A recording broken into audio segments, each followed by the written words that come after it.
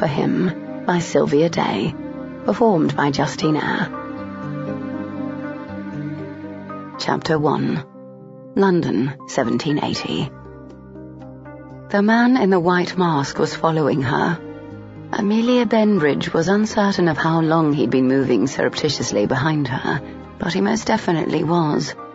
She strolled carefully around the perimeter of the Langston ballroom, her senses attuned to his movements, her head turning with feigned interest in her surroundings so that she might study him further.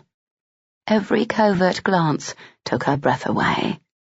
In such a crush of people, another woman most likely would not have noted the avid interest.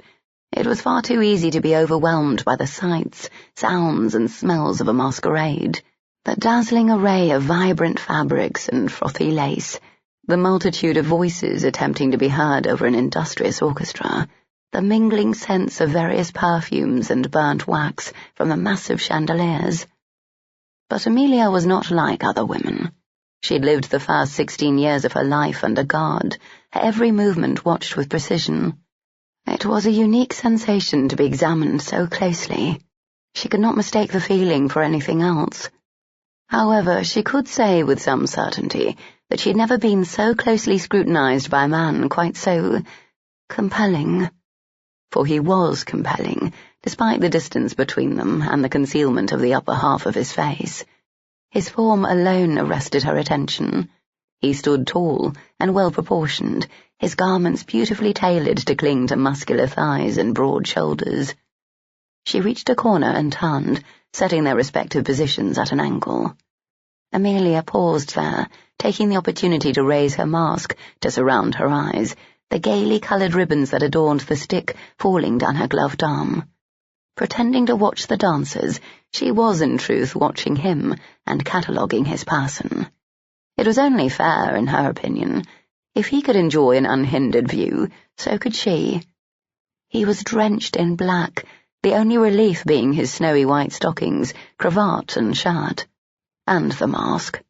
So plain, unadorned by paint or feathers, secured to his head with black satin ribbon, while the other gentlemen in attendance were dressed in an endless range of colours to attract attention. This man's stark severity seemed designed to blend into the shadows, to make him unremarkable, which he could never be. Beneath the light of hundreds of candles, his dark hair gleamed with vitality, and begged a woman to run her fingers through it. And then there was his mouth. Amelia inhaled sharply at the sight of it. His mouth was sin incarnate, sculpted by a master hand, the lips neither full nor thin, but firm, shamelessly sensual, framed by a strong chin, chiselled jaw, and swarthy skin. A foreigner, perhaps.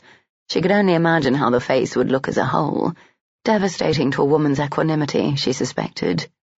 But it was more than his physical attributes that intrigued her. It was the way he moved, like a predator, his gait purposeful and yet seductive, his attention sharply focused. He did not mince his steps or affect the veneer of boredom, so esteemed by society. This man knew what he wanted and lacked the patience to pretend otherwise. At present, it appeared that what he wanted was to follow her. He watched Amelia with a gaze so intensely hot she felt it move across her body, felt it run through the unpowdered strands of her hair and dance across her bared nape, felt it glide across her bared shoulders and down the length of her spine, coveting. She could not begin to guess how she had attracted his attention. While she knew she was pretty enough, she was not any more attractive than most of the other women here. Her gown, while lovely, with its elaborate silver lace underskirts and delicate flowers made of pink and green ribbon, was not the most riveting on display. And she was usually disregarded by those seeking a romantic connection, because her long-standing friendship with the popular Earl of Ware was widely assumed to be leading to the altar, albeit very slowly. So what did this man want with her? Why didn't he approach her? Amelia canted her body to face him and lowered her mask, staring at him directly, so he would not have to wonder if she was looking at him. She left him no doubt, hoping his long legs would resume their deliberate stride and bring him to her. She wanted to experience all the details of him, The sound of his voice, the scent of his cologne, the impact of proximity to his powerful frame. Then she wished to know what he wanted. Amelia had lived the entirety of her motherless childhood, being secreted from place to place. Her governesses changed often, so that no emotional attachment could form. She was cut off from her sibling and anyone who might care for her. Because of this, she distrusted the unknown. This man's interest was an anomaly, and it needed to be explained. Her silent challenge caused a sudden, visible tension to grip his body. He stared back, his eyes glittering from the shadows of the mask. Long moments passed, time she barely registered, because she was so focused on his response to her. Guests walked past him, momentarily obstructing her view, and then revealing him again. His fists clenched along with his jaw. She saw his chest expand with a deep breath, just as she was bumped roughly from behind. "Excuse me, Miss Benbridge."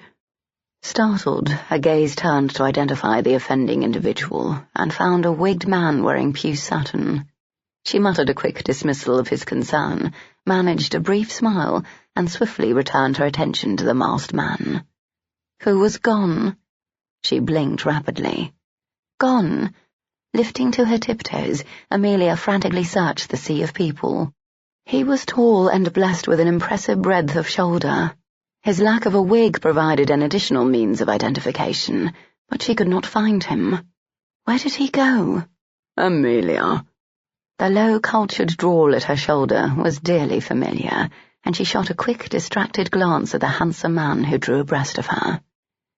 "Yes, my lord." "What are you looking for?" The Earl of Ware mimicked her pose, craning his neck in much the same fashion. Any other man would have looked ridiculous, but not Ware. It was impossible for him to appear anything less than perfect, from the top of his wigged head down to his diamond-studded heels 6 feet below. "Would it be too much to hope that you were looking for me?" Smiling sheepishly, Amelia abandoned her visual hunt and linked her arm with his. "I was seeking a phantom." "A phantom?" Through the eye-holes of his painted mask, his blue eyes laughed at her. Ware had 2 expressions, one of dangerous boredom and one of warm amusement. She was the only person in his life capable of inspiring the latter. "Was this a frightening spectre, or something more interesting?" "I am not certain. He was following me." "All men follow you, love," he said with a faint curve to his lips. "At the very least with their gazes, if not with their legs." Amelia squeezed his arm in gentle admonishment. "You tease me." "Not at all." He arched one arrogant brow. "You often appear lost in a world of your own making. It is supremely appealing to men to see a woman content with herself. We long to slip inside her and join her." The intimate timbre of Ware's voice was not lost on Amelia. She glanced up at him from beneath her lashes. "Naughty man." He laughed, and the guests around them stared. So did she. Merriment transformed the owl from the epitome of an ennui-afflicted aristocrat to a vibrantly attractive man. Ware began to stroll, expertly carrying her along with him. She'd known him for 6 years now, having met him when he was 10 and 8. She'd watched him grow into the man he was today, watched him take his first steps into liaisons and the way relations with women had changed him, although none of his inamoratas held his attention long. They saw only his exterior, and the marquisate he would rule upon his father's passing. Perhaps he could have lived with that depth of interest, if he had not met her first. But they had met, and become the closest of friends. Now lesser connections displeased him. He kept mistresses to relieve his physical needs, but he kept her close to see to his emotional ones. They would marry, she knew. It was unspoken between them, yet understood. Ware simply waited for the day when she would finally be ready to step beyond the boundaries of friendship and into his bed. She loved him for that patience, even though she was not in love with him. Amelia wished she could be. She wished it every day. But she loved another, and while death had stolen him from her, her heart stayed true. "Where are your thoughts now?" Ware asked, his head tilting in acknowledgement of another guest's greeting. "With you." "Ah, lovely," he purred, his eyes lit with pleasure. "Tell me everything." "I'm thinking that I shall enjoy being married to you." "Is that a proposal?" "I'm not certain." Well, we're getting closer. I take some comfort in that." She studied him carefully. "Are you growing impatient?" "I can wait." The answer was vague, and Amelia frowned. "No fretting," Ware admonished Gently, leading her out a pair of open French doors to a crowded terrace. "I'm content for now, so long as you are." The cool evening breeze blew across her skin, and she inhaled deeply. "You're not being entirely truthful." Amelia came to a halt at the wide marble railing and faced him. Several couples stood nearby, engaging in various conversations, but all were casting curious glances in their direction. Despite the shadows created by the cloud-covered moon, Ware's cream-coloured jacket and breeches gleamed like ivory and enticed admiring perusals. "This is not the place to discuss something as auspicious as our future," he said, reaching up to untie his mask. He removed it, revealing a profile so noble it should have graced a coin. "You know that will not dissuade me." "And you know that is why I like you so well." His slow smile teased her. "My life is regimented and compartmentalized. Everything is orderly and firmly in its place. I know my role, and I fulfill the expectations of society exactly." "Except for courting me." "Except for courting you," he agreed. His gloved hand found hers and held it. He adjusted his stance to hide the scandalous contact from the curious. "You are my fair princess, rescued from a turret tower by an infamous pirate, the daughter of a viscount hanged for treason, and sister to a true femme fatale, a woman widely considered to have murdered 2 husbands before marrying one too dangerous to kill. You are my folly, my aberration, my peccadillo." He brushed his thumb across her palm, making her shiver. "But I serve the opposite purpose in your life. I am your anchor. You cling to me because I am safe and comfortable." His gaze lifted to look over her head at the others who shared the terrace with them. He bent closer and murmured, "But on occasion, I remember the young girl who so boldly demanded a first kiss from me, and I wish I'd responded differently." "You do?" Ware nodded. "Have I changed so much since then?" With his mask dangling from one hand and her hand captured in the other, he turned abruptly and led her down the nearby flight of stairs to the garden. A gravel pathway bordered low yew hedges, which in turn bordered a lush centre lawn and impressive fountain. "The passing of time changes all of us," he said, "but I think it was the passing of your dear Colin that changed you the most." The sound of Colin's name affected Amelia deeply, provoking feelings of overwhelming sadness and regret. He had been her dearest friend, who later became the love of her heart. He was the nephew of her coachman and a gypsy, but in her sheltered world they were equals. They had been playmates as children, then found their interest in each other changing, deepening, becoming less innocent. Colin had matured into a young man whose exotic beauty and quiet strength of character had stirred her in ways she had not been prepared for. Thoughts of him had ruled her days, and dreams of stolen kisses had tormented her nights. He had been wiser than she, understanding that it was impossible for a peer's daughter and a stable boy to ever be together. He had pushed her away, pretended to feel nothing for her, and broken her adolescent heart. But in the end, he had died for her. Her silent exhale was shaky. Sometimes, just before she drifted into sleep, she permitted herself to think of him. She opened her heart and let the memories out, stolen kisses in the woods, passionate longing and budding desire. She had never felt that depth of emotion again, and knew she never would.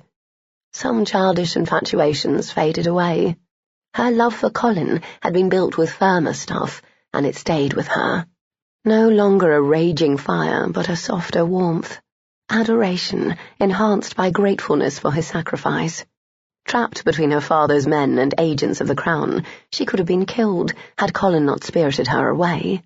A reckless, love-fueled rescue that had delivered her to safety at the cost of his precious life. "You are thinking of him again," Ware murmured. Am I so transparent? "As clear as glass." He squeezed her hand, and she smiled fondly. Perhaps you think my reticence stems from my lingering affection for Colin, but it is my affection for you that restrains me. "Oh?" Amelia could see that she had surprised him. They turned back toward the manse, following the subtle urging of the path. Brilliant light and the glorious strains of stringed instruments spilled out in abundance from the many open doorways, enticing strolling guests to linger close to the festivities.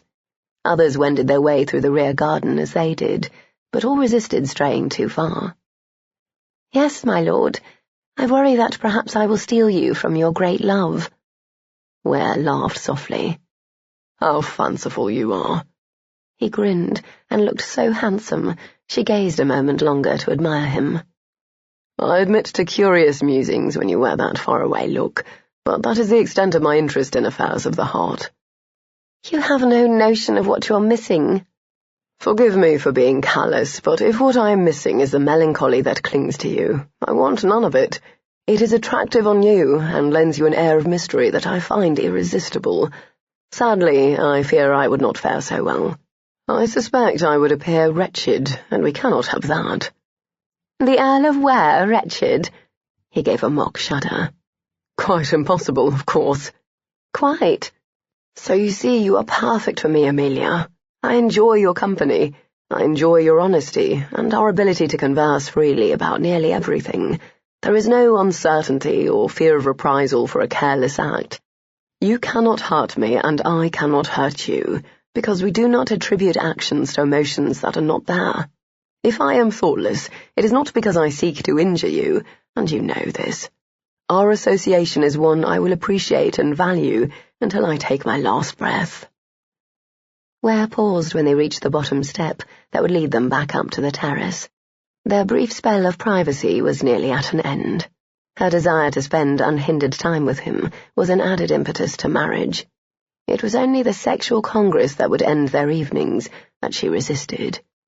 The memory of feverishly exchanged kisses with Colin haunted her, and she could not bring herself to risk disappointment with Ware. She dreaded the possibility of awkwardness intruding on their closeness. The Earl was comely and charming and perfect. How would he look when he was flushed and dishevelled? What sounds would he make? How would he move? What would he expect of her? It was apprehension that goaded these ponderings, not anticipation. "And what of the sex?" she asked. His head swiveled toward her, and he froze with his foot poised above the step.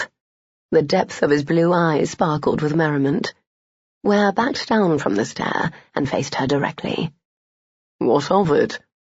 "Do you not worry that it will be—" She struggled to find the correct word. "No." There was a wealth of assurance in the negation.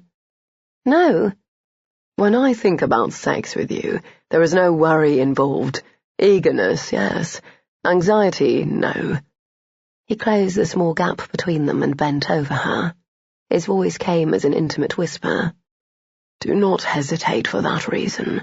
We are young. We can wed and wait, or we can wait and then wed. Even with my ring on your finger, I will not ask you to do anything you do not wish to. Not yet." His mouth twitched. "In a few years, however, I may not be so accommodating. I must reproduce eventually, and I do find you supremely alluring." Amelia tilted her head, considering. Then she nodded. "Good," Ware said with obvious satisfaction. "Progress, however incremental, is always good." "Perhaps it is time to post the banns." "By God, that is more than an incremental move forward," he cried with exaggerated verve. "We're actually getting somewhere." She laughed, and he winked mischievously. "We will be happy together," he promised. "I know." Ware took a moment to once again secure his mask, and her gaze wandered as she waited. Following the line of the marble railing, she found a profusion of ivy climbing the brick exterior. That visual trail led to another terrace, farther down, this one unlit, in an obvious gambit to deter guests from lingering away from the ballroom. It appeared, however, that the lack of welcome was too subtle for two attendees, or perhaps they simply did not care to heed it. Regardless, the reason why they were there was not what caught Amelia's attention. She was more interested in who was there. Despite the deep shadows that blanketed the second patio, she recognized her phantom follower by the pure white of his mask and the way his garments and hair blended into the night around him. "My lord," she murmured, reaching out blindly to clutch Ware's arm. "Do you see those gentlemen over there?" She felt his attention turn as she directed. "Yes." "The dark-clad gentleman is the one who held such interest in me earlier." The Earl looked at her in all seriousness. "You made light of the matter, but now I'm concerned. Was this man an annoyance to you?" "No." Her gaze narrowed as the two men parted and set off in opposite directions, the phantom away from her, the other man toward her. "Yet something about him disturbs you." Ware rearranged her grasping hand to rest upon his forearm. "And his assignation over there is curious." "Yes, I agree. Despite the years that have passed since you were freed from your father's care, I feel caution would be wise. When one has an infamous criminal for a relation, every unknown is suspect. We cannot have odd characters following you about." Ware led her quickly up the steps. "Perhaps you should stay close to me for the remainder of the evening." "I have no cause to fear him," she argued without heat. "I think it is more my reaction to him that surprises me, as opposed to his interest in me." "You had a reaction to him?" Ware paused just inside the door and drew her to the side, out of the way of those who entered and exited. "What sort of reaction?" Amelia lifted her mask to her face.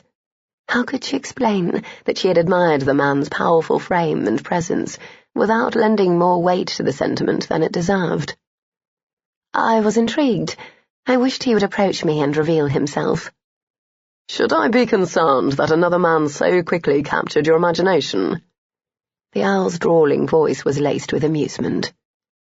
"No," she smiled. The comfort of their friendship was priceless to her. "Just as I do not worry when you take interest in other females." "Lord Ware!" They both turned to face the gentleman who approached, a person whose distinctively short and portly frame made him recognizable despite his mask. Sir Harold Bingham, a Bow Street magistrate. "Sir Harold," Ware greeted in return. "Good evening, Miss Benbridge," the magistrate said, smiling in his kindly way. He was known for his tough rulings, but was widely considered to be fair and wise. Amelia quite liked him, and the warmth of her returning pleasantries reflected this. Ware leaned toward her, lowering his voice for her ears only. "Will you excuse me a moment? I should like to discuss your admirer with him. Perhaps we can learn an identity." "Of course, my lord." The two gentlemen moved a short distance away, and Amelia's gaze drifted over the ballroom, seeking out familiar faces. She spotted a small grouping of acquaintances nearby and set off in that direction. After several steps, she stopped, frowning. She wanted to know who was behind the white mask. The curiosity was eating at her, niggling at the back of her mind and making her restless. There was such intensity in the way he'd looked at her, and the moment when their eyes had met lingered in her thoughts. Turning abruptly on her heel, she again walked outside and down the steps into the rear garden. There were many other guests about, all seeking relief from the crush. Rather than going straight along the path she'd taken with Ware, or to the right, where the second terrace waited in the dark, she turned to the left. A few feet off to the side, a marble reproduction of Venus graced a semicircular space filled with a half-moon bench. It was bordered by the same low, perfectly shaped yew hedges that surrounded the lawn and fountain, and it was presently unoccupied. Amelia paused near the statue and whistled a distinctive warble that would bring her brother-in-law's men out of hiding. She was guarded still, and suspected she would always be. It was an inevitable consequence of being the sister-in-law of a known pirate and smuggler, such as Christopher St. John. At times, she resented the inherent lack of privacy that came with having one's every movement watched. She could not help but wish that her life was simple enough to make such precautions unnecessary. but at other times, such as tonight, she found relief in the unseen protection. She was never left exposed, which enabled her to view her phantom in a different light. Having St. John's men nearby also afforded her the opportunity to elicit help in relieving her curiosity. Her foot tapped impatiently atop the gravel as she waited. That was why she did not hear the man's approach. She did, however, feel him. The hairs on her nape tingled with awareness, and she turned swiftly with a soft gasp of surprise. He stood, just barely within the entrance of the circle, a tall, dark form that vibrated with a potent energy that seemed barely restrained. Beneath the pale light of the moon, the man's inky locks gleamed like a raven's wing, and his eyes glittered with the very intensity that had goaded her to seek him out. He wore a full cape, the grey satin lining providing a striking backdrop to his black garments, enabling her to fully appreciate the size and power of his frame. "I was looking for you," she said softly, her chin lifting. "I know." Chapter 2. Her phantom's voice was deep, low, and distinctly accented, foreign, which complemented his swarthy complexion. "Do not fear me," he said. "I wish only to apologize for my lack of manners." "I am not frightened," she replied, her gaze darting past his shoulder to where other guests were clearly visible. He stepped aside and bowed, gesturing her out with a grand sweep of his arm. "That is all you have to say to me?" she asked, as she realized that he intended for them to part. His beautiful mouth pursed slightly. "Should there be more?" Amelia frowned and glanced away a moment, trying to gather her thoughts into coherent words. It was difficult to think clearly when he stood in such close proximity. What had been compelling at a distance was nearly overwhelming now. He was so somber.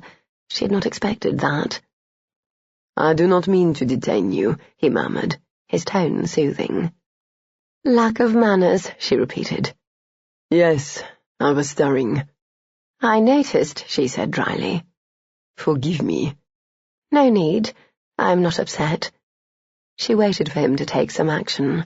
When he stepped out of the small circle and again gestured toward the main part of the rear garden, she shook her head in denial. Her mouth curved at his apparent haste to be rid of her. "My name is Miss Amelia Benbridge." The man stilled visibly, his only movement the lift and fall of his chest. After a moment's hesitation, he showed a leg in a courtly bow and said, "A pleasure, Miss Benbridge. I'm Count Rinaldo Montoya." "Montoya," she breathed, testing the name on her tongue. "Spanish, yet your accent is French." His head lifted, and he studied her closely, his gaze caressing the length of her body from the top of her elaborate coiffure down to her kid slippers. "Your surname is English, yet your features are enhanced by a foreign touch," he pointed out in rebuttal. "My mother was Spanish." "And you are enchanting." Amelia inhaled sharply, startled by how the simple compliment affected her. She heard such platitudes daily, and they held as much meaning as a comment on the weather. But Montoya's delivery altered the words, imbuing them with feeling and an underlying urgency. "It appears I must apologize again," the Count said, with a self-deprecating smile. "Allow me to escort you back before I make a further fool of myself." She reached out to him, then caught herself and clutched the stick of her mask with both hands instead. "Your cloak. Are you departing?" He nodded, and the tension in the air between them heightened. There was no reason for him to linger, and yet she sensed that they both wanted him to. Something was holding him back. "Why?" she asked softly. "You've not yet asked me to dance, or flirted with me, or made a casual remark about where you intend to be in the future, so that we might find one another again."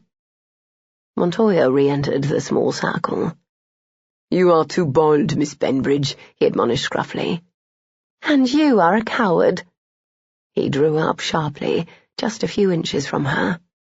A cool evening breeze blew across the top of her shoulder, carrying with it one of the long, artful curls that hung down her back. The Count's gaze focused on the glossy lock, then drifted over the swell of her breasts. You look at me as a man looks at his mistress. Do I? His voice had lowered, grown softer, the accent more pronounced. It was a lover's tone, or a seducer's. She felt it move over her skin like a tactile caress, and she relished the experience. It was rather like exiting a warm house on a frosty day. The sudden impact of sensation was startling, and stole one's breath. How would you know that look, Miss Benbridge? I know a great many things. However, since you've decided not to acquaint yourself with me, you will never know what they are. His arms crossed his chest. It was a challenging pose, yet it made her smile, because it signalled his intent to stay, at least for a short while longer. And what of Lord Ware? He asked. What of him? You are, for all intents and purposes, betrothed. So I am. She noted how his jaw tensed. Do you have a grievance with Lord Ware? The Count did not reply. She began tapping her foot again. We are having visceral reactions to one another, Count Montoya. As attractive as you are, I would venture to say that you are accustomed to snaring women's interest. For my part, I can say with absolute certainty that a similar situation has never happened to me before. Stunning men do not follow me about. You remind me of someone I used to know, he interrupted. A woman I cared for deeply. Oh. Try as she might, Amelia could not hide her disappointment. He had thought she was someone else. His interest was not in her, but in a woman who looked like her. Turning away, she sank onto the small bench, absently arranging her skirts for comfort. Her hands occupied themselves with twirling her mask between gloved fingertips. It is my turn to apologize to you. Her head tilted back so that their gazes met. I have put you in an awkward position, and goaded you to stay when you wanted to go. The contemplative cant to his head made her wish she could see the features beneath the pearlescent mask. Despite the lack of a complete visual picture, she found him remarkably attractive. The purring rumble of his voice, the luscious shape of his lips, the unshakable confidence of his bearing. But then, he was not truly unshakable. She was affecting him in ways a stranger should not be able to, and he was affecting her equally. That was not what you wished to hear, he noted, stepping closer. Her gaze strayed to his boots, watching as his cape fluttered around them. Dressed as he was imposing, but she was unafraid. Amelia waved one hand in a careless affectation of dismissal, unsure of what to say. He was correct, she was too bold, but she was not brazen enough to admit outright that she found the thought of his interest gratifying. I hope you find the woman you are looking for, she said instead. I'm afraid that isn't possible. Oh? She was lost to me many years ago. Recognizing the yearning in his words, she sympathized. I'm sorry for your loss. I too have lost someone dear to me, and know how it feels. Montoya took a seat beside her. The bench was small, and due to its curvature it forced them to sit near enough that her skirts touched his cape.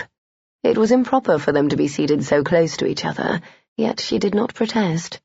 Instead, she breathed deeply, and discovered he smelled like sandalwood and citrus, crisp, earthy, and virile, like the man himself. You are too young to suffer as I do, he murmured. You underestimate death. It has no scruples and disregards the age of those left behind. The ribbons that graced the stick of her mask fluttered gently in the soft breeze and came to rest atop his gloved hand. The sight of the lavender, pink, and pale blue satin against his stark black riveted her attention. How would they look to passers-by? Her voluminous silver lace and gay, multicolored flowers next to his complete lack of any color at all. You should not be out here alone, he said, rubbing her ribbons between his thumb and index finger. He could not feel them through his gloves, which made the action sensual, as if the lure of fondling something that belonged to her was irresistible. I am accustomed to solitude. Do you enjoy it? It is familiar. That is not an answer. Amelia looked at him, noting the many details one can see only in extreme proximity to another. Montoya had long, thick lashes surrounding almond-shaped eyes. They were beautiful, exotic, knowing, accented by shadows that came from within as well as from without. "What was she like?" she asked. "The woman you thought I was?" The barest hint of a smile betrayed the possibility of dimples. "I asked you a question first," he said. She heaved a dramatic sigh, just to see more of that teasing curve of his lips. He never set his smile completely free. She wondered why, and she wondered how she might see it. "Very well, Count Montoya. In answer to your query, yes, I enjoy being alone." "Many people find being alone intolerable." "They have no imagination. I, on the other hand, have too much imagination." "Oh?" He canted his body toward her. The pose caused his doeskin breeches to stretch tautly across the powerful muscles of his thighs. With the grey satin spread out beneath him in contrast, she could see every nuance and plane, every hard length of sinew. "What do you imagine?" Swallowing hard, Amelia found she could not look away from the view. It was a lascivious glance she was giving him, her interest completely carnal. She tore her gaze upward, dazed by the direction of her own thoughts. "Stories, fairy tales and such." With a half-mask hiding his features, she couldn't be certain, but she thought he might have arched a brow at her. "Do you write them down?" "Occasionally." "What do you do with them?" "You have asked far too many questions without answering my one." Montoya's dark eyes glittered with warm amusement. "Are we keeping score?" "You were," she pointed out. "I am simply following the rules you said." There, a dimple. She saw it. "She was audacious," he murmured. "Like you." Amelia blushed and looked away, smitten with that tiny groove in his cheek. "Did you like that about her?" "I loved that about her." The intimate pitch to his voice made her shiver. He stood and held his hand out to her. "You are cold, Miss Benbridge. You should go inside." She looked up at him. "Will you go inside with me?" The Count shook his head. Extending her arm, she set her fingers within his palm and allowed him to assist her to her feet. His hand was large and warm, his grasp strong and sure. She was reluctant to release him, and was pleased when he seemed to feel similarly. They stood there for a long moment, touching, the only sound their gentle inhalations and subsequent exhales, until the gentle, haunting strains of the minuet drifted out on the night zephyr. Montoya's grip tightened, and his breathing faltered. She knew his thoughts travelled along the same path as hers. Lifting her mask to her face, Amelia lowered into a deep curtsy. "One dance," she urged softly when he did not move. "Dance with me, as if I were the woman you miss." "No." There was a heartbeat's hesitation, and then he bowed over her hand. "I would rather dance with you." Touched, her throat tightened, cutting off any reply she might have made. She could only rise and begin the steps, approaching him and then retreating, spinning slowly and then circling him. The crunching of the gravel beneath her feet overpowered the music, but Amelia heard it in her mind and hummed the notes. He joined her, his deep voice creating a rich accompaniment, the combination of sound enchanting her. The clouds drifted, allowing a brilliant shaft of moonlight to illuminate their small space. It turned the hedges silver and his mask into a brilliant pearl. The black satin ribbon that restrained his queue blended with the inky locks, the gloss and colour so similar they were nearly one and the same. Her skirts brushed against his flowing cape, his cologne mingled with her perfume. Together they were lost in a single moment. Amelia was arrested there, ensnared, and wished, briefly, never to be freed. Then the unmistakable warble of a bird call rent the cocoon. A warning from St. John's men. Amelia stumbled, and Montoya caught her close. Her arm lowered to her side, taking her mask with it. His breath warm and scented of brandy, drifted across her lips. The difference in their statures put her breasts at level with his upper abdomen. He would have to bend to kiss her, and she found herself wishing he would, wanting to experience the feel of those beautifully sculpted lips pressed against her own. "Lord Ware is looking for you," he whispered, without taking his eyes from her. She nodded, but made no effort to free herself. Her gaze stayed locked to his, watching, waiting. Just when she was certain he wouldn't, he accepted her silent invitation and brushed his mouth across hers.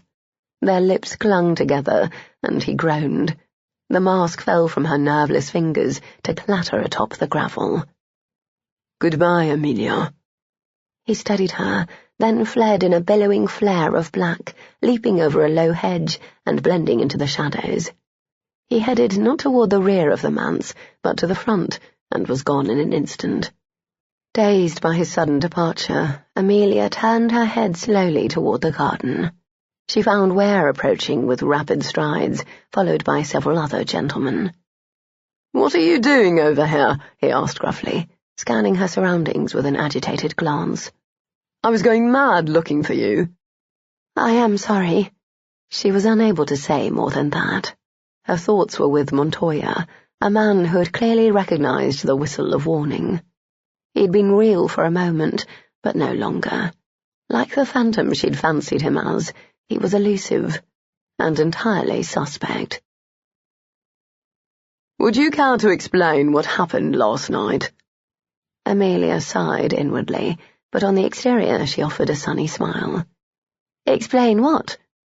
Christopher St. John, pirate, murderer, smuggler extraordinaire, returned her smile, but his sapphire eyes were sharp and assessing. "You know very well what I'm referring to." He shook his head. "At times you are so like your sister, it is somewhat alarming." What was alarming was how divinely handsome St. John was, considering how devilishly his brain worked. Despite the years she'd lived within his household, Amelia was still taken aback by his comeliness every time she saw him. "Oh, what a lovely thing to say," she cried, meaning every word. "Thank you." "Minx, fess up now." Any other man would have had difficulty prying information out of her that she didn't wish to share. But when the raspy-voiced pirate became cajoling, he was impossible to resist. With his golden hair and skin, thin yet carnal lips, and jeweled irises, he reminded her of an angel, for certainly only a celestial being could be formed so perfectly from head to toe. The only outward sign of his mortality were the lines that rimmed his mouth and eyes, signs of a life that was fraught with stresses. They'd softened a great deal since his marriage to his sister, but they would never fully dissipate. I noted a man's uncommon interest. He noted that I'd noted, and approached me to explain.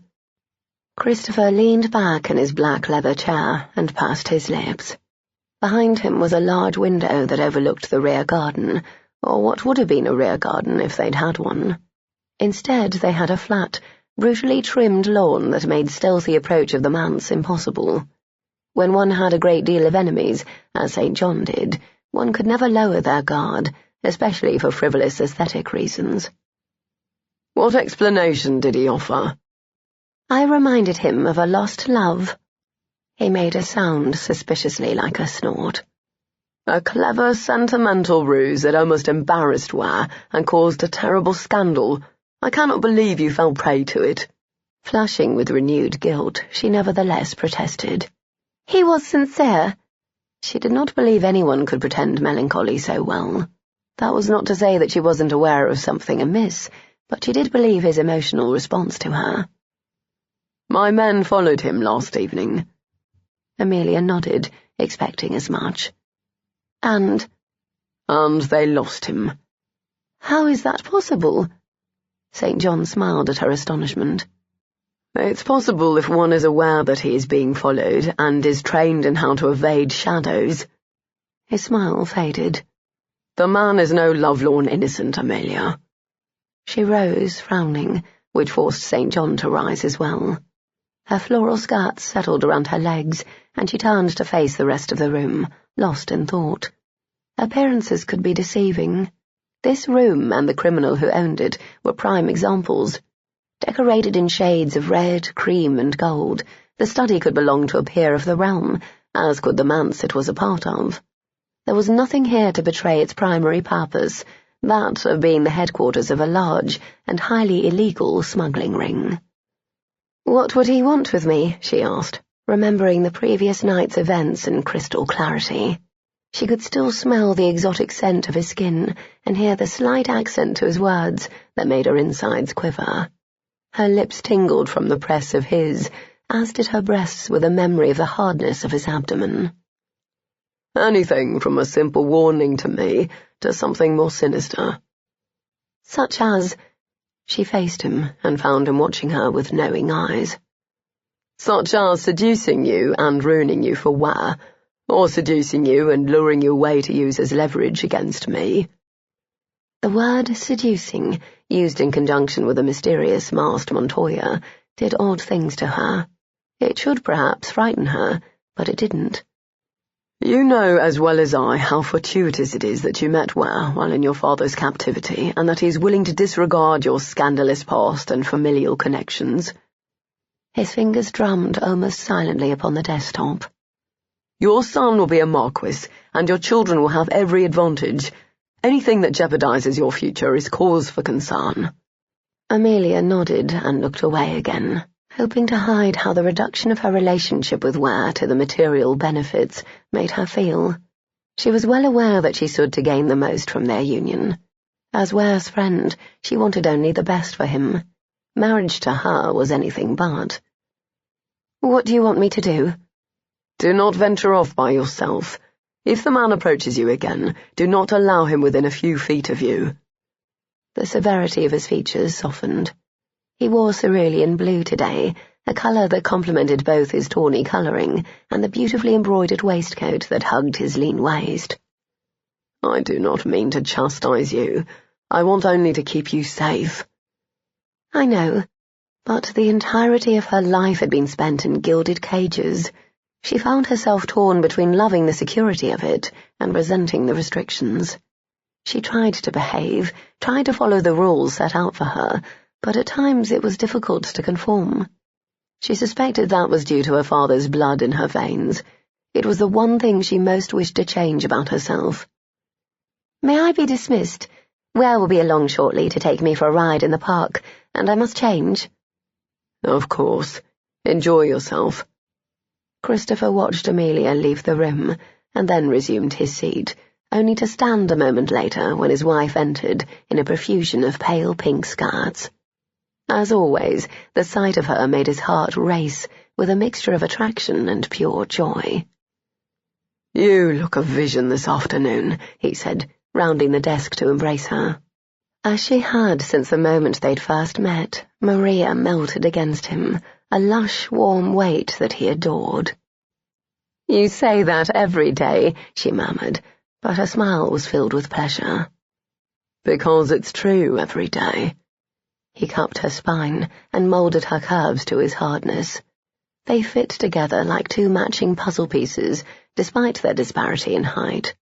Maria shared the same glossy raven tresses as a younger sibling, but that was the extent of their physical similarities. Amelia took after her father, the late Viscount Welton, with his emerald-green eyes and tall, slender build. Maria, who gratefully claimed a different pater, took after their Spanish-blooded mother, with her slow eyes, short stature, and full figure. St. John and his wife made a striking couple. Their contrasting appearances complemented each other in ways oft commented on. But they drew the most attention for their reputations. The former Lady Winter was still known as the Wintry Widow, a woman who was widely rumoured to have murdered her first two husbands. Christopher was her third and last husband, the husband of her heart, and he was frequently celebrated for remaining alive. "You have survived another night in your wife's bed," they jested. Christopher would smile and say nothing. It wasn't true, but he would not refute the misconception. Few would understand how he died in her arms every night and was reborn. "I overheard the end of your conversation with Amelia," she said.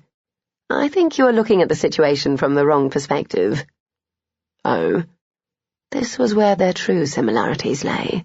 As different as they were on the exterior, on the interior they were alarmingly alike, both criminally minded and quite wily. What am I missing? You are seeing only what interest the masked man had in Amelia. What of her interest in him? That is where my worry stems. He frowned down at her, absently admiring the artfully arranged curls that tumbled about her ears and shoulders, and her full bosom, which swelled enticingly above her low, ribbon-edged bodice. She has always been curious. That is how she met Ware to begin with. Yes, but she allowed this man to kiss her, a stranger. Why? She's been pining for her gypsy sweetheart all these years, and keeps Ware at bay. What was the fascination with this man that goaded such a response in her? Lowering his head, he took her mouth in a long, luxurious kiss. Would you mourn for me with such devotion, were I to pass on? He queried, his lips moving against hers. No. Maria smiled, with a hint of mystery that kept him endlessly enthralled with her. No. Nothing or no one could ever take you from me, my darling. Her small hands brushed over his chest. I will die alongside you. It is the only way I will allow you to go. Christopher's heart swelled with love so fierce it sometimes overwhelmed him. So our young Amelia was drawn to this man in ways she has not been to anyone else. What do you suggest we do about that? Watch her more closely and find that man. I want to know him and his intentions. Done. He smiled. Have you any plans for the rest of this afternoon? Yes, I'm quite busy. He hoped he hid his disappointment. While he had a great many items on his list of things to accomplish, he would not have minded an hour or two of his wife's company. There was something delicious about making love in the middle of the day, with the drapes thrown wide and the sun shining in, especially when she took the top and writhed above him in the daylight. Sighing dramatically, Christopher released her. Enjoy yourself, love. That depends on you. Her dark eyes shined wickedly. You see, my schedule says love-making from 2 to 4. I will need your help to accomplish that task. Christopher was instantly aroused. I am at your service, madam. She stepped back and glanced down at the front of his breeches. Yes, I see that you are. Shall we retire? I should like that, he purred, his blood hot. A knock intruded from the open doorway. They both looked over. Hello, Tim, Maria said, smiling at the giant whose great head was ducked to fit beneath the threshold. He bowed in greeting, then rumbled. Did you still wish to speak with me? Yes. Tim was one of Christopher's most trusted lieutenants. He was also infinitely patient and had a way with women. His fondness for the fairer gender was obvious. They sensed it and were far more open with him than they were with other men.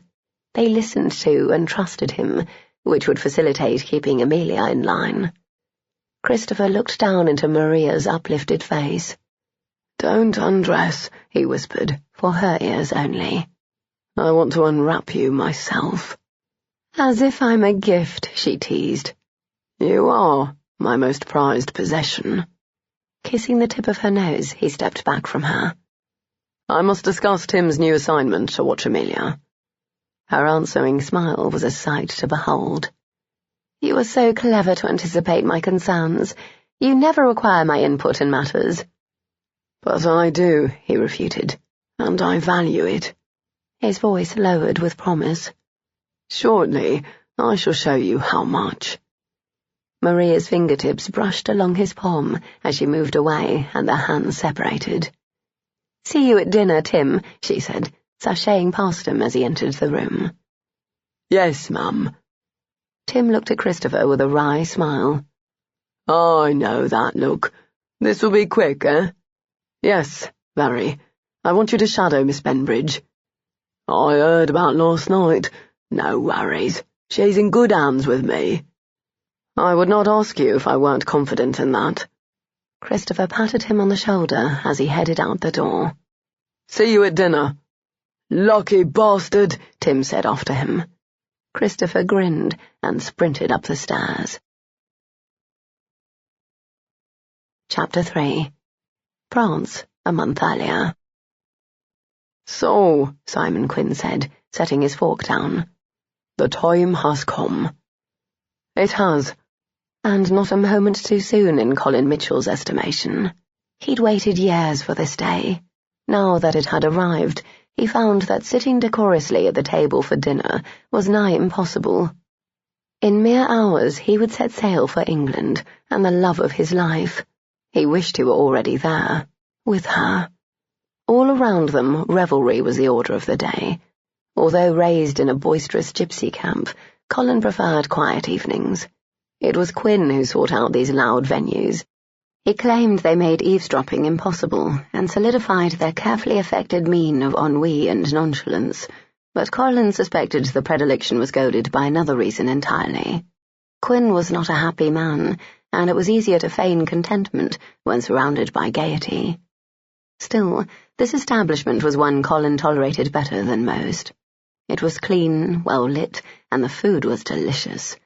3 massive chandeliers hung from the wooden beamed ceiling above them, and the air was redolent of various appetizing dishes and the perfumes of the many buxom serving wenches. Raucous laughter and a multitude of conversations fought to be heard of the frenetically playing orchestra in the far corner, which left them in relative privacy among the din, just 2 finely attired gentlemen enjoying an evening meal out. "I had thought you might have grown beyond your feelings for the fair Amelia," Quinn said, with a faint hint of his Irish brogue still evident. He lifted a glass of wine to his lips and studied Colin carefully above the rim. "You've changed a great deal from the young man who came to me searching for her so many years ago." True. Colin knew Quinn did not want him to go. He was too valuable a player in Quinn's games. He could become anyone, anywhere. Men trusted him, and women found him irresistible. Perceptive creatures, they sensed that his heart was locked away, and it made them try harder to win him. "But there's one part of me that has not changed." "Perhaps she has changed. She was a girl when you left her." "She changed while I knew her." He shrugged. "It only deepened my feelings." How could he explain all of the many facets he had seen in her over the years?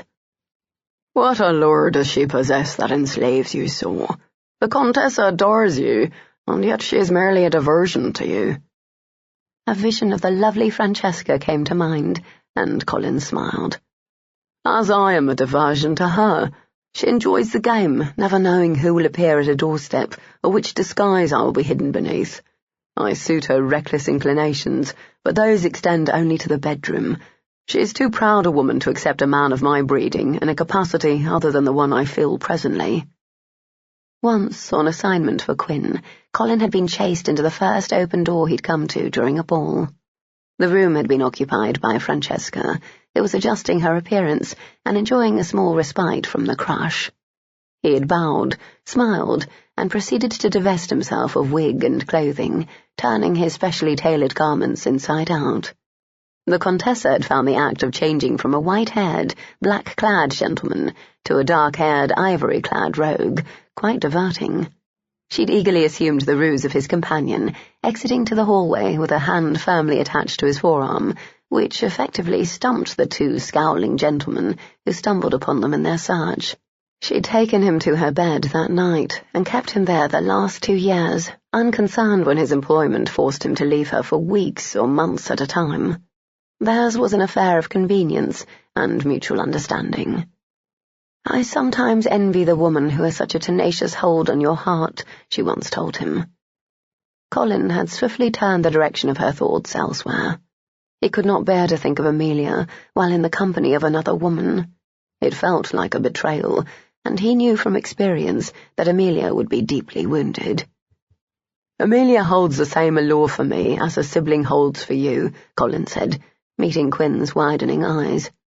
"Perhaps if you can explain to me why you still pine for Maria, it will help to answer your question regarding my feelings for Amelia." A self-deprecating smile curved the Irishman's mouth. "Point taken. Will you return to her as Colin Mitchell, or as one of your other aliases?" Heaving out his breath, Colin glanced around the dining parlour at the many guests and overtly friendly serving staff. To Amelia, he was a part of her past, a deceased part of her past. A childhood friend who had grown into a young man who loved her with every breath in his body. She had loved him similarly, with the same wild, saturating, unrestrained adolescent passion.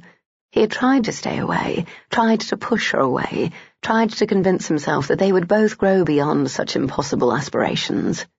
As he was a gypsy and a stable boy in her father's employ, there was no possibility of a future between them. In the end, he'd been unable to keep his distance.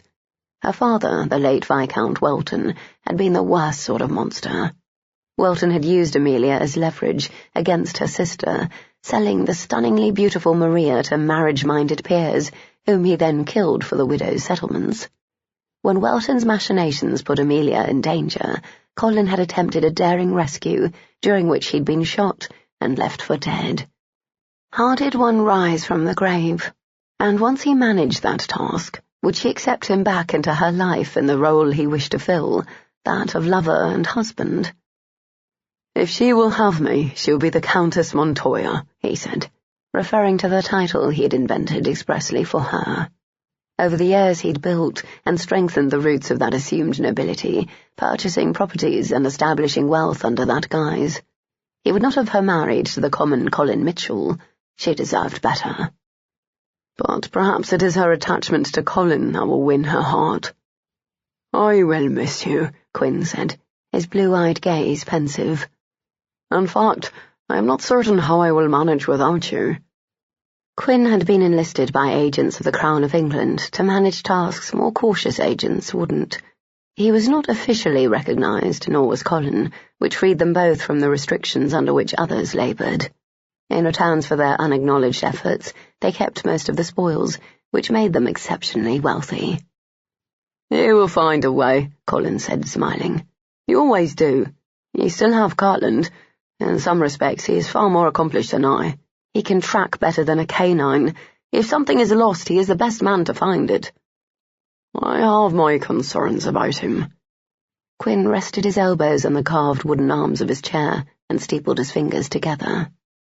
"Oh? You never said as much to me before. You were still in my employ then. Now I can speak to you as a friend who shares a joint past." The logic to that was odd, but Colin played along. "What worries you? Too many seem to die around Cartland." "I thought that was by design." "Occasionally," Quinn admitted. "He lacks the remorse that most would feel upon taking a life." "You mean to say that I feel," Colin said wryly. Quinn grinned and attracted the attention of a woman the next table over. His smile changed from one of amusement to one of sensual promise.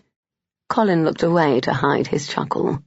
It amazed him that a man so widely lauded for his comeliness could hide such a covert livelihood. "You never did enjoy that part of your employment," Quinn continued. Colin lifted his glass in a mock salute, and then swallowed the blood-red contents in one uncouth swallow. "I always feared that every life I ended would cling to me in some way, taint me, and that eventually they would make me unsuitable for Amelia." "How romantic," Quinn jeered softly. "One of the qualities I most loved in Maria was her ability to survive in the gutter. I could not live my life with a lily-white female. The weight of the facade would quickly fatigue me." "You assume that the man you sit across from now is the real Colin, and the one who longs for Amelia is the facade. Perhaps the opposite is true." Quinn's gaze narrowed beneath boldly winged brows. "Then maintain the ruse a little longer." Tensing, Colin set his empty glass down and listened alertly. "What do you want?" He would do anything for Quinn, but the sudden portent of danger set him on edge. His bags were packed and loaded aboard the ship.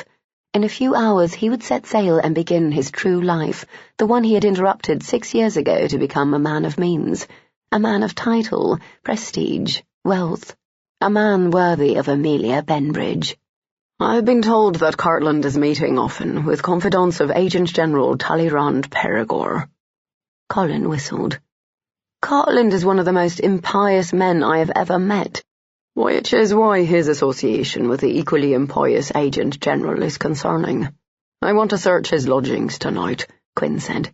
While you are still here to see to my safety, I simply need you to delay him if he attempts to retire early. Since he is aware that I depart at dawn, he will find it odd if I approach him. Be covert. Most likely he will cause you no grief. He is not known for being reclusive. Nodding, Colin ran the posed scenario through his mind, and could find nothing that would interfere with his removal from France.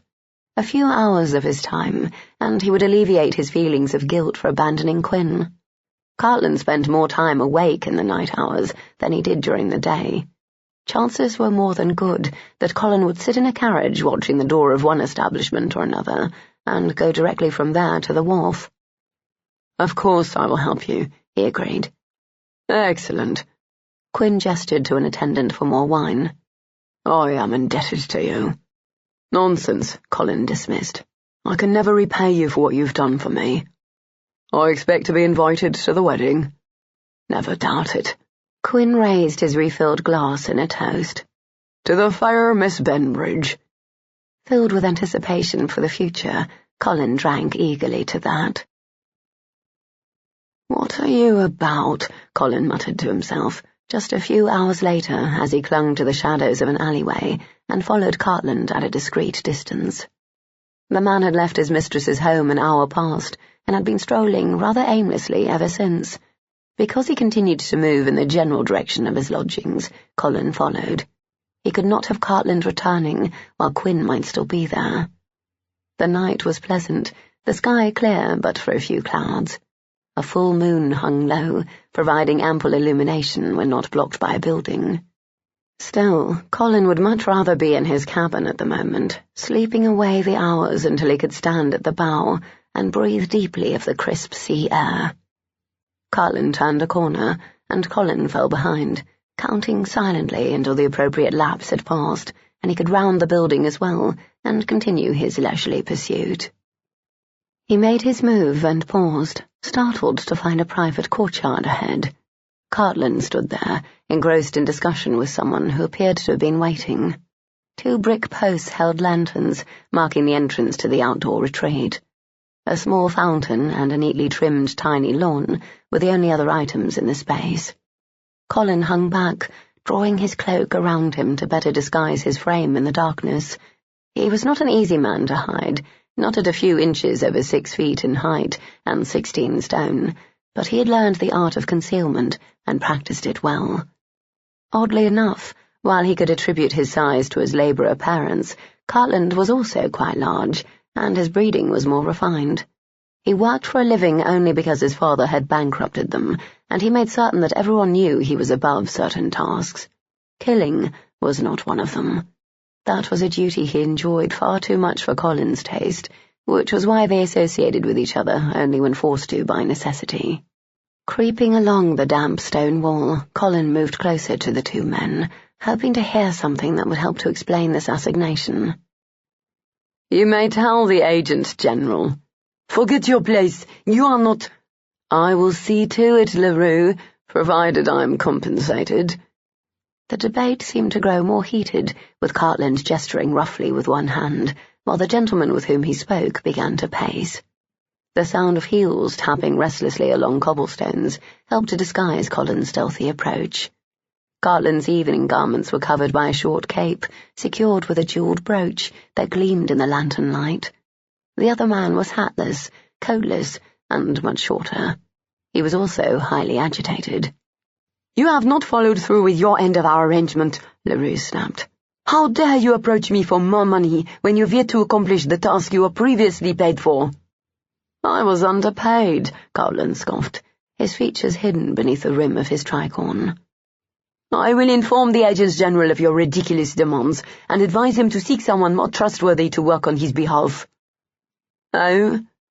There was a smugness to Cartland's tone that alarmed Colin, but before he could act, it was too late. The light of the moon caught the edge of a blade, and then it was gone, embedded deeply within LaRue's gut. There was a pained gasp, and then a thick gargle. "You can pass along something else for me as well," Carland bit out, as he withdrew the dagger and thrust it home again. "I am not a lackey to be set aside when I've outlived my usefulness." Suddenly, a dark form leaped from the shadows and tackled Cartland, knocking his hat aside. The blade slipped free and clattered to the cobblestone. LaRue sank to his knees, his hands clutching at the welling blood. Rolling and writhing upon the ground, the would-be rescuer fought brutally, delivering blows that echoed off the buildings around them. Material ripped, and venomous words were exchanged as Carland gained the upper hand. Pinning his assailant to the ground, he reached for the knife lying just a few feet away. "Carland!" Colin abandoned his attempt at stealth and rushed toward the fray, tossing his cloak over his shoulder to bear the hilt of his small sword. Startled, Cartland pulled back, revealing a face etched with bloodlust and cold, dark eyes. The man beneath him took the opening and swung his fist hard and fast, clipping Cartland in the temple and sending him reeling to the side. Colin ran through the posts that marked the entrance and pulled his blade free. "You have much to answer for." "It won't be to you," Cartland cried, kicking out with his feet. Sidestepping the assault, Colin lunged, piercing Cartland's shoulder. The man roared like a wounded animal and flailed in fury. Circling, Colin turned his head to look at the unfortunate LaRue. His open, sightless eyes betrayed his demise. It was too late. The man who had the ear of Talleyrand Perigord was dead. The dreaded feeling of portent once again hit Colin hard. Distracted, he failed to anticipate the blow that came to the back of his knee, tumbling him to the ground. By instinct, he rolled to the side, avoiding another assault from Cartland, but coming up against the corpse and the pool of blood quickly spreading around it. Cartland scrambled for his discarded knife, but the other man was there first, sending it skidding across the cobblestones with a well-placed kick. Colin was struggling to his feet when alarmed shouts sounded from the nearby street. All three of them turned their heads. Discovery was near at hand. "A trap!" Cartland hissed, leaping to his feet. He stumbled toward the low stone wall and threw himself over it. Colin was already in motion, running. "Halt!" came a cry from the alleyway. "Faster!" urged LaRue's would-be rescuer, fleeing alongside him. Together they took a different alley than the one Colin had arrived through, the one that was presently filling with authorities who pursued with lanterns raised high. "Halt!" When they reached the street, Colin ran to the left in the direction of his waiting coach. The other man fled to the right. After the explosion of activity in the small courtyard, the relative stillness of the night seemed unnatural, the rhythmic pounding of his footfalls sounding overly loud. Colin weaved in and out among various buildings and streets, taking alleys whenever possible to lessen his chances of being apprehended. Finally, he returned to Cartland's mistress's house and caught the eye of his coachman, who straightened and prepared to release the brake. "Quinns," Colin ordered, as he vaulted into the carriage. The equipage lurched into motion, and he hunched over, tearing off his blood-soaked cloak and tossing it to the floorboards. Damn it! How the hell could such a simple task spin so far beyond his control? Keep Cartland from returning home too early. A bloody simple task, that. One that should not have involved witnessing a murder and the drawing of his blade. The moment his carriage drew to a halt before Quinn's door, Colin was leaping out. He pounded with his fist upon the portal, cursing at the lengthy delay before it opened. A dishevelled butler stood with taper in hand. "Sir? Quinn, now." The urgency in his tone was clear and undeniable. Stepping back, the servant allowed him entry and showed him into the lower parlour. He was left alone. Then, a few moments later, Quinn entered, wearing a multicoloured silk robe and bearing flushed skin. "I sent for you hours ago. When you did not reply, I assumed you had boarded your ship and gone to sleep." "If you've a woman upstairs," Colin gritted out, "I think I might kill you." Quinn took in his appearance from head to toe. "What happened?" Colin paced back and forth before the banked fire in the grate and relayed the night's events. "Lordy hell." Quinn ran a hand through his inky locks. "He will be desperate, running from both us and them." There is no us, Colin snapped. He pointed at the long case clock in the corner. My ship sets sail within a few hours. I've come only to wish you good riddance. Had I been caught tonight, I might have been delayed for weeks or months while this mess was sorted out. More pounding came to the door. They both paused, hardly daring to breathe. The butler rushed in. 12 armed men, he said. They searched the carriage and took something from inside it. My cloak, Colin said grimly, soaked with LaRue's blood. That they would come for you here would suggest that Cartland has offered you up as a sacrificial lamb, Quinn growled, as commands were shouted from outside. Answer that, he said to the waiting servant. Delay them as long as possible.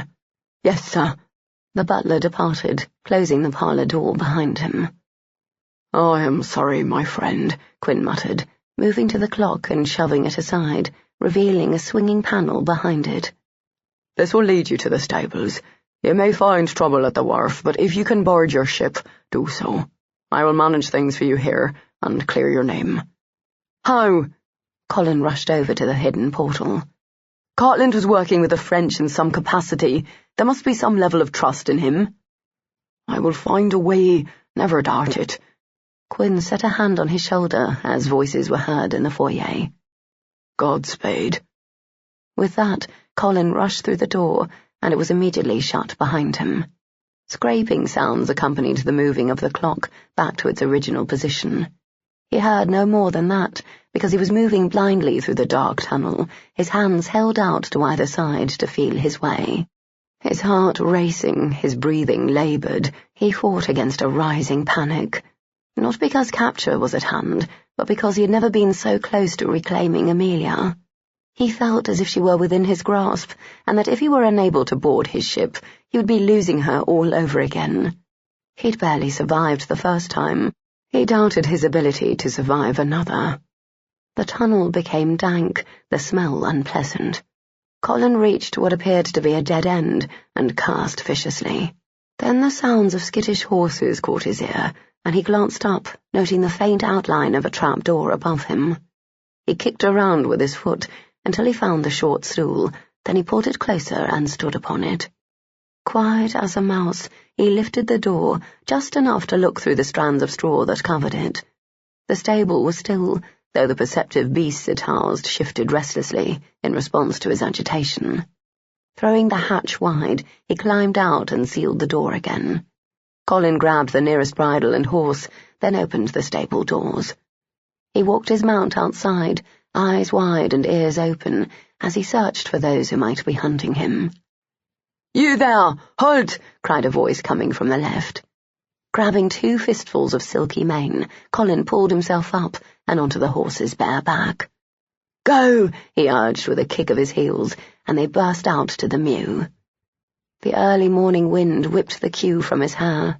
He was hunched low over his mount's neck as they raced through the streets, breathing heavily in unison. Colin's gut knotted with anxiety. If he made it to the ship without incident, it would be a miracle. He was so close to leaving this life behind, damn it. So close. Colin galloped as near to the wharf as he dared, then dismounted. He freed his horse, then traversed the remaining distance on foot, moving in and out among the various crates and barrels. Sweat coated his skin, despite the chill of the ocean breeze and his lack of outerwear. So close. Later, he would not remember the climb up the gangplank, or the journey from the deck to his cabin. He would, however, never forget what he found inside. The door swung open, and he entered, gasping at the sight that greeted him. "Ah, there you are," purred the unctuous voice of a stranger. Pausing on the threshold, Colin stared at the tall, thin man who held a knife to his valet's throat. One of Cartland's lackeys, or perhaps one working for the French. Regardless, he was caught. His valet stared at him with wide, horrified eyes above a cravat tied around his mouth as a gag. Bound to a chair, the servant was visibly trembling, and the acrid smell of urine betrayed just how frightened he was. "What do you want?" Colin asked, holding both hands up to display his willingness to cooperate. "You are to come with me." His heart sank. Amelia. In his mind, she was retreating, fading. He nodded. Of course. Excellent. Before he could blink, the man moved, shoving his valet's head back and slitting his throat. No! Colin lunged forward, but it was too late. Dear God, why? He cried, his eyes stung by frustrated, hopeless tears. Why not? The man retorted, shrugging. His eyes were small and pale blue, like ice. Swarthy skin and late-night bristle on his jaw made him look dirty, although his simple garments appeared to be clean. After you. Colin stumbled back out the cabin door, inwardly certain that he would die this night. The deep sadness he felt was not due so much to the loss of his life, such as it was. It was mourning for the life he had dreamt of sharing with Amelia. His hands were shaking as he gripped the railings that supported the stairs leading back up to the deck. A sickening thud and low groan behind him made him jump and turn too quickly. He tripped and landed on his arse on the second-to-bottom step. There, at his feet, lay his captor, face down with a rapidly swelling lump protruding from the back of his head. Colin's gaze lifted from the prone body and found the man who'd fought with Cartland in the courtyard earlier. He was short of stature and stocky, his body heavily muscled, and clothed in nondescript attire of various shades of grey. The man's features were blunt, his dark eyes wizened and jaded. You saved my life, the man said. I owed you. Who are you? Colin asked. Jacques. Just the one name, no more than that. Thank you, Jacques. How did you find me? I followed this man. He kicked at the fallen body with the tip of his boot. It is not safe for you to remain in France, monsieur. I know. The man bowed. If you have something of value, I would suggest you offer it to the captain as enticement to set sail immediately. I will manage the bodies. Colin heaved out a weary breath, fighting the flickering hope inside him. The chances of him actually making it to English soil were negligible. Go, Jacques urged. I will help you. He pushed heavily to his feet. Then you should disembark before you are associated with me. Too late for that, the Frenchman said, his gaze direct. I will remain with you until you are settled and this matter of my master's death is resolved. Why? Colin asked simply, too weary to argue. Arrange our departure now, Jacques said. We will have plenty of time to talk on the journey. Unbelievably, within the hour they were out to sea. But the Colin Mitchell, who stood at the mist-covered bow, was not the same one who'd shared a farewell dinner with Quinn. This Colin had a price on his head, and the cost to pay it could be his life. Chapter 4.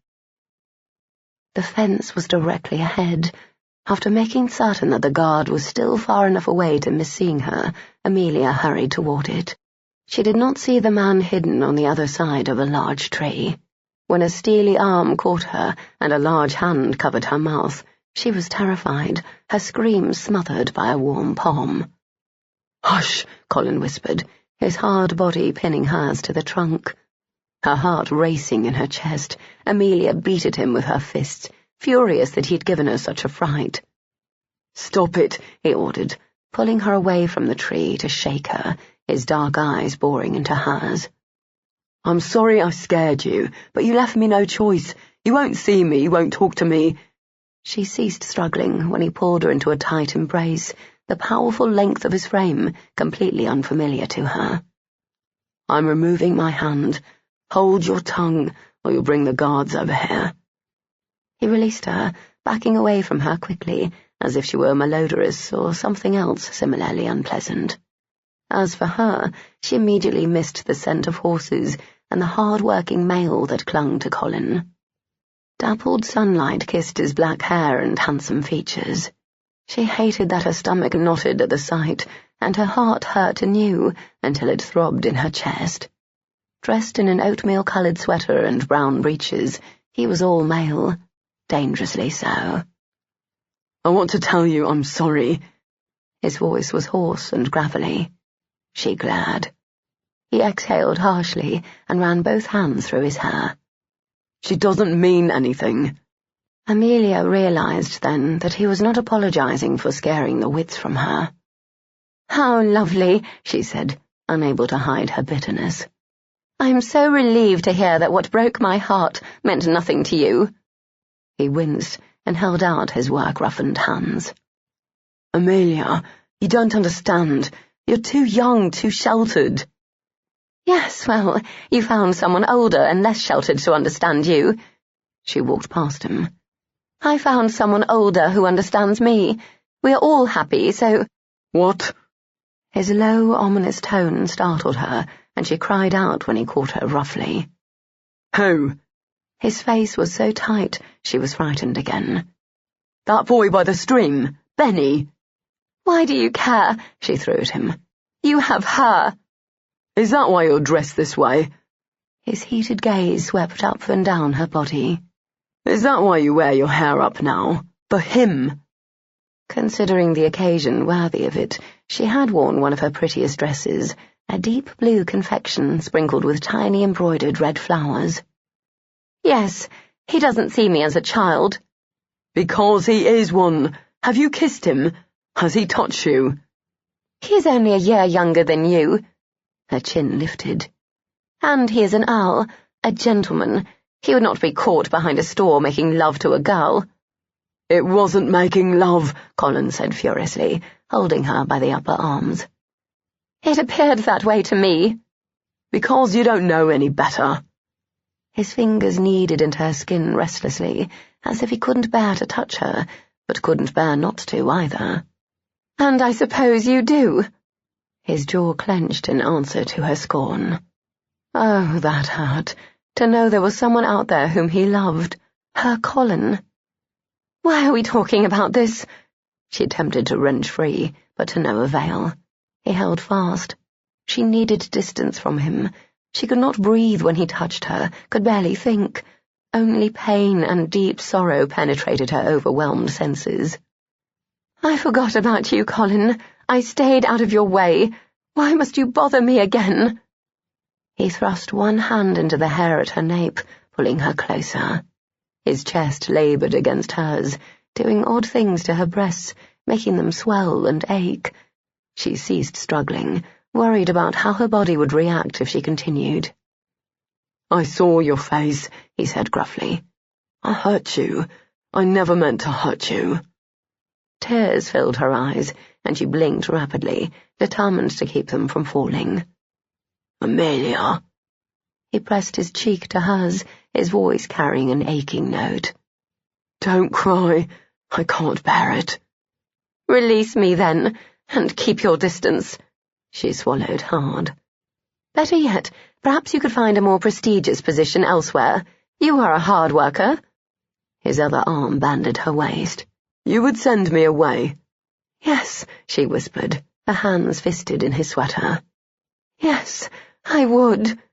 Anything to avoid seeing him with another girl. He nuzzled hard against her. "An earl. It must be Lord Ware. Damn him." "He is nice to me. He talks to me, smiles when he sees me. Today he's going to give me my first kiss, and I'm—" "No!" Colin pulled back, his irises swallowed by dilated pupils, leaving deep black pools of torment. "He may have all the things I never will, including you, but by God, he won't take that from me." "What?"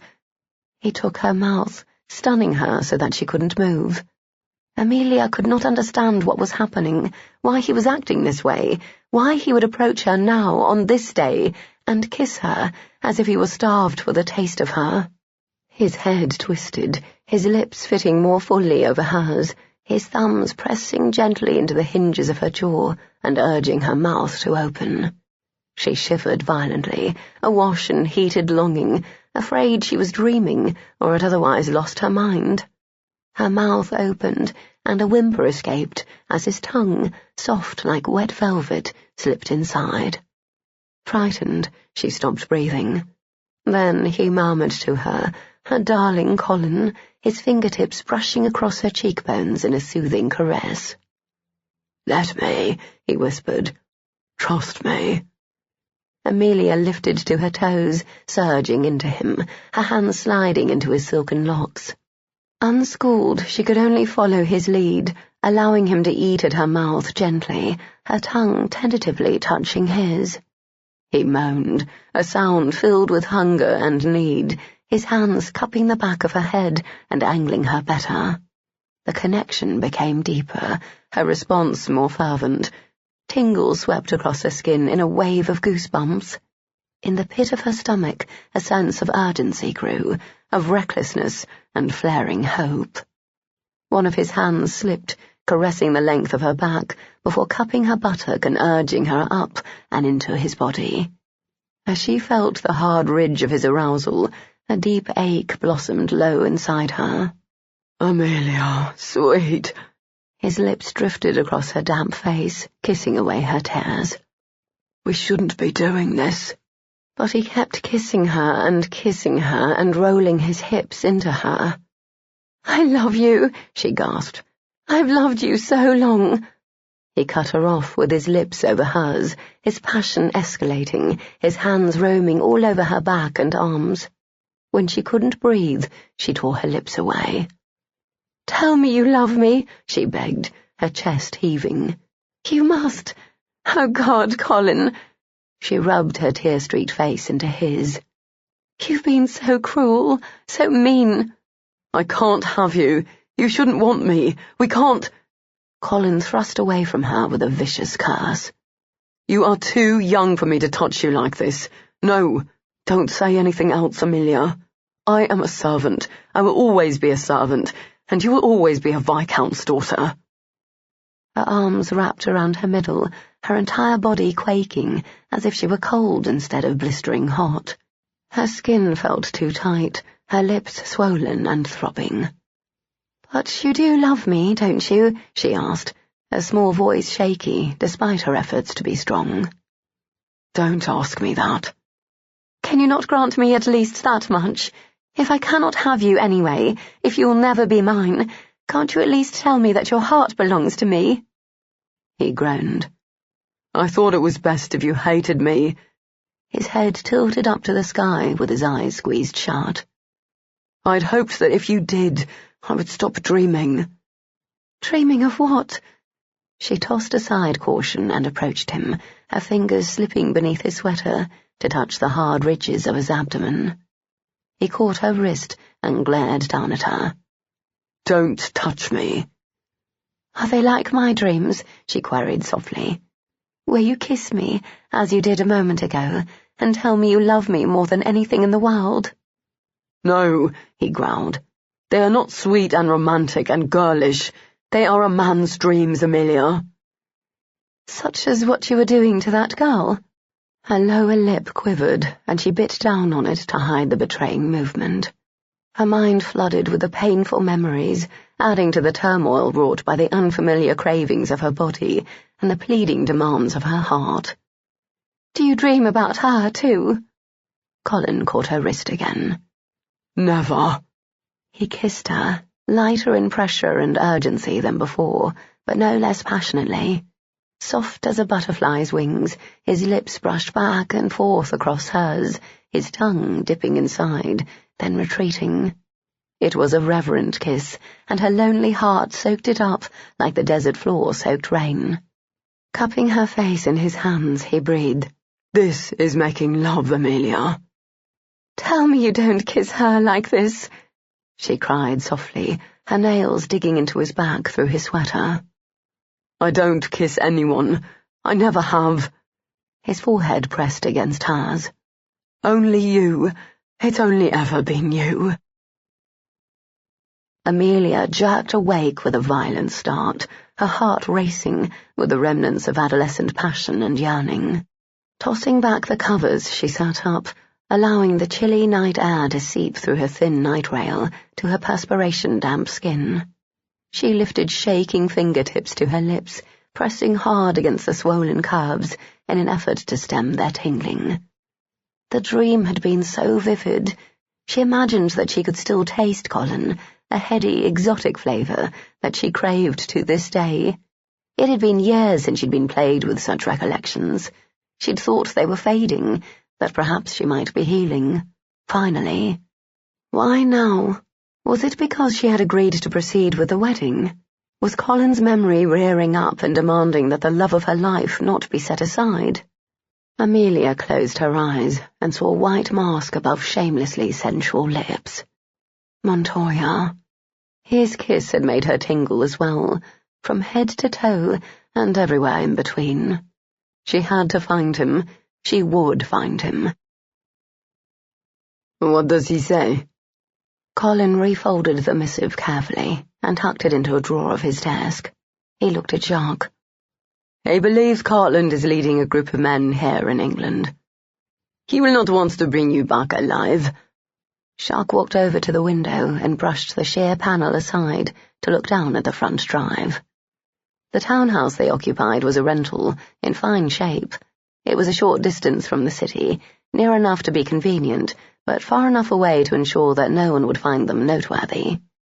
The distance also allowed them to ascertain if they were being followed or not, which Colin had been just a few nights past, the night he had danced with and kissed Amelia. It is good that you stay indoors during the day, Jacques said, turning back to face him again. You are being hunted on all sides. Shaking his head, Colin closed his eyes and leaned into the back of his chair. It was foolish of me to seek her out that way. Now I have attracted St. John's attention, and he will not rest until he knows why I displayed such interest in her. She is a beautiful woman, Jacques said, his voice laced with a Frenchman's innate appreciation of such delights. Yes, she is. Beyond beautiful. Dear God, how was it possible for a woman to be so perfect? Stunning green eyes framed by sooty lashes, an eminently kissable mouth, creamy skin, and the fully ripened curves of a woman grown, all carried with an air of latent sensuality that he'd always found alluring. He could admit now that his attendance at the ball had been goaded by his hope that he would see her and find his attraction unfounded. Perhaps absence had made his heart too fond. Perhaps he had embellished her memory in his mind. But that is not why you love her, Jacques murmured. No, Colin agreed. It's not. I have rarely seen a woman with such yearning in her soul. Although I watched her as you did, she did not take note of my interest, only of yours. That was his fault, he knew. Repeated glimpses of her profile had only whetted his appetite to see her directly. Look at me, he'd urged silently. Look at me. And she had, unable to resist when followed with such ravenous attention. The eye contact had cut him to the quick, piercing across the distance between them and stabbing deep into his heart. He'd felt it, the yearning Jacques spoke of. That longing elicited a primal response in him to deliver it, whatever it was that she wanted, whatever she needed. You could take her from the other man, Jacques said. He knew that too, had felt the wavering in her as they had danced, and then again when they had kissed. I wish I'd never followed Cartland that night, Colin growled, the frustration inside him a writhing, powerful thing. Everything would be different. She would be in his bed now, writhing and arching beneath him, as he rode her hard and deep, awakening the wanton he sensed was waiting just beneath the surface. In his mind, he could hear her voice, hoarse from crying out his name, her satin skin covered in a fine sheen of sweat. He would push her beyond reason, take her body places she never knew it could go. The twists in our lives happen for a reason, Jacques said, returning to the desk and sitting across from him. I could have lived the whole of my life without leaving France, yet I was destined to follow you here. Colin pushed the lewd images from his thoughts and opened his eyes. You are a good man, Jacques, to carry your debt beyond the grave. Monsieur Leroux saved the life of my sister, and with her the life of my niece, he said quietly. I cannot proceed knowing his murderer has not paid for the crime. And how do we make him pay? The Frenchman smiled, bringing warmth to his hard features. I would like to kill him, but that would put you at a marked disadvantage. With me as your only witness, you would find it extremely difficult to prove your innocence." Colin said nothing to that. Jacques had already helped far beyond what he had any right to ask. "So he must confess." Jacques shrugged. "I will take what pleasure I can from doing whatever is necessary to garner that confession." Nodding, Colin looked toward the window. Night had fallen hours ago. Shortly he could leave and make discreet inquiries in his efforts to find Cartland before the man found him. But first he would need some rest. "I will retire for a few hours, then set out and see what I can discover. Someone will have a loose tongue, to be sure. I just have to find him." "Perhaps you should contact the man you worked for here," Jacques said carefully. "The one who directs Quinn." Colin had never met Lord Eddington, never exchanged a word or correspondence. All communications passed through Quinn, and as far as Colin knew, Eddington was unaware of the identities of the men working under Quinn. There would be no way to prove that he was a confidant. "No, that is not possible," he said grimly.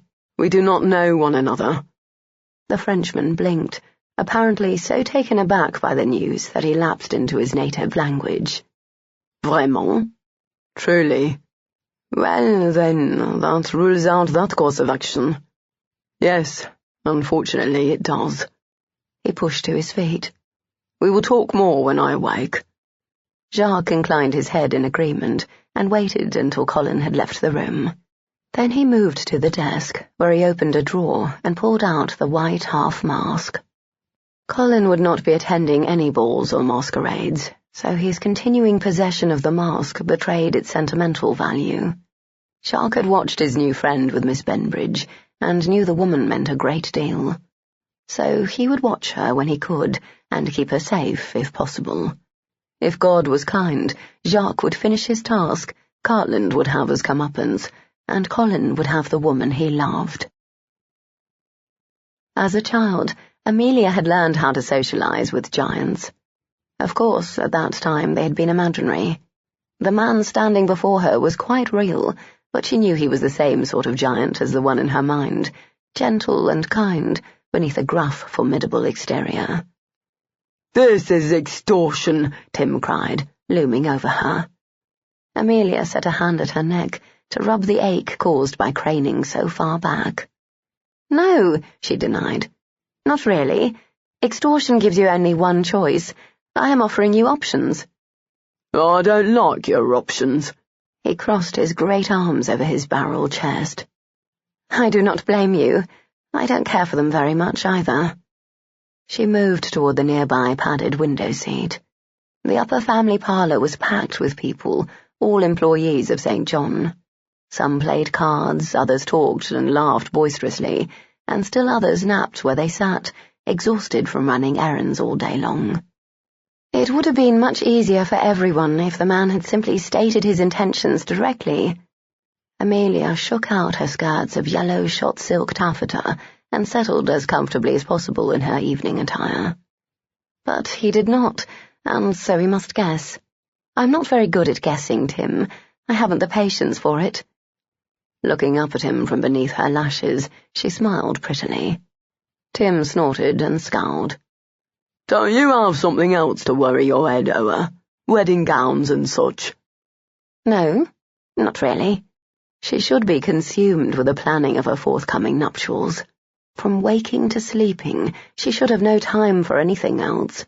It was the most anticipated match of the season, and if she manoeuvred well, it could be a wonderful launch for her new position as a future marchioness. Instead, she was consumed by thoughts of her masked admirer.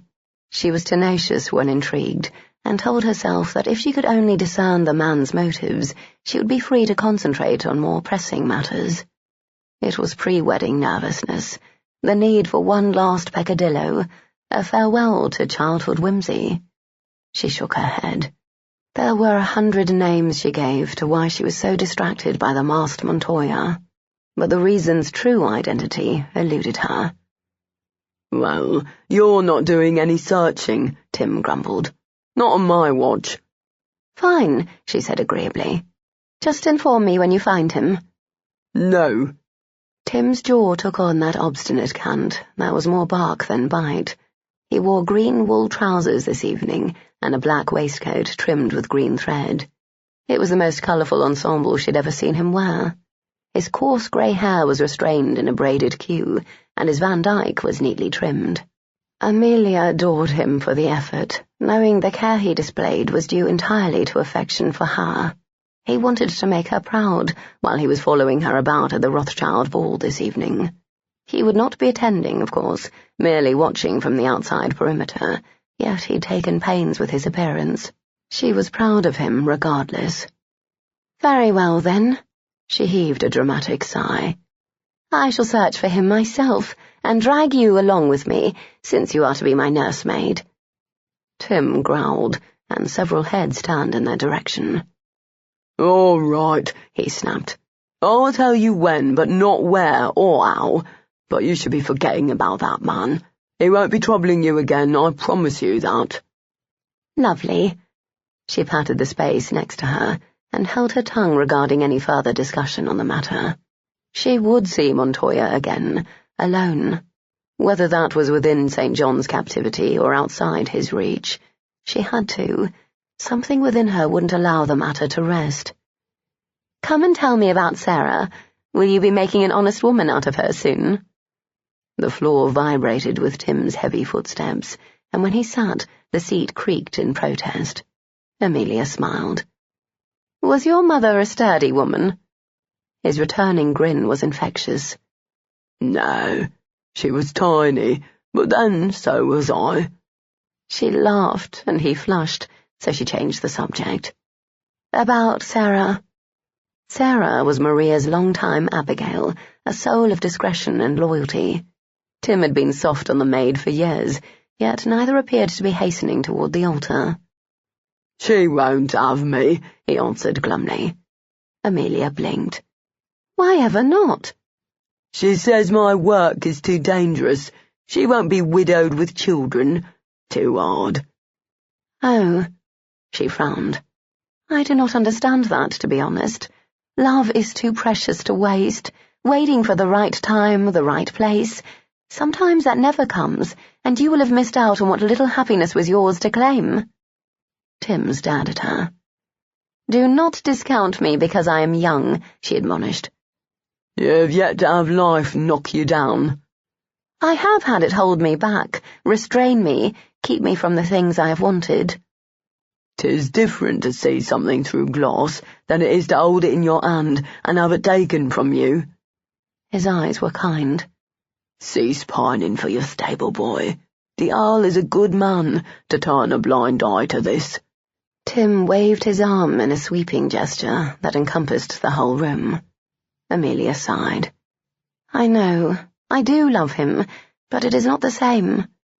"If the gypsy had lived, you would have grown out of your liking for him."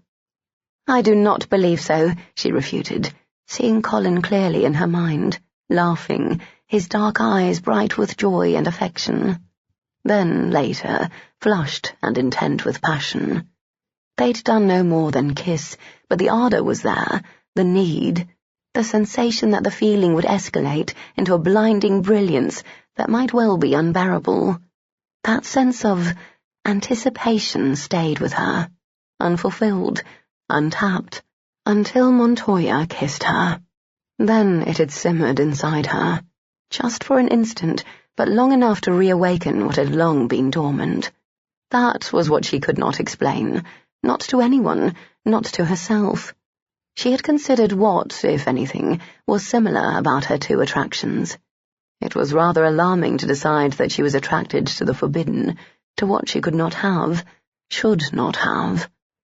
In the voluminous folds of her skirts, Amelia's hand clutched the secret bundle in her pocket that she carried, with a mad hope that she might see Montoya again. "The Earl of Ware has come to call," the butler intoned from the doorway. Tim stood and held out his hand to her. "A good man," he said again. Nodding, she released the note in her pocket and set her fingers within his palm. The man in the white mask was following her. The mask was the same, but the man wearing it was not.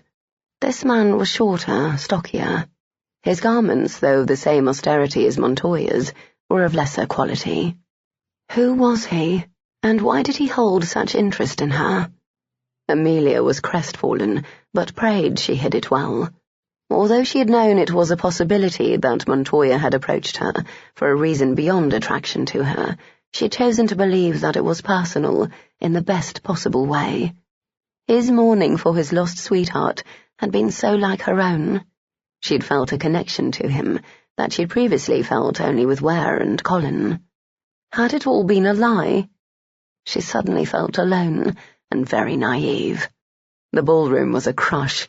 The owl whose arm she held was charming and devoted, and someone was speaking to her, but she felt as if she were an island in a vast sea. "Are you unwell?" Ware whispered. Shaking her head, she tried to look away from the man in the white mask, and was unable to. She damned herself for looking for Montoya.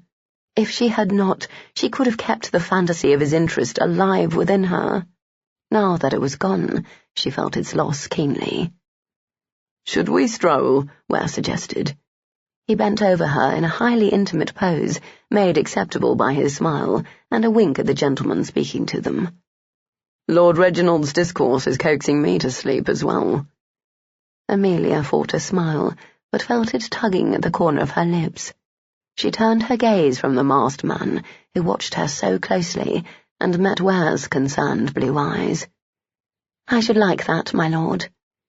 He made their excuses and began to lead her away. As often happened when he sheltered her, her heart swelled with gratitude.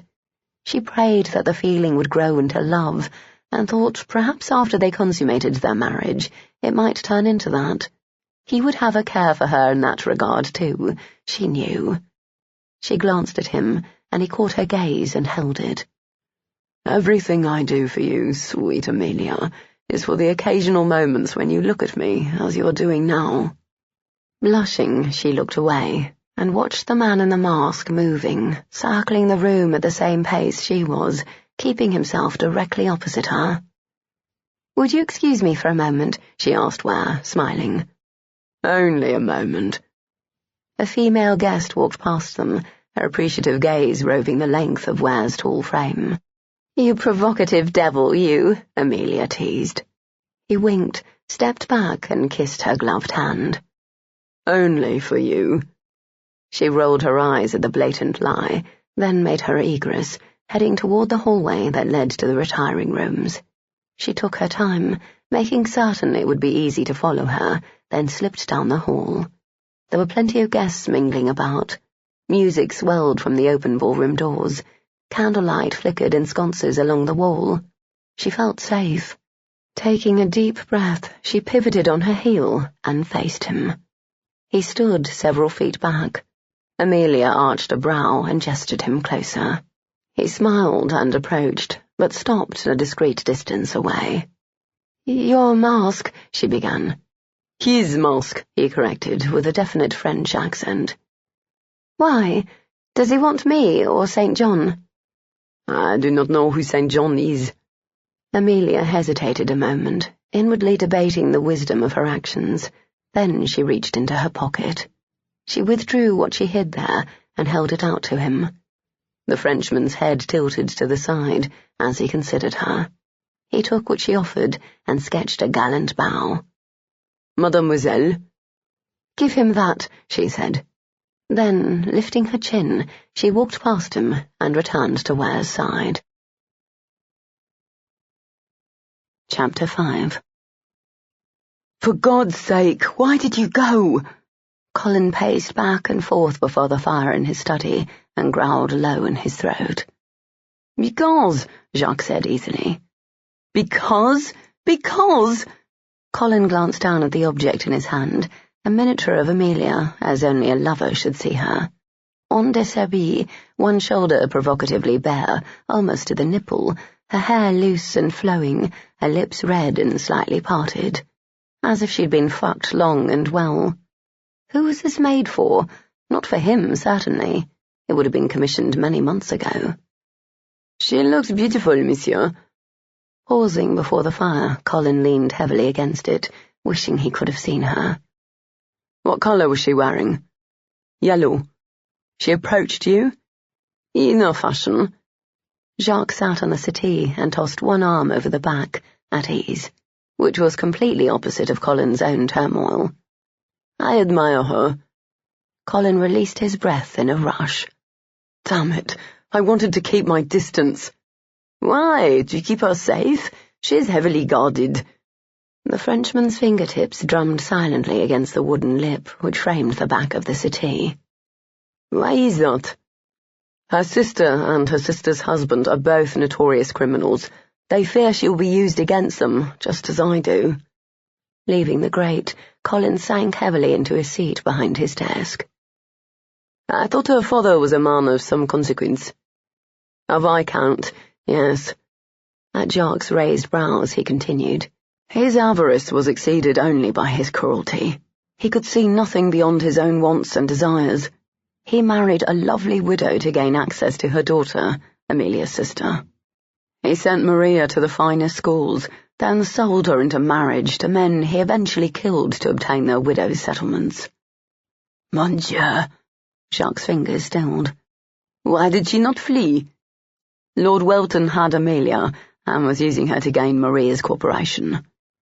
The Frenchman's face hardened. I hope he has met his reward. There are very few things in this life that I find more detestable than crimes against one's family. His lordship was tried and hanged. In the course of her efforts to free her sister, Maria met Christopher St. John, a known pirate and smuggler. Together, they were able to manage a rescue and implicate Welton in the murders of Maria's two husbands. Colin ran a hand through his hair. The tale is far more complicated than that, but suffice it to say that St. John and his wife are two people with a multitude of enemies. Considering Miss Benbridge's past and present circumstances, it is even more curious that she would approach me as she did. Amelia was never one to do what was expected. His gaze returned to the miniature in his hand. It was an irresistible enticement that he must find a way to ignore. What did she give you? An invitation. A private request to meet with her at the Fairchild's Music Hall. Another chance to see her and speak with her. Will you go? I think it would be best if I leave town, he said, considering alternative locations. He could travel to Bristol, where Cartland's brood originated, and see what might be of interest there. A man like Cartland would not have a sterling past. There could be something Colin could use to lure the man into the open. We cannot risk remaining in one location too long. And I was just beginning not to thoroughly detest London, Jacques said wryly. Colin knew that, although the Frenchman tried valiantly to hide it, he found England distasteful and obviously longed to go home.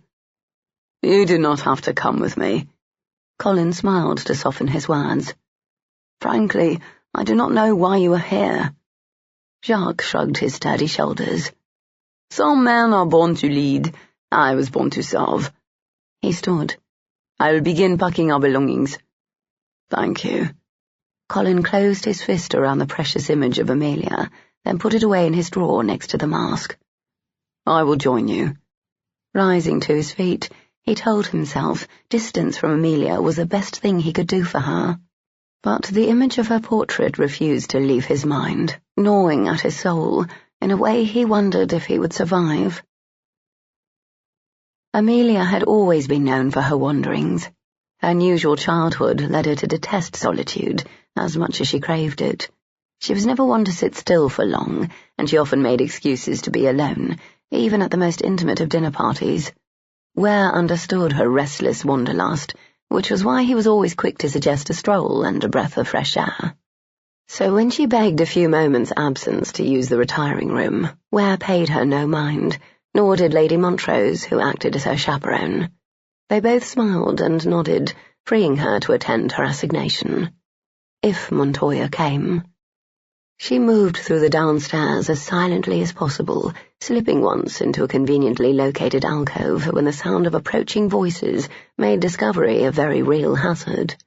With a racing heart, she waited for the guest to pass. Would he appear? Would he have found a way? His attendance at the masquerade led her to believe that he was a man of some consequence, A casual introduction to Lady Fairchild would have sufficed to be extended an invitation to tonight's event. However, she had inquired about him and was answered with a blank stare. He had not been invited. That did not mean he would not be here.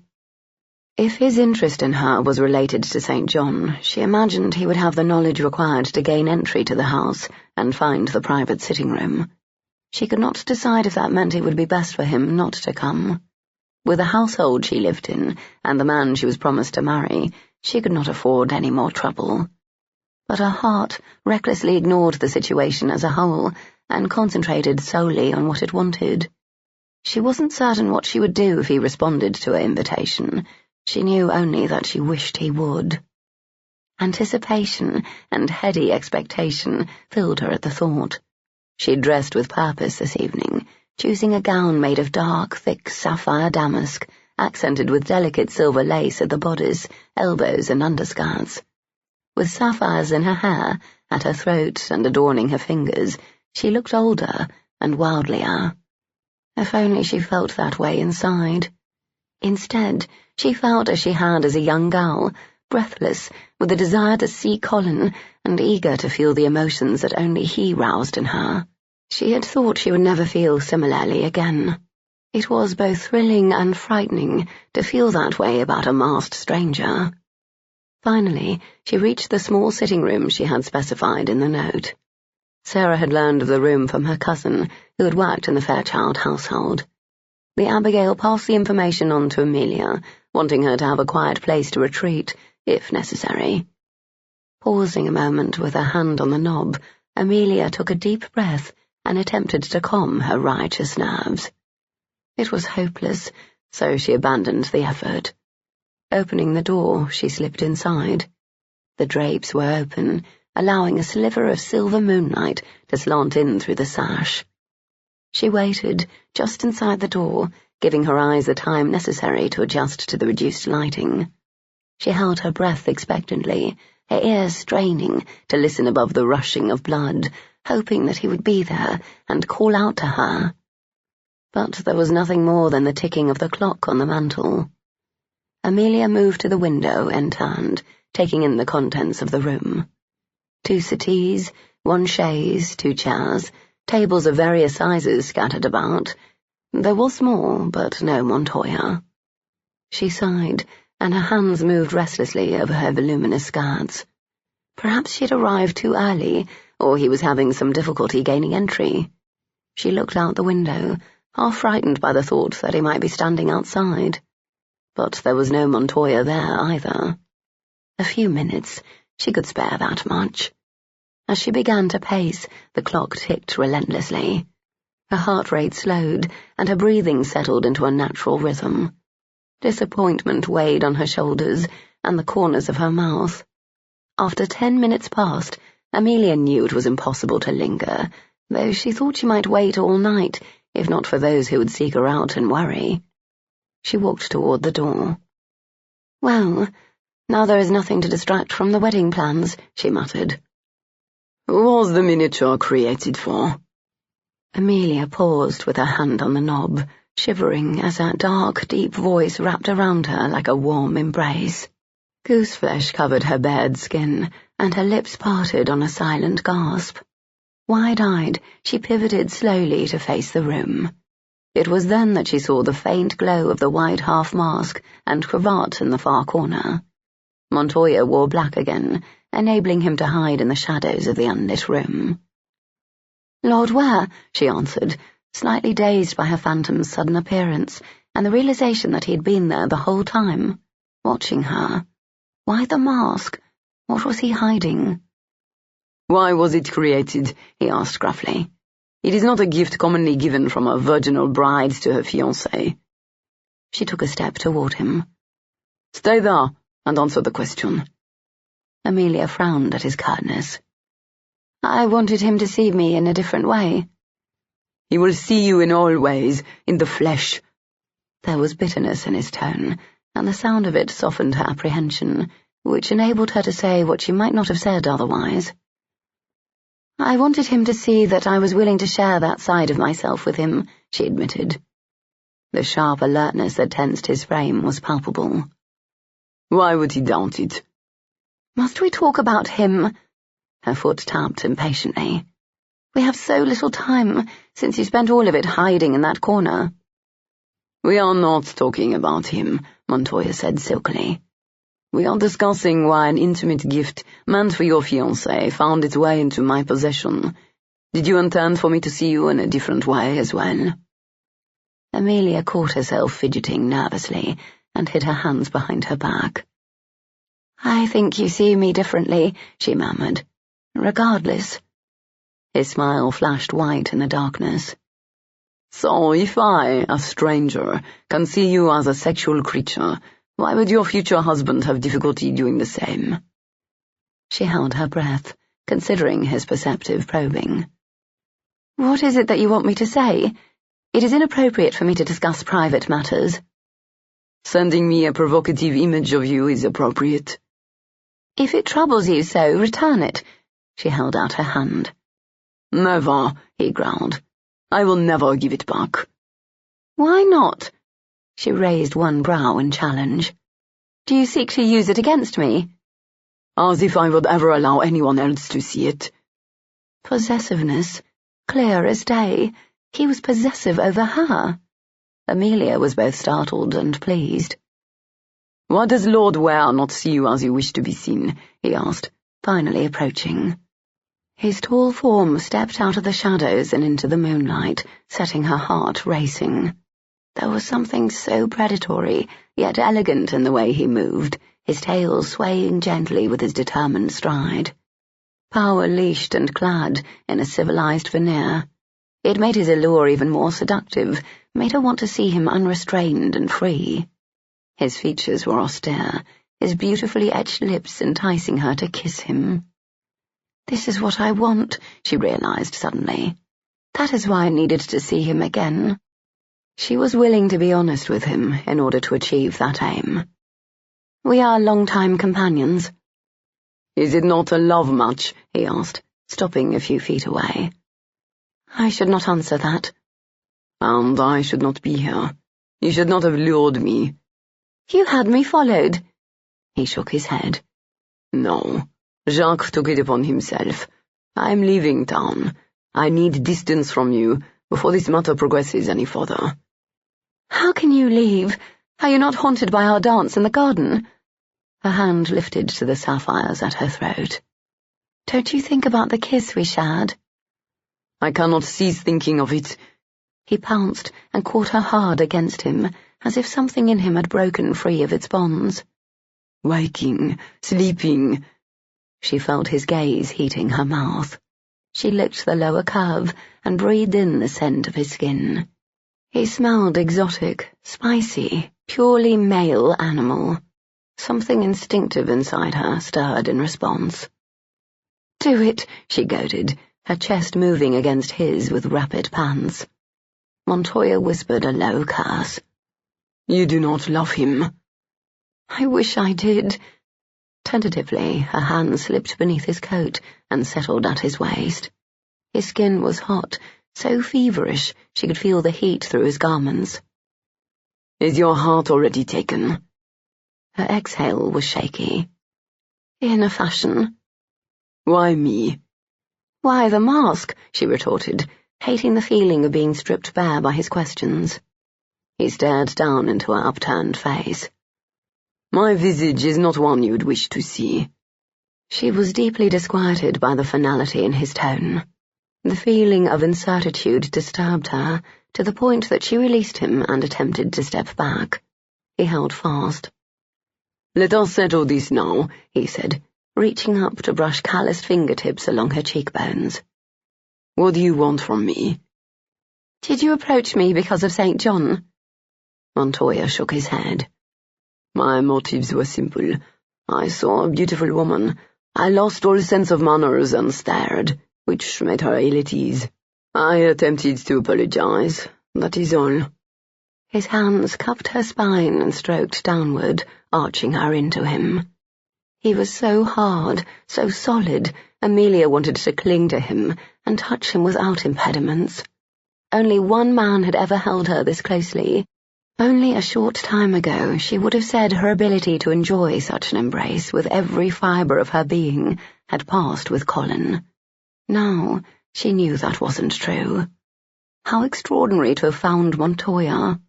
Or, more aptly, how extraordinary that he had found her. That night, "You recognized that others were coming," she pointed out. I did. The line of his lips hardened. I'm a man encumbered by a tainted past. It is why you should not send for me. You did not have to come. A tainted past, one that allowed him to recognize covert signals that most aristocrats would fail to notice. Who was he? The corner of his mouth twitched with amusement, and she touched it with her fingertip. She could not see any deformity through the eye holes of the mask or around his mouth. What she could see were dark eyes of a slightly exotic slant and a mouth made for sin. The curvature, shape, and firmness were perfection. She could imagine hours of kissing him and never growing bored. Whatever else may be wrong with him, she thought she might be able to bear it. She touched the edge of the mask. "Let me see you." No. He pushed her hand away roughly, then caught it again and kissed the back. The press of his lips left tingles, even through her glove. Trust me, it would be difficult to bear the truth of it. "Is that why you'll not court me?" Montoya stilled. Would you wish me to? "Do you feel this way about many women?" Her gaze dropped to his throat, where she watched him swallow hard. "I have felt this way about only one other man, and he is lost to me, as your love is to you." Suddenly, his embrace tightened, and he pressed his lips to her forehead.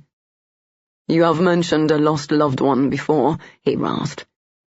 Sometimes it feels as if a piece of me is missing. It is unbearable. I do not understand why I feel so vividly about him, after all these years, as if he might return, as if some part of me expects him to. Her hands fisted in his coat. But when I am with you, I think only of you. Do I remind you of him? She shook her head. He was vital and unrestrained. You are more subdued, but in a primitive way.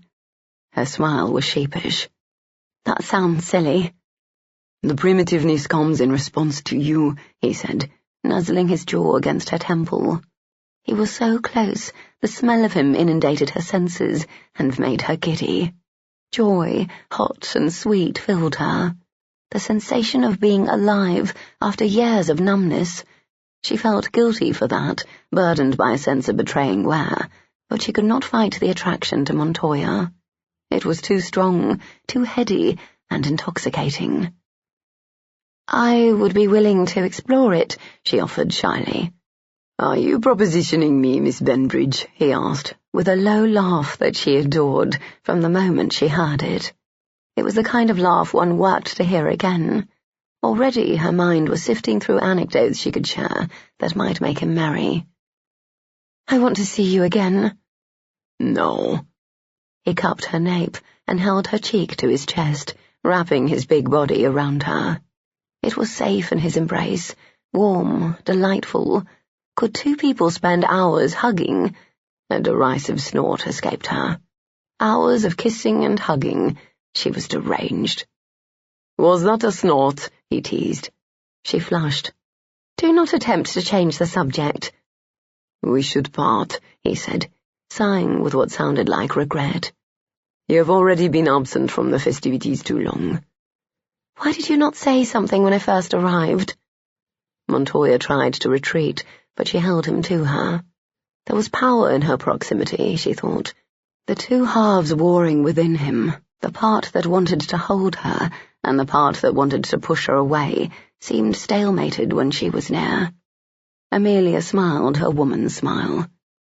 You could not allow me to walk away, could you?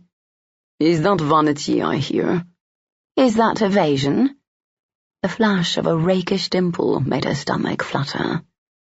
If my circumstances were different, nothing could keep me from making you mine. Oh? She looked up at him from beneath her lashes. Would you come bearing honourable intentions, or would you seduce me as you are doing now? Sweet, he laughed again. The only seduction at work here is yours. Truly? Her breasts were full and heavy, pressing uncomfortably against her corset. Her mouth was dry, her palms damp. She felt seduced. Could it be that his body was responding to her as well? What am I doing to you? Why? His smile was charming. So you can do more of it? I might. Would you like that? When did you become so flirtatious? Perhaps I've always been so, she rejoined, batting her lashes coyly. Montoya turned pensive. Can Ware manage you? He caught her wrists and pulled her hands away from his waist. I beg your pardon. Amelia frowned as he evaded her and moved toward the door. You are mischievous baggage. His gaze narrowed as his hand wrapped around the knob. I am not baggage. She set her hands atop her pannier. You will forever land into trouble if not watched carefully. She arched a haughty brow. I have been watched my entire life. And yet here you are, luring strangers with tantalizing miniatures and holding a highly inappropriate assignation. You did not have to come. She stomped one slippered foot, irritated by his condescending tone. True, and I shan't come again. His tone was too familiar. He had asked her if he reminded her of Colin. Up until this moment, he had not. They were built differently, their voices were inflected with dissimilar accents, and their strides boasted different kinds of confidence. Colin had a bit of a stomp, as if to forcibly establish his presence. Montoya had sultriness to his gait, a more understated way of defining his dominance. But in their mulish determination to set her aside, they were the same. As a young girl, she'd no choice but to tolerate it. That was not the case now. As you wish, she said, moving toward him with a deliberate swaying of her hips. If it is so easy for you to walk away and to leave me behind, it would be best if you go. I did not say it would be easy, he bit out. Amelia set her hand atop his, where it gripped the knob. Goodbye, Count Montoya. He turned his head, and she lunged, pressing her lips to his. He froze, and she took the advantage, tilting her head to deepen the contact. His breathing grew laboured, his skin hot. Still, he did not move. She was unsure of how to proceed, and without his participation the kiss became awkward. Then she thought perhaps she was overthinking the thing. Closing her eyes, Amelia allowed instinct to take over. Her hands settled lightly upon his tense shoulders, and he shuddered. She licked his lower lip, and he groaned. Her stomach churned madly with delight and fear. What if they were caught? How would she explain? Then she did not care, because it was too delicious taking him as she wanted. He did nothing to help her, but he did nothing to stop her either. Stretching her arms up, she reached behind him and tugged off her glove. Then she curled her fingers around his nape. The moment their bare skin touched, she was lost to him. His mouth opened on a gasp, and she pushed her tongue inside, licking the taste of him as she would a favourite treat. She tugged on his cue, and he growled. His tongue stroked along hers, a practised smooth glide that made her moan into his mouth. The tiny sound broke him. He moved so quickly she barely registered it. The next she knew, she was pinned to the door by over 6 feet of aroused male, and he was kissing her back, ardently and possessively. Damn you, he cursed in a harsh whisper. I can't have you. You will not even try. I have done nothing but try, nothing. That does not change the fact that my circumstances make me unsuitable and dangerous for you. Montoya cupped her nape and slanted his mouth hungrily over hers. It was a dark kiss, rife with sensual intent. Delicious. She sagged into the door and took it, all of it. Every thrust of his tongue, every nibble of his teeth, every caress of his beautiful lips. She took it and begged for more with pleading whimpers that drove his fervency to greater heights. There was a mask between them and endless secrets. There was the wall that existed between strangers who shared nothing of each other beyond a single moment in time, yet the connection she felt with him was there, threading through all of that. Was it mere lust? How could it be when she could not see all of him? But this thrumming in her veins, the ache in her breasts, the dampness between her thighs, lust was there, part of the greater whole. Amelia, he breathed roughly, his warm breath gusting across her damp skin. His parted lips drifted across her face, from jaw to cheekbone, then higher. I want to strip you bare, lay you on my bed, and kiss you all over. She shivered, both at the serrated way he said her name and the images his words invoked in her mind. Ronaldo. I must leave town, or that will happen, and I cannot lay claim to you if we progress that far. Not now. When? Tormented by yearning, and a body that was racked with unappeased desire, she would promise anything in this moment to see him again. You have where? A friend of long acquaintance who can give you things that I cannot. Perhaps you and I can be friends. You do not know me well enough to say that. I want to know you. Her voice was a throaty purr. Never in her life had she sounded like that, and it affected him. She could tell by the way he wrapped himself around her in an even tighter embrace. I would like you to know me. He pulled back, and she realized she found the mask attractive, arousing. How odd, but true, nevertheless. She did not find it alarming, but rather comforting. She felt too open, and the sight of the mask shielded her as well as him. The only thing you need to know about me, he said in a rasp, is that there are those who want me dead. Such a statement might frighten other women away, she retorted, tugging his mouth back down to hers. But I live with people who have similar problems. Some would say I live a similar circumstance simply by association. You won't change my mind, he grumbled, licking at her parted lips, his body acting in opposition to his words. I was attempting to leave the room. You detained me. You kissed me, he accused. Amelia shrugged. Your mouth was in the way. I could not avoid it. You are trouble. Bending his head, he kissed her one last time. Softer, lingering. Her toes curled in her slippers. No, we must part, before we are discovered.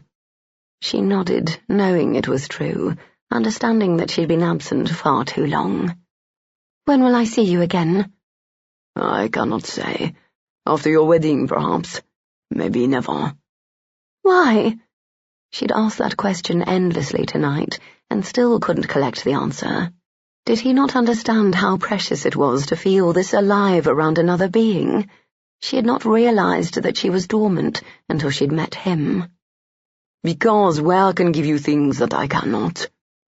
She was about to retort when the doorknob jiggled. Her breath caught and held. She froze. Montoya did not. He moved quickly, pulling back from her and fading again into the shadowy corner. She stumbled away from the door when it pushed open behind her. Turning, Amelia faced the intruding party. "My lord," she breathed, curtsying. Ware entered with a frown. "What are you doing in here? I've been searching the house for you." He studied her carefully, then his jaw tautened. "You have something to tell me, don't you?" She nodded and held a shaking hand out to him.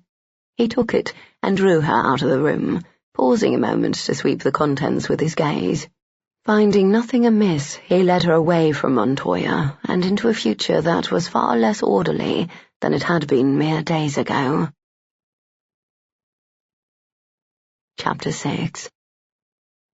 "So that is the whole of it," Amelia said, her fingers fidgeting with her teaspoon. The Earl of Ware reached over and stilled his fiancée's restless movement by covering her hand with his own. "No need to be nervous," he murmured, his mind sifting through everything she had related. "You are not angry?" Her green eyes were wide, with a mixture of surprise and apprehension. "I'm not pleased, but I'm not angry." He smiled ruefully and settled back more firmly in his chair. They were seated on the terrace of the St. John house, enjoying tea before their customary ride through the park. It was with some trepidation that he had passed the hours waiting to speak with her. He knew what a woman looked like after a heated assignation, so while Amelia's revelation was in keeping with his own suspicions, he was sorry to have them confirmed. "I do not know what to do," she said, sounding forlorn. "I fear I'm out of my depth." "And I fear I'm not going to be much help," he admitted. "We are friends, love, but I am a man first and foremost. It does not sit well with me to hear that you feel things for this stranger that you do not feel for me." As her hand twisted and gripped his tightly, a becoming blush spread across her cheeks. "I do not like myself very much at this moment. You are dear to me, Ware. You always have been, and I have not acted as you deserve. I pray you can find it in your heart to forgive me." He stared pensively over the rear garden. The word barely applied to the outdoor space that surrounded the St. John manse. Only low-lying flower beds alleviated the stark severity of the spacious lawn. "I forgive you," he said, "and I admire your honesty. I doubt I would have the fortitude to reveal so much were I in your stead. However, I cannot have a fiancé who is engaging in such behavior, especially in public venues." She nodded, looking like a chastened schoolgirl. While the scolding was required, he took no pleasure in it. "You will have to decide, once and for all, whether you wish to wed me or not, Amelia. If you choose to proceed with our arrangement, you must act in good faith and deport yourself properly." Ware pushed to his feet and rolled his shoulders back to alleviate the tension there. "Damnation, I do not like feeling as if you are being coerced to marry me." Amelia stood as well, her floral muslin skirts falling to a graceful drape. "You are angry?"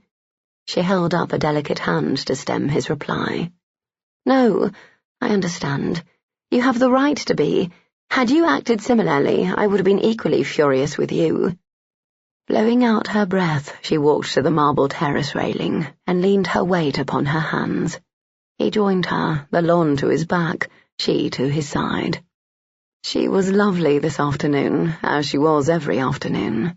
Her dark hair was arranged in artless powdered curls that swayed around her shoulders.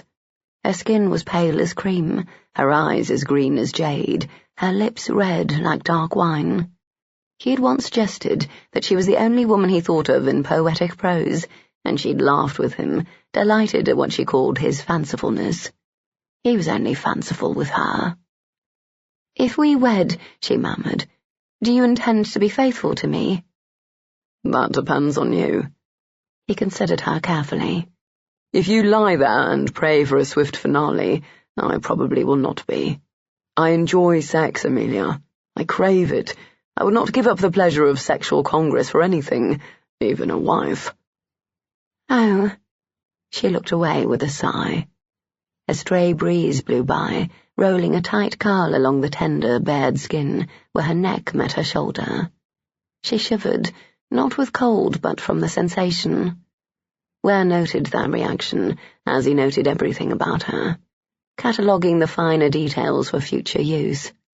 Amelia was a tactile, sensual creature, something he appreciated and had been gentle not to exploit, biding his time for the day when she would be his, and he could teach her how to embrace that side of herself. With him alone. Now he had much to consider. "I believe we could enjoy each other," he offered, teasing her fingers on the ledge with his own. "I think sex between us could be much more than a chore, but only if you open yourself to me completely in that way. No shyness, no reserve. If our marital bed is welcoming, I will not go elsewhere. I'm not a man given to the pursuit of conquest. I simply want to fuck and have a splendid time doing it. If I can do that with one woman, more the better in my estimation. Less work." The coarse word shocked her, he could tell, but it was the right word for how he liked his bed sport, and it was best she know that now. There would be no brief groping and grunting in the darkness. There would be illumination, flushed and sweaty skin, and many hours. "Is that what passion in the bedroom is?" she asked, with what appeared to be genuine curiosity. "Animal urges given free rein? Is there nothing more involved in the process?" It took him a moment to comprehend the question. Are you referring to the glances your sister shares with St. John, or how the Westfields look at one another? "Yes, they are indecent, yet romantic." You are not the only one to see such affection and covet it. The inquisitiveness in her gaze made him smile. "Do you?" Ware shrugged and crossed his arms over his chest, leaning his hip into the railing. On occasion, but I do not pine for it or suffer from its lack. I think, however, that you do. As honest as ever, she nodded. I begin to see that my straightforward approach to wooing you was not the best, he mused aloud. I assumed that the miserable end to your first love affair would make you inclined to appreciate a more grounded relationship. But you want the opposite, do you not? She pushed away and began to pace, which was her wont when agitated. At times like this, she reminded him of a caged cat prowling in its boredom. "I do not know what I want. That is the problem." The look she gave him pinned him in his place. I am content. There is nothing more that I need. "Are you truly content?" she challenged. "Or do you simply accept that friendship is all that one can hope for in your position?" You know the answer to that. "Who would you wed, if not for me?" I've no notion, nor do I care to think about it until absolutely necessary. Are you suggesting I consider alternatives to you?" Coming to a halt, Amelia released a sound that reminded him endearingly of a kitten's growl. "I want to be mad for you. Why is the choice not mine to make?" Perhaps you suffer from bad taste. He laughed when she stuck her tongue out at him. Then he lowered his voice and stared at her with heavy-lidded eyes. If it's the mask that arouses you, I can wear one to bed. Such games can be fun. When her eyes went big as saucers, he winked. Her hands went to her hips as she bristled, then her head tilted to the side. "Perhaps it is the mystery that intrigues me so. Is that what you are suggesting, my lord?" It is a possibility.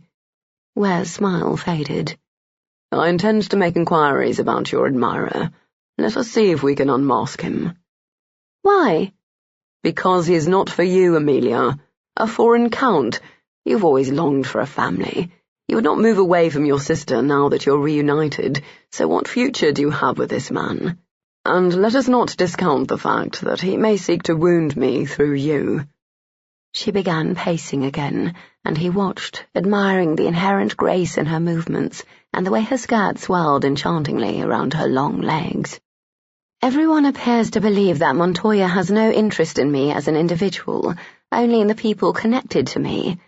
I admit I find it rather insulting to learn that those who claim to love me find it impossible to imagine a man desiring me for myself." I can more than imagine it, Amelia. I feel it. Do not take my courtesy as a lack of desire for you. You would be wrong. Heaving out her breath, she said, "St. John is also attempting to find him." He expected as much. If the man is hiding in the rookeries, St. John might succeed. But you said the Count was finely dressed and cultured. He sounds as if he's a denizen of my social circles rather than the pirates'. My search may prove more fruitful. Amelia paused again. "What will you do if you find him?" There was more than a small measure of suspicion in her voice. Are you asking me if I will hurt him? The question was not frivolous, as he was a swordsman of some renown. I might. Her beautiful features crumbled. "I should not have said anything to you." Straightening, Ware moved toward her. I am pleased you spoke the truth. Our relationship would have been irreparably damaged if you'd presented a lie to hide your guilt. As he reached her, he breathed deeply, inhaling the innocent scent of honeysuckle. He had long suspected that her body resembled the flower she favoured, fragrant and sweet as honey upon the lips. He cupped her face in both hands and tilted her gaze upward to lock with his. Something new swelled in the emerald depths, and he found himself falling into them. But that does not change the fact that the man knew you were mine and took liberties regardless. A grave insult to me, love. I can forgive you, but I cannot forgive him. Where? Her lips parted, the seam glistening in the soft afternoon light. Leaning over her, he bent to take her mouth. Her breath caught as she recognized his intent. Good afternoon, my lord. They sprung apart as Amelia's sister and her husband joined them on the terrace, followed shortly by a maid bearing a new tea service. It is a lovely day, the pirate said in his distinctive raspy voice. We thought we would join you in the sunshine. Ware understood the warning. With a slight bow of his head, he stepped back farther. The former Lady Winter smiled at his perceptiveness. It was a bedroom smile, the one a woman shared with her lover after a bout of great sex.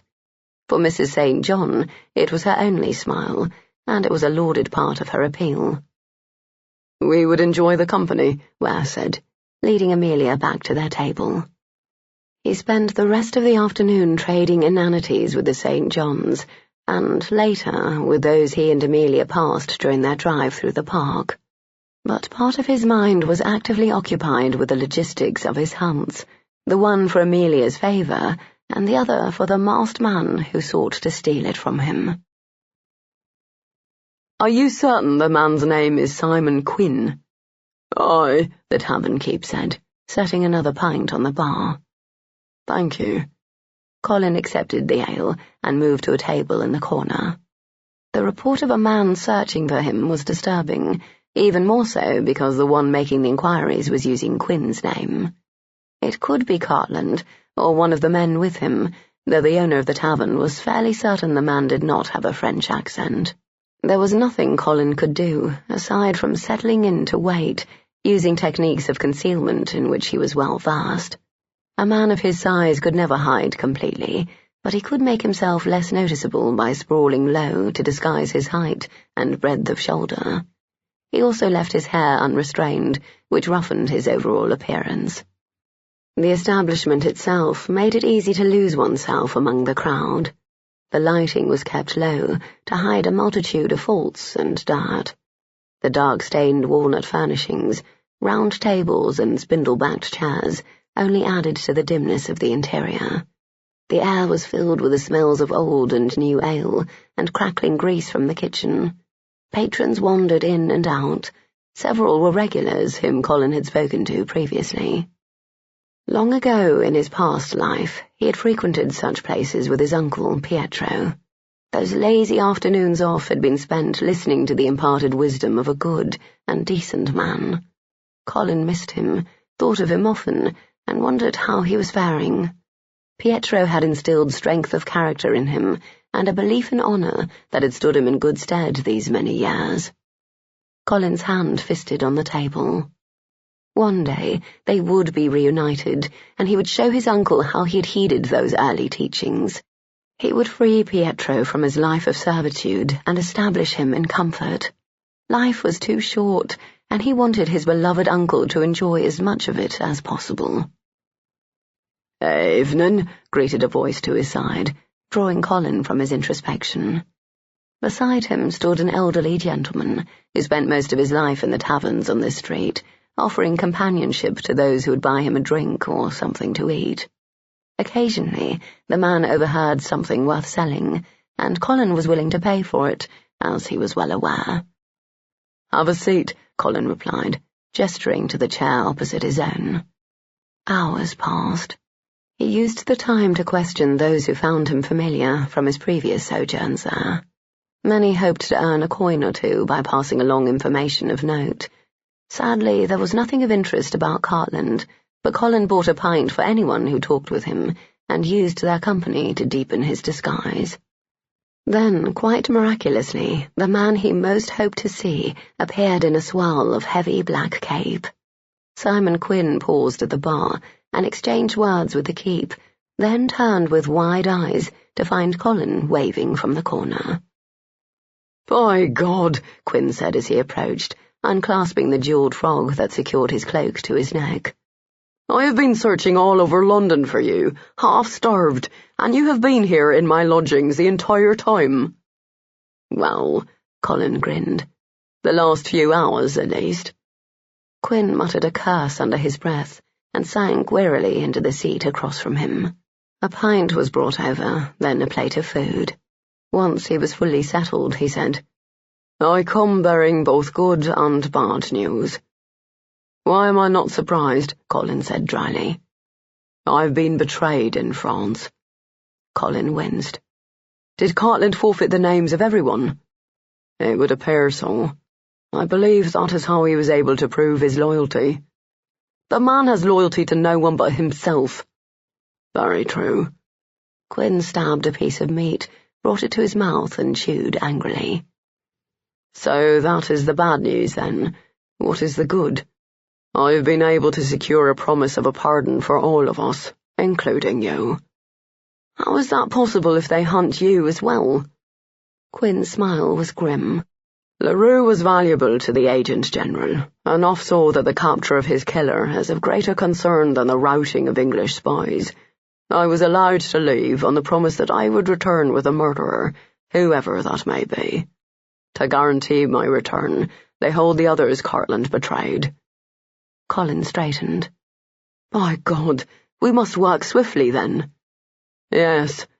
Quinn finished off his pint. "And there are conditions to complicate matters. First, I must persuade Lord Eddington to release a French spy whom he has in captivity. Then, we must convince a member of Cartland's group, a man named Depardieu, to vouch that Cartland has confessed to the crime." The first seemed unlikely, and the second seemed highly difficult, but Colin would take what opportunities were given to him, and gladly. "I want to know you," Amelia had said. If only he had the chance to make that happen. "You seem unduly pleased by this," Quinn said around a bite. "It is not much." "I saw Amelia," Colin confessed. Held her, touched her, tasted her. Quinn stilled, with a forkful of food lifted halfway to his mouth.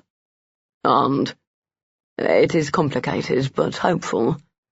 Setting his utensils down, Quinn gestured for more ale. "How did she take your emergence from the grave?" Colin smiled ruefully and explained. "A mask?" Quinn asked when he finished. "Out of all the guises you are capable of donning, you chose a mask." "Originally it suited the masquerade.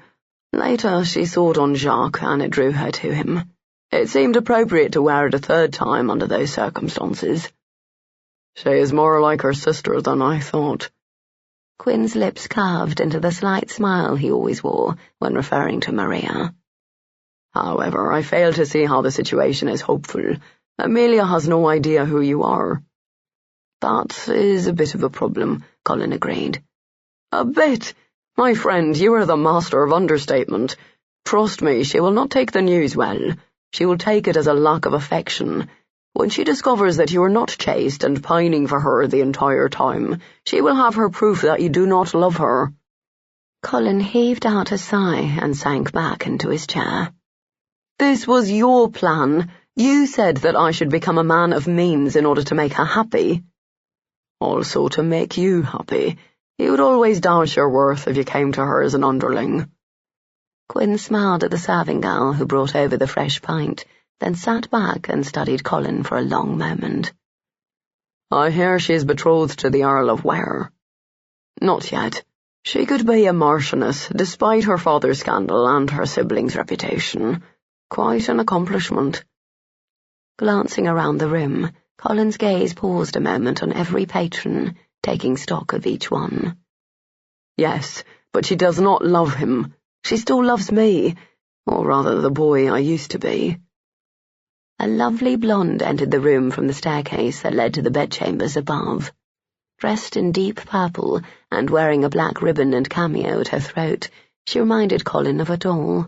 Her delicate features and slender build roused protective instincts. Her heavy-lidded eyes and full red lips inspired carnal musings. His brows lifted as she turned her head and locked eyes with him. Her smile made him frown in confusion, and he watched her approach with much curiosity pushing to his feet when she came to a halt behind Quinn. She set her hands on the Irishman's broad shoulders. "You should have told me you were back, mon amour," she said, her voice inflected with an unmistakable French accent. The look Quinn shot Colin was intriguing, bearing more than a trace of irritation. He did not stand, merely caught the blonde's hand and tugged her around, directing her to a chair he pulled closer with his foot. Considering Quinn's love of females, his apparent disinterest in such a beautiful woman was beyond surprising. In close proximity, she was a delight. Pale blue eyes were framed by long, thick chocolate lashes and accented by finely arched brows. "Is this him?" she asked, studying Colin with an appreciative eye. Quinn growled. She smiled wide, revealing straight white teeth. She offered her hand and said, "I am Lisette Rousseau. You are Monsieur Mitchell, oui?" Colin glanced at Quinn, who cursed under his breath and resumed his meal. "Perhaps," he replied with caution. "Excellent. Should it become necessary to kill you, it will be much easier now that I have catalogued your appearance." Blinking, he asked, "What the devil did you just say?" "Provoking wench," Quinn muttered. "He is innocent." "They all say that," she replied sweetly. "It is true in this case," Quinn argued. "They all say that too." "Pardon me." Colin glanced between them. "What are you talking about?" Quinn gestured toward Lisette with an offhand jerking of his fork. "She is an additional part of my guarantee. She's returned to France with either Cartland, you, or me." "Or a confession," she purred. "A confession from any of you would suffice. See, I am not so difficult to please." "Christ." Resuming his seat, Colin examined the Frenchwoman. It was then that he noted a hardness to her eyes and mouth that he had missed before. "How do you find these femme fatales, Quinn?" "They find me," Quinn grumbled, biting into a potato with gusto born of frustration. "You see only the negatives," Lisette said, gesturing for service.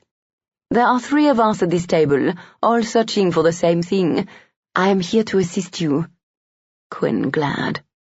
"If you think holding a sword over my head is endearing, you are sadly mistaken." Colin was not so quick to dismiss her. "How can you help?" "In many ways." The blonde took a brief moment to order wine from the attending serving girl. "Think of the places I can go where you cannot, or the people who might speak to me but not to you, or the wiles I employ as a woman that you cannot employ as a man. Why, the possibilities are endless." She lifted a delicate hand to the cameo at her throat, and he found it nearly impossible to imagine her killing anyone. "How does your participation relate to Depardieu?" Colin asked. Something dark passed over her features. "If he resolves this, it will save me the trouble." "The Agent General is determined to leave nothing to chance," Quinn explained. "Depardieu watches Cartland. Lisette watches me. They perform the same service. She is an added warranty." Colin winced. "I cannot imagine Depardieu appreciates the intimation that he might not be successful." He looked at Lisette, wondering what the lure of such a position would be. "Why are you doing this?" "My reasons are my own. A word of advice?" She stared at him intently. "You can trust nothing about me except this. I want Leroux's killer brought to justice." Exhaling harshly, Colin drummed his fingertips atop the table. "I do not like this. While Cartland hunts me, we have a serpent in our midst." Quinn nodded his agreement. Lisette pouted as she accepted the goblet she had ordered previously. "I would rather be Eve than the snake." "Eve was alluring," Quinn retorted. Colin choked, never having heard the Irishman say an unkind word to a female before. "What have you accomplished up to this point?" she asked, dismissing Quinn's rudeness and directing her attention to Colin. "My days are spent evading Cartland and anyone who sounds French, and my nights are spent searching for him."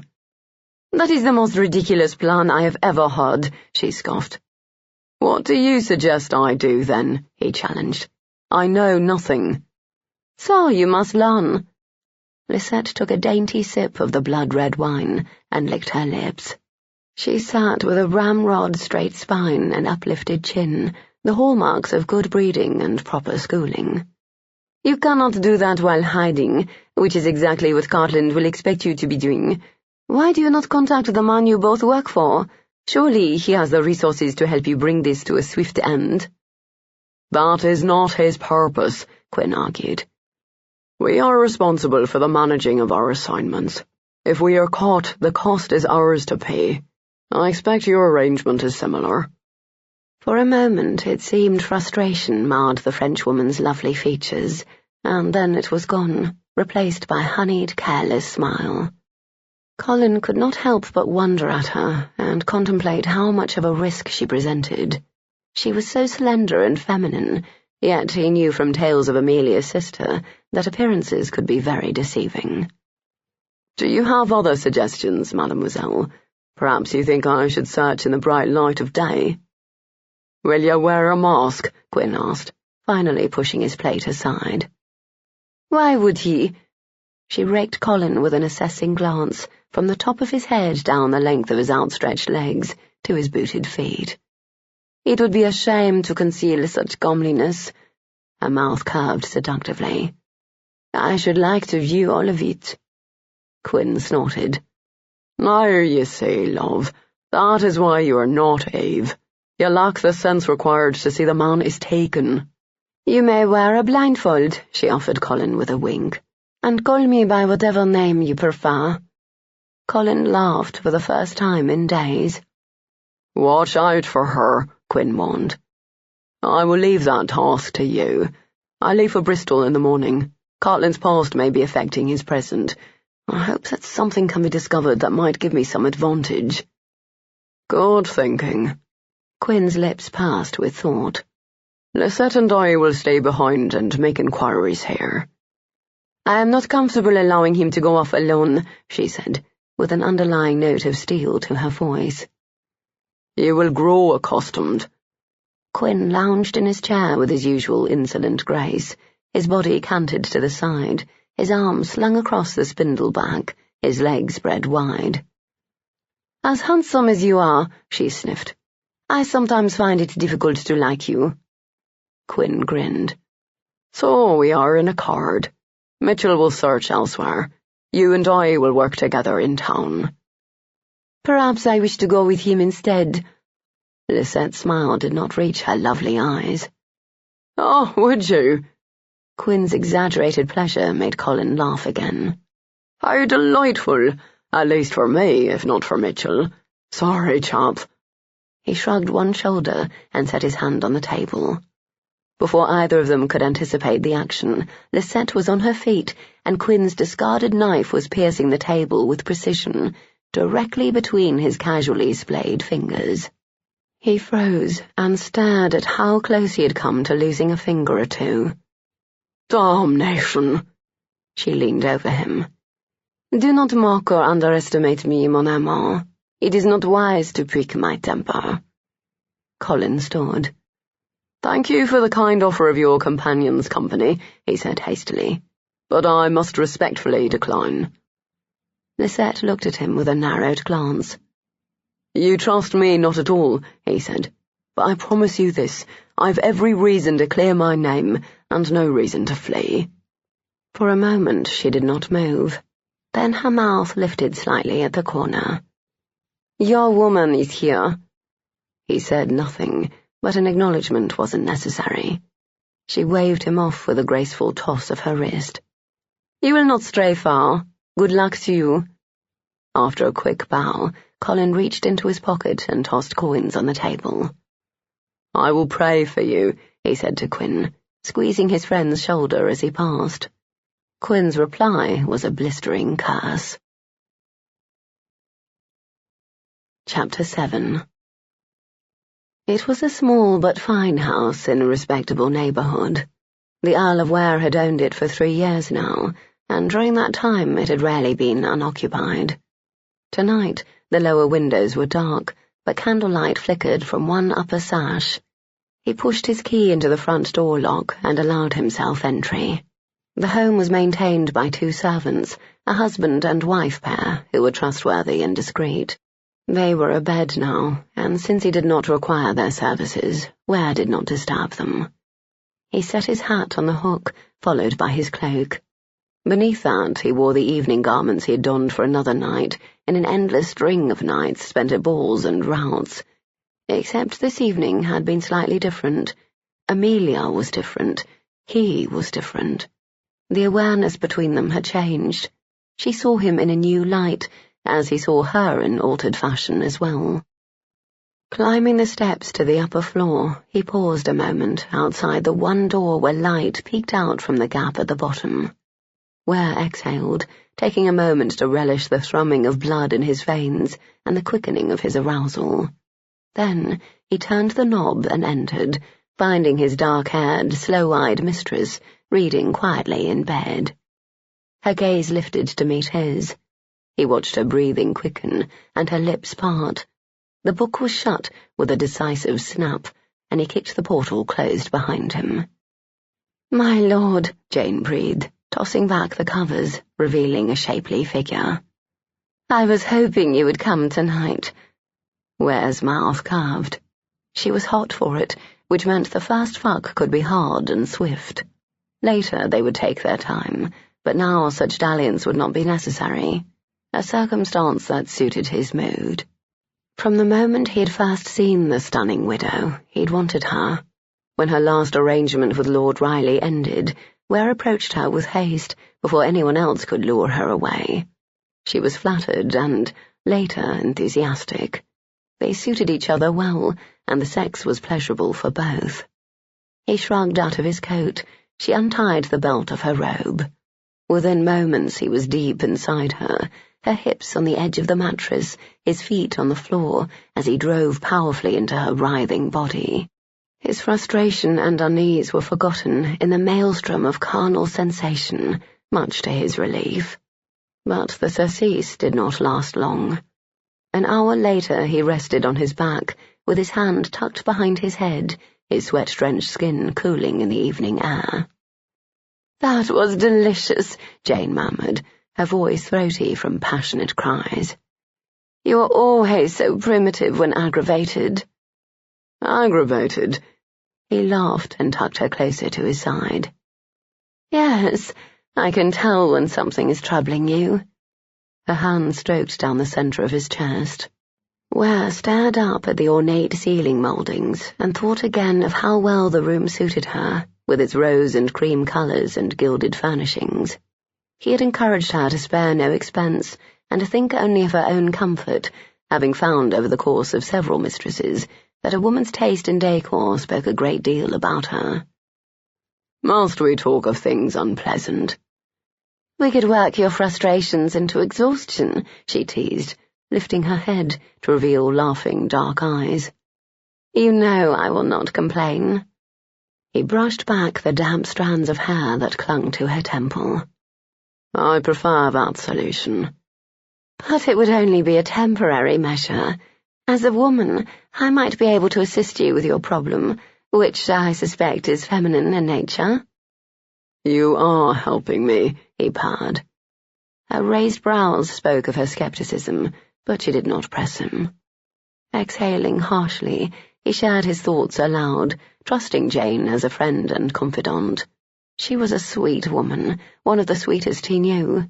She was not the kind of soul who sought to hurt others or advance herself at another's detriment. "Do you realize that a man of my station is rarely seen as a man?" he asked. "I am lands, money, and prestige, but rarely more than that." She listened quietly, but alert. "I spent my youth in Lincolnshire, raised to think of myself only as Ware and never as an individual. I had no interests outside of my duties, no goals beyond that of my title. I was trained so well that it never occurred to me to want something of my own, something that had nothing to do with the Marquisate and everything to do with me." "That sounds like a very lonely way to live." He shrugged and shoved another pillow under his head. "I had no notion of any other way." When he held his silence, she prompted, Until one day I traversed the perimeter of our property and chanced upon an urchin preparing to fish in my stream. Jane smiled and slid from his arms and the bed, donning her discarded robe before moving to the console and pouring a libation. Who was this urchin? A servant from the neighbouring property. He was waiting for the young lady whose father he worked for. They had struck up a friendship of sorts, which intrigued me. As did the young lady. She warmed the brandy expertly by rolling the glass over the flame of a taper. Yes, he agreed. She was young, wild and free. Miss Benbridge showed me how different the world looked through the eyes of one who suffered under no one's expectations. She also completely disregarded my title and treated me just as she treated the urchin, with playful affection. Jane sat on the edge of the bed and drank lightly, then passed the goblet over to him. I think I would like her. Yes, he smiled. I believe she would like you as well. They would never meet, of course, but that was not the point. I admire you for marrying her, she said, despite the sins of her father. How could I not marry her? She is the person who taught me that I had value in and of myself. My aristocratic arrogance is now tempered with personal arrogance. Laughing, Jane curled over his legs. How fortunate for the rest of us. Ware ran a hand through his unbound hair. I will never forget the afternoon when she said, quite innocently, that I was devilishly handsome, which was why she sometimes halted her speech mid-sentence. No one had ever said such a thing to me. I doubt anyone had ever felt it. When they stuttered, it was because of intimidation, not admiration. I tell you that you are comely, my lord, she said, the sparkle in her eyes giving proof to her words. There are few men as handsome as you are. That may be true. I do not compare myself to other men, so I would not know. He drank in large swallows. But I suspect my attractiveness has more weight when I believe in it myself. Confidence is a potent law, she agreed. Because she had no expectations of me, I was able to be myself with her. It was the first time in my life that I spoke without considering the confines of my station. I practiced wooing with her, and said things aloud that I'd never allowed myself to even consider. He looked down the foot of the bed and into the fire in the grate. I suppose I grew into my own by knowing her. Running her fingertips down his bare thigh, she asked, Do you feel as if you owe a debt to her? Partly, but our relationship has never been one-sided. We practiced deportment together, and conversation. I had experience with such things. She was so sheltered. You gave her polish? Yes, we both gained. And now she belongs to you, Jane pronounced, because you helped to create her. Ware frowned. Was that where this disgruntlement came from? Did he simply feel proprietary? I'm not sure that is it. She was in love once, or so she says, and she still pines for him. I do not resent that. I accept it. Perhaps appreciate would be a more apt word. Her lips lifted in a kind smile. After all, she cannot burden you with elevated feelings if they are engaged elsewhere. He tossed back the rest of his brandy, filling his belly with fire, then thrust the goblet at her in a silent demand for more. If that were true, why am I so annoyed by her fascination with another man? As she accepted the glass, her brows rose. Annoyed? Or jealous? Ware laughed. A little of both. He waved one hand carelessly. Perhaps my masculine sensibilities are piqued, because she never felt such interest in me. I cannot say for certain. I only know that I doubt myself again. I'm wondering if my decision to give her the space and time to heal was an error in judgment. Jane paused halfway to the console. Who is this other man? He explained. I see. She refilled his glass and warmed the liqueur, then returned to him. You know I cared deeply for my late husband. Nodding, Ware patted the spot next to him. She crawled up beside him, baring her lithe legs to his view. But I was tempted to marry another, whom I did not love. You jest, he scoffed. Women want nothing so much as they want devotion and pronouncements of undying affection. But we are also pragmatic. If you offer Miss Benbridge all the practical things she covets that this other man cannot provide, she'll be more tempted to select you. I pointed out that his foreign title would require her to leave her sister behind. Verbally, you did, yes. Now make it even more difficult by proving it in fact. Take her to see your properties, purchase a home near her sibling, things of that nature. Then consider her love of romance and mystery. Put that into play as well. You can seduce her easily. You have the skill, and she is susceptible. Flowers, gifts, stolen kisses. Your competition is working in the shadows. You have no such limitations. It could be fun for you both, a chance to learn more about each other than you now know. He reached over and linked his fingers with hers. You are so clever. Jane's mouth curved in her winsome smile. I am a woman. Yes, I'm ever aware of that fact. Reaching to the side, Ware set his goblet atop the bedside table and pulled her beneath him. He kissed her, then moved lower, nudging the edge of the robe aside to take a nipple in his mouth. Oh, that's nice, she sighed. Lifting his head, he grinned. Thank you for your help. My motives are not entirely altruistic, you know. Perhaps you'll become aggravated during your attempts to woo Miss Benbridge. I do so love it when you're less than controlled. Minx. He gave a mock growl, and she shivered, which prompted Ware to spend the rest of the hours until morning, playing the primitive lover to both their delights. Amelia peeked around the corner of the house, her lower lip worried between her teeth. She searched for Colin in the stable yard, then heaved a sigh of relief when she found the area empty. Male voices drifted on the wind, laughter and singing spilling out from the stables. From this she knew Colin was hard at work with his uncle, which meant that she could safely leave the manse and head into the woods.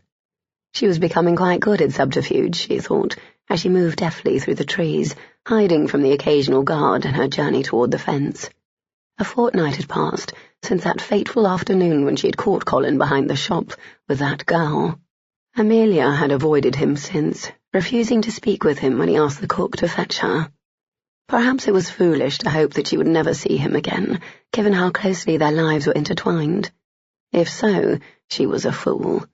There was not an hour of the day that passed without her thinking of him, but she managed the pain of her grief as long as he stayed away from her. She saw no reason for them to meet, to talk, to acknowledge each other. She travelled by carriage only when moving to a new home, and even then she could deal exclusively with Pietro, the coachman.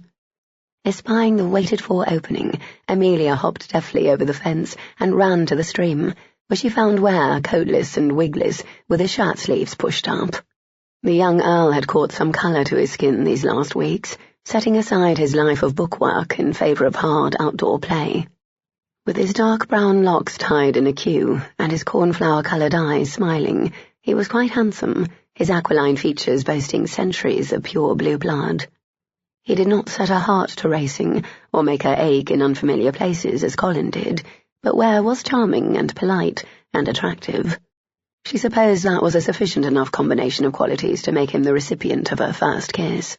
Miss Poole told her to wait until the right young man came along, but Colin already had, and had turned to another instead. "Good afternoon, Miss Benbridge," the Earl greeted with a perfect bow. "My lord," she replied, lifting the sides of her rose-hued gown before curtsying. "I have a treat for you today." "Oh?" Her eyes widened in anticipation. She loved gifts and surprises because she rarely received them. Her father simply could not be bothered to consider such things as birthdays or other gift-giving occasions. Ware's smile was indulgent. "Yes, Princess." He offered his arm to her. "Come with me."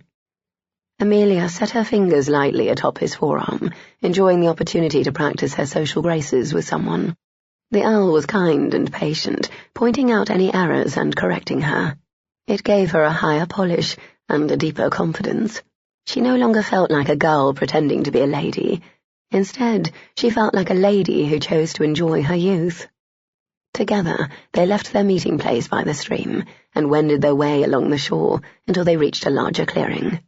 There, Amelia was delighted to find a blanket stretched out on the ground, the corner of which was held down by a basket filled with delicious-smelling tarts and various cuts of meat and cheeses. "How did you manage this?" she breathed, filled with pleasure by his thoughtfulness. "Dear Amelia," he drawled, his eyes twinkling. "You know who I am now, and who I will be. I can manage anything." She knew the rudiments of the peerage, and saw the power wielded by her father, a viscount. How many more times the magnitude was the power wielded by Ware, whose future held a marquisate? Her eyes widened at the thought. "Come now," he urged. "Have a seat, enjoy a peach tart, and tell me about your day." "My life is dreadfully boring," she said, dropping to the ground with a sigh. "Then tell me a tale. Surely you daydream about something." She dreamt about kisses, given passionately by a dark-eyed gypsy lover, but she would never say such a thing aloud. She rose to her knees and dug into the basket to hide her blush. "I lack imagination," she muttered. "Very well, then." Ware situated himself on his back, with his hands clasped at his neck, and stared up at the sky. He looked as at ease as she had ever seen him, despite the rather formal attire he wore. Including pristine white stockings and polished heels, he was still a far more relaxed person than the one she met weeks ago. Amelia found that she rather liked the new Earl, and felt a touch of pleasure that she had wrought what she considered to be a positive change in him. "It appears I must regale you with the story," he said. "Lovely." She settled back to a seated position and took a bite of her treat. "Once upon a time—" Amelia watched Ware's lips move as he spoke, and imagined kissing them. A now familiar sense of sadness shivered through her, an effect of leaving her beloved romantic notions behind and embracing unfamiliar new ones, but the sensation lessened as she thought of Colin and what he had done. He certainly did not feel any sadness about leaving her behind. "Would you kiss me?" she blurted out, her fingertips brushing tart crumbs from the corners of her lips. The Earl paused mid-sentence and turned his head to look at her. His eyes were wide with surprise, but he appeared more intrigued than dismayed. "Beg your pardon. Did I hear you correctly?" "Have you kissed a girl before?" she asked, curious. He was 2 years older than she was, only 1 year younger than Colin. It was quite possible that he had experience. Colin had an edgy, dark restlessness about him that was seductive, even to her naive senses. Ware, on the other hand, was far more leisurely, his attractiveness stemming from innate command and the comfort of knowing the world was his for the taking. Still, despite her high regard for Colin, she could see how Ware's lazy charm appealed. His eyebrows rose. "A gentleman does not speak of such things." "How wonderful! Somehow I knew you'd be discreet." She smiled. "Repeat the request again," he murmured, watching her carefully. "Would you kiss me?" "Is this a hypothetical question or a call to action?" Suddenly shy and unsure, Amelia looked away. "Amelia," he said softly, bringing her gaze back to his. There was deep kindness there on his handsome patrician features, and she was grateful for it. He rolled to his side and then pushed up to a seated position. "Not hypothetical," she whispered. "Why do you wish to be kissed?" She shrugged. "Because." "I see." His lips passed a moment. "Would Benny suffice, or a footman?" "No!" His mouth curved in a slow smile that made something flutter in her belly. It was not an outright flip, as was caused by Colin's dimples, but it was certainly a herald of her new awareness of her friend. "I will not kiss you today," he said. "I want you to think upon it further. If you feel the same when next we meet, I will kiss you then." Amelia wrinkled her nose. "If you have no taste for me, simply say so." "Oh, my hot-headed princess," he soothed, his hand catching hers, his thumb stroking the back. "You jump to conclusions just as you jump into trouble, with both feet. I will catch you, fair Amelia. I look forward to catching you." "Oh," she breathed, blinking at the suggestive undertone to his words. "Oh," he agreed. Amelia was awakened by the knock that came to her bedchamber door. She lay curled in a ball, her eyes closed, her sleep-foggy mind praying that she could drift back into sleep and rejoin her vivid dreams. Dreams that reminded her of the rare connection she had with Ware, and how precious that bond was to her. But the knocking came again, more insistent. Harsh reality intruded, and she mourned the loss of her nocturnal reminiscences. "Amelia!" Maria, the one person in the household that she could not ignore. Calling out in a sleep-husky voice, Amelia struggled to a seated position and watched as the portal swung open and her sister stepped into view. "Hello, Poppet," Maria said, gliding toward her with an elegance she had long envied. "Sorry to wake you. It is late morning, however, so I did wait. Sadly, the length of my patience is probably not as long as you would like." "I do so love that gown on you," Amelia replied, admiring the cream-coloured muslin and its appeal next to Maria's olive skin. "Thank you." Maria took a seat on the slipper chair near the window. "Did you have a good evening?" Visions of Ware dashing in evening attire filled Amelia's mind. Last night had been one in an endless string of nights spent at balls and routs, except last evening had been marginally different. She was different. Ware was different. The awareness between them had changed, and she knew instinctively that it would never be the same. He was pressing forward, maneuvering expertly, forcing her to see their situation in cold, hard facts. After an entire childhood filled with falsehoods and evasions, she was normally grateful for his candour. In this instance, however, it served only to increase her feelings of guilt and confusion. "It was a lovely evening," she replied. The sound was clearly sceptical. "You have been melancholy of late. And you are here to talk about it. Lord Ware almost kissed you on the terrace yesterday afternoon, and yet last night you did not appear any more eager to see him than usual. How could I not ask you about it?" Closing her eyes, Amelia's head dropped back onto the pillow. "If you would share your burdens with me," Maria coaxed, "perhaps I could help. I should like to." Opening her eyes, Amelia looked up at the satin lining of her canopy and remembered an earlier time. Her room was decorated in various shades of blue, from pale to dark, just as her childhood bedchamber had been. She'd made the choice consciously, an external declaration of her decision to pick up where her relationship with her sister had been cruelly severed. Her father had stolen years from them, but in this room she felt as if she reclaimed them. "There is nothing to help me with, Maria. There is nothing to mend or alter." "What of your masked admirer?" "I will not be seeing him again." There was a pregnant pause, then. "The last you spoke of him was not with such finality in your tone. You saw him a second time, did you not? He sought you out." Amelia turned her head to meet her sister's gaze. "I lured him to me, and he was angry at me for doing so. He intends to leave town now, to keep his distance and to prevent me from reaching out to him again." "He shows a care for your reputation by this action, but you are upset by it." Confusion filled Maria's dark eyes. "Why?" Tossing up her hands, Amelia said, "Because I do not want him to go. I want to know him, and it pains me greatly that I will not be given that chance. I am distressing Ware and you, yet I cannot seem to set aside my fascination, nor can I ignore how weary I am of being left behind. I had enough of such treatment with my father." "Amelia," Maria held out a hand to her. "What is it about this man that has captured you so? Is he comely?" "No, don't become angry. I simply wish to understand." Amelia sighed. Lack of sleep and inability to eat were taking their toll. She could not fight the feeling that Montoya was slipping away, that every moment when she did nothing took him farther from her.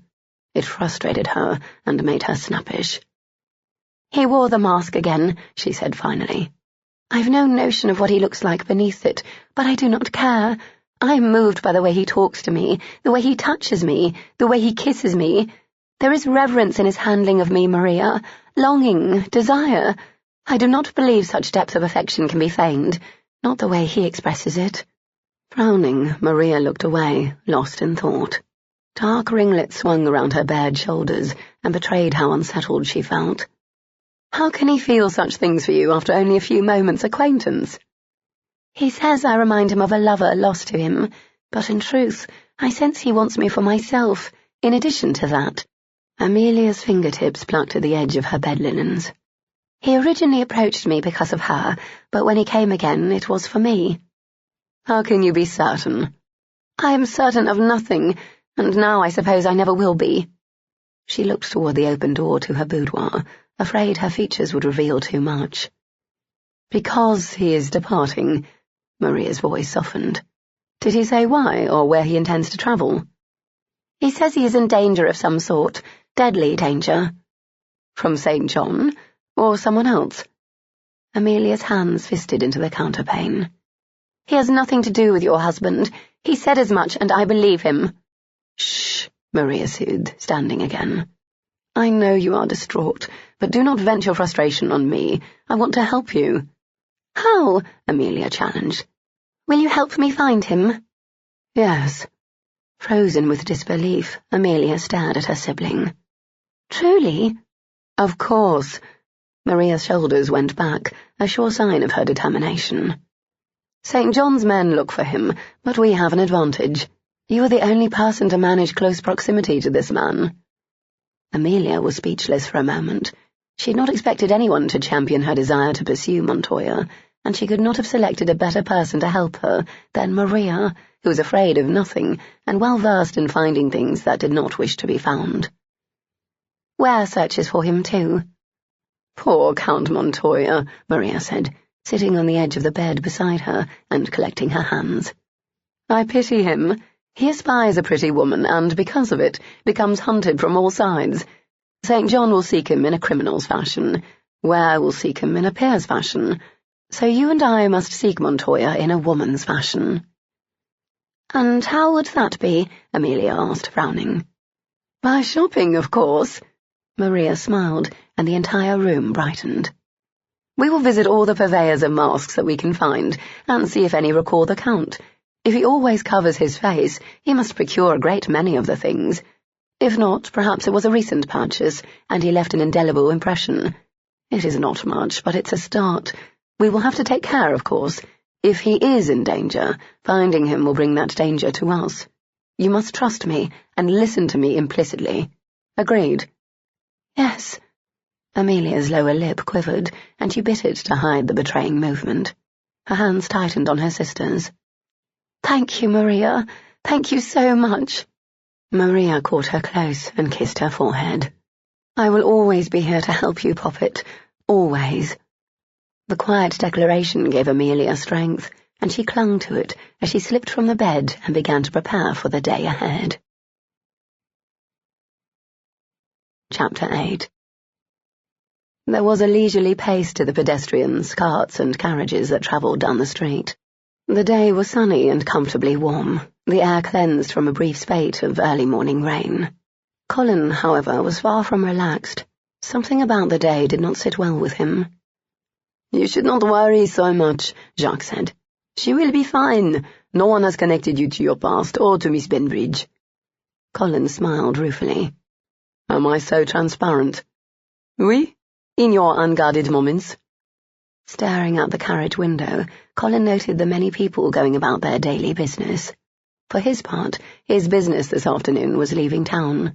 His carriage was presently wending its way toward the road that would lead them to Bristol. Their trunks were loaded, and their account with the rental property was settled. He remained unsettled. The feeling that he was leaving his heart behind was worse than before. His mortality was something he began to feel more keenly each day. Life was finite, and the thought that the entirety of his would be spent without Amelia in it was too painful to bear. "I've never shared a carriage with her," he said, his gloved fingers wrapping around the window ledge. "I've never sat at a table with her and shared a meal. Everything I have done these last years was in pursuit of a higher station, one that would afford me the privilege to enjoy all the facets of her life." Jacques' dark eyes watched him from beneath the rim of his hat. He sat on the opposite squab, his compact body as relaxed as Colin had ever seen it, but still thrumming with energy. "Soon after my parents died," Colin murmured, staring out at the view of the street. "My uncle accepted the position of coachman to Lord Welton. The wages were dismal, and we were forced to leave the Romany camp, but my uncle felt it was more stable than the gypsy life. He had been a dedicated bachelor prior to my arrival, but he took the burden of my care very seriously." "So that is where your honour comes from," the Frenchman said. Colin smiled slightly. "I was wretched at the change. At 10 years of age, I felt the loss of my friends keenly, especially following so soon after the loss of my father and mother. I was certain my life was over, and I would be miserable forever. And then I saw her." In his mind's eye, he remembered the day as if it were yesterday. She was only 7 years old, but I was awed. With her dark curls, porcelain skin, and green eyes, she looked like a beautiful doll. Then she held out a dirty hand to me, smiled a smile that was missing teeth, and asked me to play. "Enchanté," Jacques murmured. Yes, she was. Amelia was a dozen playmates in one, adventurous, challenging, and resourceful. I rushed through my chores just so I could be with her. Sighing, Colin leaned his head back against the squab and closed his eyes. I remember the day I first rode as rear footman on the carriage. I felt so mature and proud of my accomplishment. She was happy for me too, her eyes bright and filled with joy. Then I realized that while she sat inside, I stood outside, and I would never be allowed to sit with her. "You have changed a great deal since then, mon ami. There is no such divide between you now." "Oh, there is a divide," Colin argued. "It just is not a monetary one any longer." "When did you know that you loved her?" "I loved her from the first." His hand fisted where it rested atop his thigh. "The feeling just grew and changed, as we both did." He would never forget the afternoon when they'd played in the stream, as they often did. He in his breeches, she stripped to her chemise. She had just reached 15 years, he 10 and 8. He had stumbled across the pebbled shore, attempting to catch a fleeing frog, when he'd fallen.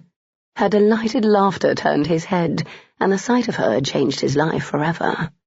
Bathed in sunlight, drenched in water, her beautiful features transformed by merriment, she had seemed a water nymph to him, alluring, innocently seductive. His breath had caught in his throat, his body had hardened. Heated cravings burned in his blood and dried his mouth. His cock, which had become an aching, demanding torment as he'd matured, throbbed with painful pressure. He was no innocent, but the physical urgings he'd appeased before were merely annoying when compared to the need wrought by the sight of Amelia's semi-nude body. Somehow, sometime, when he hadn't been looking, Amelia had grown into a young woman, and he wanted her as he'd never wanted anything before. His heart clenched with his sudden longing, his arms ached to hold her. Deep inside him he felt an emptiness and knew she would fill it, make him whole, complete him. She'd been everything to him as a child. He knew she would be everything to him as a man. "Colin?" Her smile had faded as tension filled the air between them. Later that evening, Pietro noted his somberness and questioned him. When he'd spilled out his discovery, his uncle reacted with novel ferocity. "Stay away from her," Pietro growled, his dark eyes burning in their intensity. "I should have ended your friendship long ago." "No!" Colin had been horrified at the thought. He couldn't imagine his life without her. Pietro slammed his fist on the table and loomed over him. "She is far above you, beyond your reach. You cost us our livelihood. I love her." As soon as the words left his mouth, he knew they were true. Grim-faced, his uncle had dragged him out of their quarters in the stables and taken him into the village. There, he'd thrusted Colin into the arms of a pretty whore, who delighted in exhausting him and wringing him dry. A mature woman, she was unlike the marginally experienced girls he'd dallied with before. She made certain he was spent. He left her bed with muscles turned to jelly and a need for a long nap. When he'd staggered into the nearby tavern hours later, his uncle had met him with a jovial smile and fatherly pride. "Now you have another woman to love," he'd pronounced, slapping him affectionately on the back. To which Colin had corrected, "I'm grateful to her, yes, but I love only Amelia." Pietro's face had fallen. The next day, when Colin saw Amelia and felt the same lustful longing as he'd experienced at the stream, he'd known instinctively that the sexual act would be different with her. Just as she'd made the days brighter and his heart lighter, he knew she would make sex deeper and richer too. The hunger he felt for that connection was inescapable. It gnawed at him and gave him no rest. Over the next few months, Pietro told him daily to leave her be. If he loved her, his uncle said, he would want the best for her, and a gypsy stable boy could never be that. And so he eventually found the fortitude to push her away, out of love for her. It had killed him then. It was killing him anew now. The carriage dipped, swayed, and rumbled over the streets beneath it, every movement a signal that he was moving farther and farther away from the only thing he'd ever wanted in this world. "You will return to her," Jacques said quietly. "It is not the end. Until we finish this matter with Cartland, I cannot even consider having her. There is a reason Quinn continued to use Cartland, even though he was troublesome. He is an excellent tracker. As long as he is searching for me, I have no future. I believe in destiny, mon ami, and yours is not to die at that man's hands. I can promise you that." Colin nodded, but in truth he was not so optimistic. The white-gloved fingers that were curled around the carriage windowsill belonged to Montoya. Amelia knew it with bone-deep surety. As a nondescript equipage passed her, she chanced a stray glance through the open window and spotted Jacques. Frozen in surprise, a shiver of discovery moved through her and filled her with hope. Then she noted the many trunks strapped to the back of the coach. Montoya was leaving town, just as he'd said he would. Fortuitously for her, but unfortunate for him, his driver had chosen to travel along the very street she and Maria traversed in their search for him. "Maria," she said urgently, afraid to tear her gaze away for fear she would lose sight of him. Her sister hummed distractedly. "I see masks in the display here." Before Amelia could protest, Maria slipped into the nearest door, the merry chiming of bells heralding her departure. A multitude of pedestrians milled around them, though many steered clear due to Tim, who towered over everyone and guarded his charges with an eagle eye. "Tim!" Amelia lifted her hand and pointed at the carriage, which continued to move farther away. "Montoya is in that black travel coach. We must move swiftly, or we shall lose him." The sensation of something precious sifting through her fingers caused a sort of anxiety she'd never felt before. She grabbed her skirts and followed at a near run. A hackney discharged its passengers a few yards up the street. Amelia hurried toward it, with one hand lifted in a frantic wave. Realizing her intent, Tim cursed under his breath, grabbed her elbow, and dragged her along. "Halt!" he roared as the driver raised his whip. The man turned his head and froze at the sight of Tim. Swallowing hard, he nodded. When they reached the coach, Tim yanked the door open and thrust her up into it. He looked at the two lackeys who followed them. "Go back with the others and find Mrs. St. John. Tell her what happened." Sam, a red-haired man who'd been in St. John's employ for years, gave a jerky nod. "Oi, be careful." Tim lunged into the coach, forcing Amelia back into the interior. "I don't like this," he said gruffly. "Hurry," she urged. "You can chastise me on the way." He glowered and cursed again, then yelled instructions to the driver. The hackney lurched into motion, pulling away from the milling pedestrians and into the traffic of the street. The doorbells were still chiming when Maria came to an abrupt halt just inside the door of the shop. A tall, elegantly attired gentleman blocked her way to the deeper interior. At his side, a lovely blonde was wearing the very latest in French fashion. Maria's gaze moved from one to the other, noting what a handsome couple they made. "Simon!" Maria gaped in startled recognition. "Fernane!" As he captured her hand and lifted it to his lips, the tender affection in the beloved voice was palpable. "You look ravishing, as always." Simon Quinn stood before her, looking more sinfully delicious than any man had a right to.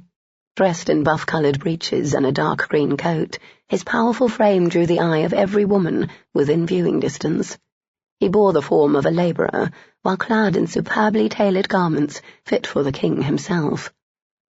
"I was not aware that you'd returned to London," she chastised gently. "And I admit I'm more than slightly piqued that you did not seek me out immediately." The Frenchwoman smiled, a smile that never reached her cold blue eyes. "Quinn," she shook her head, setting the festive ribbons that adorned it to swaying. "It appears your poor treatment of women is an unfortunate recurring trait in you." "Hush," he snapped. Maria frowned, unaccustomed to Simon being cut to lovely females. The bells chimed again, and she attempted to step out of the way when her arm was caught by a grasping hand. Taken aback, she pivoted in a swirl of deep rose-coloured skirts and found Sam, looking far too anxious, beside her. "Miss Amelia saw his coach," the lackey blurted out, "and ran after him. Tim's with her, but—" "Amelia?" It was then that Maria realised her sister was not beside her. She rushed back out the door and onto the crowded street. "There," Sam said, pointing at a hackney moving down the street. "She saw Montoya?" Maria asked, her gut knotting with apprehension. Lifting her skirts, she pushed her way through the milling pedestrians. Simon and the blonde came fast on her heels, and more of St. John's men barreled through directly after them. They were causing somewhat of a melee, but she did not care. Reaching Amelia was her only concern. When it became apparent that there was no hope of catching up to them on foot, she stopped. "I need my carriage." "I sent for it," Sam assured from his position at her side. "Seek out St. John and explain." Her mind rushed ahead, planning out the possibilities of the next few hours. "I will take the rest of the men with me. Once we find Amelia, someone will be sent back with our direction." Sam nodded his agreement and departed to collect his mount. "What the devil is going on?" Simon asked, a frown marring the space between his brilliant blue eyes. The blonde, for her part, looked only vaguely interested. Maria sighed. "My sister has become enamoured of a masked stranger she met at a ball several nights ago, and she is chasing him." The sudden tension that gripped Simon's frame increased her anxiety. If he sensed some danger from the situation, she knew it must be more than worry for a sibling that drove her. "I have been fretting over it ever since," she continued, "but she cannot be swayed. I attempted to reason with her, but she is determined to find him, as is St. John. I offered to assist Amelia in her search as a way to control at least a part of the whole affair, but apparently she spotted him on the street a few moments ago and is now giving chase." "Good God!" Simon cried, eyes wide. "Oh, this is delightful," Miss Rousseau said, her eyes finally showing some signs of life. "I will come with you," Simon said briskly, gesturing to his footman who waited nearby. The boy rushed off to fetch Simon's carriage. "You do not have to become involved," Maria said, heaving out her breath. "You are presently engaged. Enjoy your day." "You are upset, Vernon, and perhaps I can help. We were on our way out of town for holiday, as it was. Miss Rousseau does not mind the alteration of our destination." No, indeed," the Frenchwoman said, smiling. "In fact, I should like to come along. Foolish young lovers are always so diverting." Simon growled, the sound so edgy that Maria reconsidered her continuing protests and held her silence instead. Simon had been her lieutenant for many years, and his assistance would be tremendously valuable. Whatever the situation was between him and Miss Rousseau, it was for them alone to work out. She had enough trouble of her own to manage. It was a few moments longer before the gleam of highly polished black lacquer heralded the approach of the St. John town coach. Maria hoped that the distance to be travelled was not one that would need the sturdier travel carriage. Simon's equipage drew up behind hers, and with laudable haste they were all in hot pursuit. Colin vaulted down from his travel coach with relief, his long legs cramped from the many hours spent travelling from London to the small posting inn just past Reading. He stood in the courtyard a moment and surveyed his moonlit surroundings. Jacques alighted behind him, and together they entered the inn to secure their lodging for the night. The dim interior was quiet. Only a few patrons remained in the main room. The rest had retired. The necessary arrangements were quickly dealt with, and shortly Colin found himself in a small, sparsely furnished room that was clean and comfortable. As soon as he was alone, melancholy descended in a cold, weighty mantle. He was a day's ride away from Amelia, with the morrow bringing even more distance between them. Frustrated by the progression of events, he prayed sleep would offer him a brief respite, but after years of dreaming of Amelia, he did not hold out much hope. He was reaching to close the curtains when the door opened behind him. Gripping the hilt of the dagger hidden in his coat, he canted his torso to make himself a smaller target. "Montoya!" Amelia's sweetly feminine voice caused him to freeze in mid-turn. He had hoped to be followed, but not by her. Now the danger that stalked him shadowed her as well. "I had to see you," she murmured. "Your carriage passed me in the street, and I could not allow you to go." Only years of training and living by his wits leashed his surprise, preventing him from ruining everything by facing her. Instead, he closed the drapes, dimming the gentle light of the moon before turning toward her. If he was fortunate, the banked fire in the grate would keep his face mostly in shadow, lessening the possibility of recognition. Mentally prepared only for her reaction to him, Colin was completely vulnerable to his own reaction to her.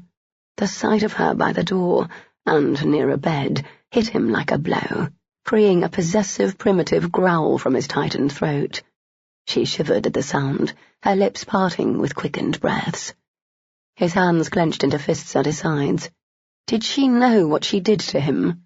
She stood proud and undaunted before the door, a beribboned hat tied at a jaunty angle, her slender body encased in a gown of shimmering satin and delicate white lace. The innocent cut of the dress made the years fall away, made him hard as a rock and hot to claim her. He loved her deeply and completely, with lingering traces of his boyish adoration, but he also lusted for her with every drop of the wild gypsy blood in his veins. "Tell me you did not travel alone," he bit out, hating to think of such beauty unattended. She was a treasure to be secured and valued. The thought of her on the journey without a guard, unwittingly in jeopardy, tied him in knots. "I am protected." Her eyes glittered in the muted light, and she queried in a whisper, "Are you angry with me?" "No," he said hoarsely, his heart thudding with rhythmic violence in his chest. "The mask," she inhaled audibly. "Most men look especially dashing in evening attire. You—" "Amelia." "Move me always, whatever you wear, wherever we are." His eyes closed as her praise rippled through him. He took an involuntary step toward her, then jerked to a halt. The room was suddenly too small and airless. The need to divest them both of every stitch of cloth was nearly overwhelming. His craving for her grew more ferocious, clawing and biting in its desire to be appeased. "Are you happy to see me?" she asked in a small voice. Colin shook his head, his eyes opening, because he couldn't bear not to see her. "It kills me." Tenderness swept over her finely wrought features and called to something deep inside him. "It is the yearning I sense in you that lures me." She stepped closer, and he lifted a hand to hold her progress before she came too near. "As long as you want me, I will want you in return." "I would have ceased wanting you long ago," he rasped, "if such a thing were possible." Her head tilted to the side as she considered him. "You lie." Unable to resist, he smiled at that. She was audacious still. "You enjoy wanting me," she said, with purely female satisfaction. "I would enjoy having you more," he purred. When her gaze shot to the bed, his cock swelled to full arousal. Her tongue darted out to lick her lower lip, and a rough, edgy sound rumbled from his chest. "Come with me," she entreated, her gaze returning to his. "Meet my family. My sister and her husband can assist you. Whatever plagues you, they can help to resolve." Colin's gut tightened. He should say no. He should avoid bringing any danger into her life. But the possibility of having her now, no more waiting, no more hiding. It was night, a bed was near, and they were alone. His deepest fantasy made reality. He stepped toward her. There is something I must tell you, something you will find difficult to understand. Do you have time to hear me out? She lifted her gloved hand and extended it to him. As much as you need. What of those who came with you? He is drinking below. She smiled. I lied, you see. I pointed out a different patron and said I suspected he was you. So Tim is occupied with watching him, while I inquired discreetly and found you. You have a unique form, so tall and broad. The maids noticed you when you came in. What of your reputation, then? A young woman of obviously fine breeding making inquiries about a bachelor. Once I learned where you were, I described my relief at finding my brother who was wearing dark green. Colin glanced down at his blue garments. Dear God, was it true? Could he have her? She beamed with obvious pride in her cleverness. You have gone to a great deal of trouble to find me, Miss Benbridge. Amelia, she corrected. And yes, I have. He smiled. Turn around, then, and face the door. Amelia frowned. Why? Because I need to approach you, and I'm not certain how much of my face can be seen in this light. When she hesitated, he said, You pursue me. You want me. I will be yours in every sense, but in return you must listen to me without question. Does that frighten you? She swallowed hard, her irises overtaken by dilated pupils. Then she shook her head. It excites you, he murmured. Hot, potent lust intoxicated him, easing the relentless drive that set him on edge. He had always led the way with her. It was highly arousing to lead the way in their bed sport as well. Done. Complying, she faced away from him, and Colin approached with a rapid stride, freed from the fear of untimely recognition. He pressed up against her, breathing in the scent of honeysuckle, placing his palms flat to the panels on either side of her head. The vein in her throat fluttered, with her increasing heartbeat, arresting his attention.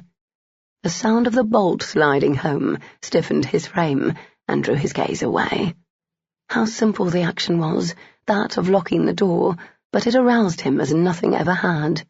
She wanted him to take her, to strip her bare, to fuck her sweet little body until he was spent and conquered.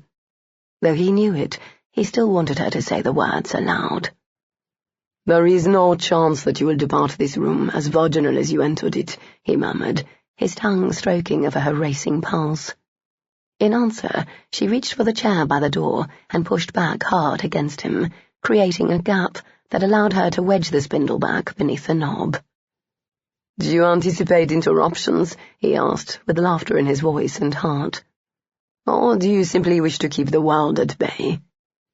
The thought of Amelia forsaking the world at large to be with him made his chest tight.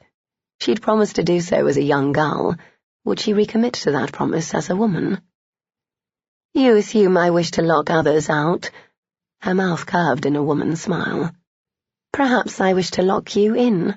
Colin threw back his head and laughed at that, his arms banding her torso and squeezing her tightly. Ah, love, how glad I am that you remain so spirited. The threat of love-making is not sufficient to repress me, she retorted. No, but his identity might be. The thought was sobering. He inhaled sharply. Amelia, I must share my face and past with you before we can proceed. The tension that gripped her was palpable. Will it change how I feel about you? Most definitely, yes. Do not reveal anything. He blinked. I beg your pardon. Right now, in this moment, I feel as if I could not breathe without you near. Her voice was low and earnest. I've no desire to be disillusioned, not after these last years when nothing was vital to me. It seems almost as if I walked through life wearing a veil. Only when I am with you do I see the world in all its many colours.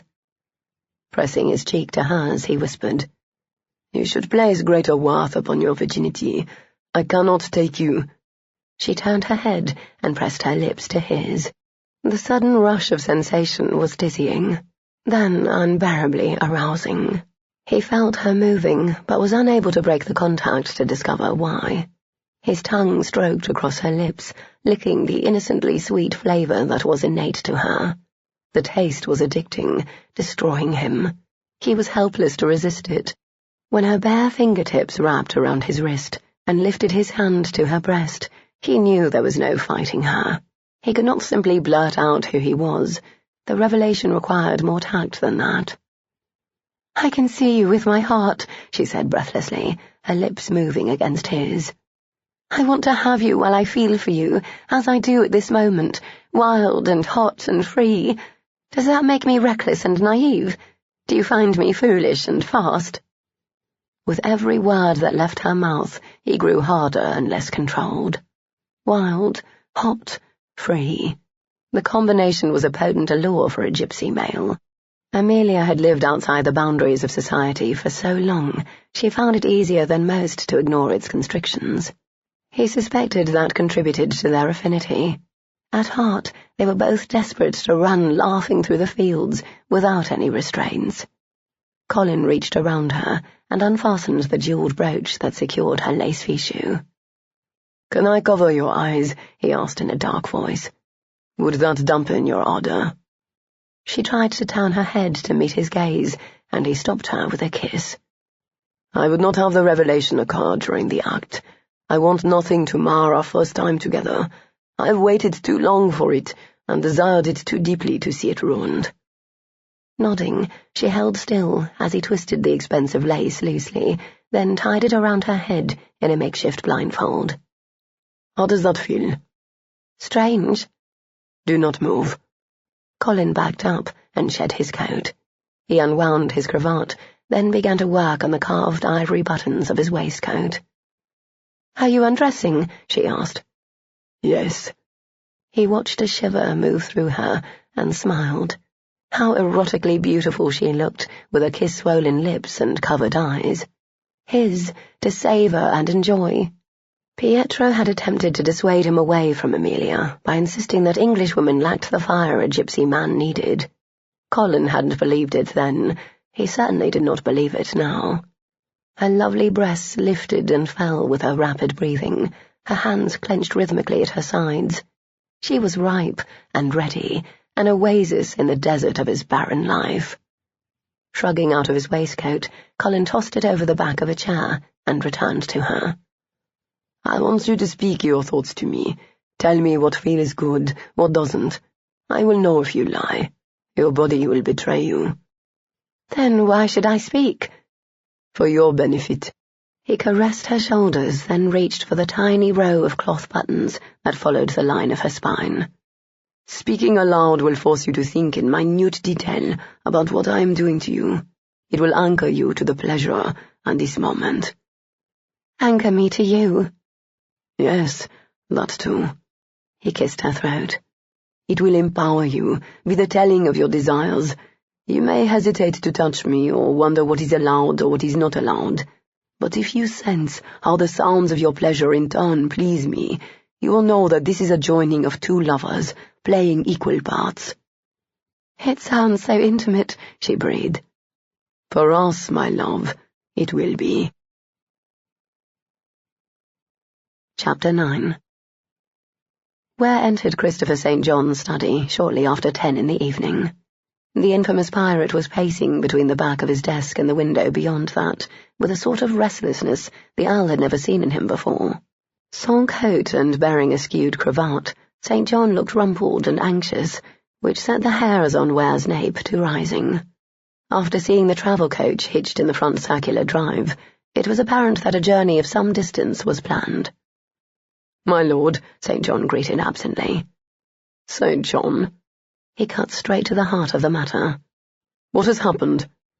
Rounding the desk, the pirate moved to the nearby console and held up a decanter in silent query. Ware shook his head in the negative and sank into one of the matching settees that sat perpendicular to the grate. He was here to collect Amelia for the evening's social rounds. It was unlike her to leave him waiting. Her punctuality was one of the many traits he enjoyed in her. There is no way for me to relate the day's events without awkwardness, St. John began, pouring a hefty ration. Never mind that. I prefer bluntness to anything else. Nodding, St. John took the seat opposite and said, Mrs. St. John and Miss Benbridge went into town today. I was told they meant to spend the day shopping. I've since learned that they were hunting the masked man who so captured Amelia's interest. Ware's brows rose. I see. By some stray chance, Count Montoya, if that truly is his name, was seen departing London. Miss Benbridge hailed a hackney and set off in pursuit. My wife followed shortly after. Bloody hell! Would you care for that drink now, my lord? The Earl seriously considered it, then shook his head. I've made some inquiries of my own regarding this matter. I'd hoped Lady Langston would shed some light on the man's identity. However, no invitation was ever issued to a Count Montoya. St. John's lips pursed grimly. I am at a loss for how to view this situation. If the man meant to hurt her in some fashion or seduce her, why leave London? There was jealousy and possessiveness laced with all the other emotions Ware was presently experiencing, but there was also resignation. Some part of him had known that Amelia held off on marriage to him because of a need for more. He had no idea what she felt was missing, but in truth their relationship could not progress any further, and still end happily without first resolving that lack. I'm surprised to find you still at home, the Earl said. Amelia is not my wife, yet I feel a pressing need to go after her. The glare the pirate shot at him was cutting. I am near maddened with a need to follow, but I've no notion of their direction. I'm awaiting word. Forgive me, I meant no offence. I was merely making an observation. He considered his options, then said, I should like to go with you, if you have no objection. St. John seemed ready to argue, then his scowl cleared, and he nodded. If you wish to come along, do, but your formal attire will be a burden. Ware stood, as did the pirate. I will change and pack lightly. If you depart before I return, please leave a note so that I may follow. Of course, my lord. St. John offered a commiserating smile. I must apologize to you as well.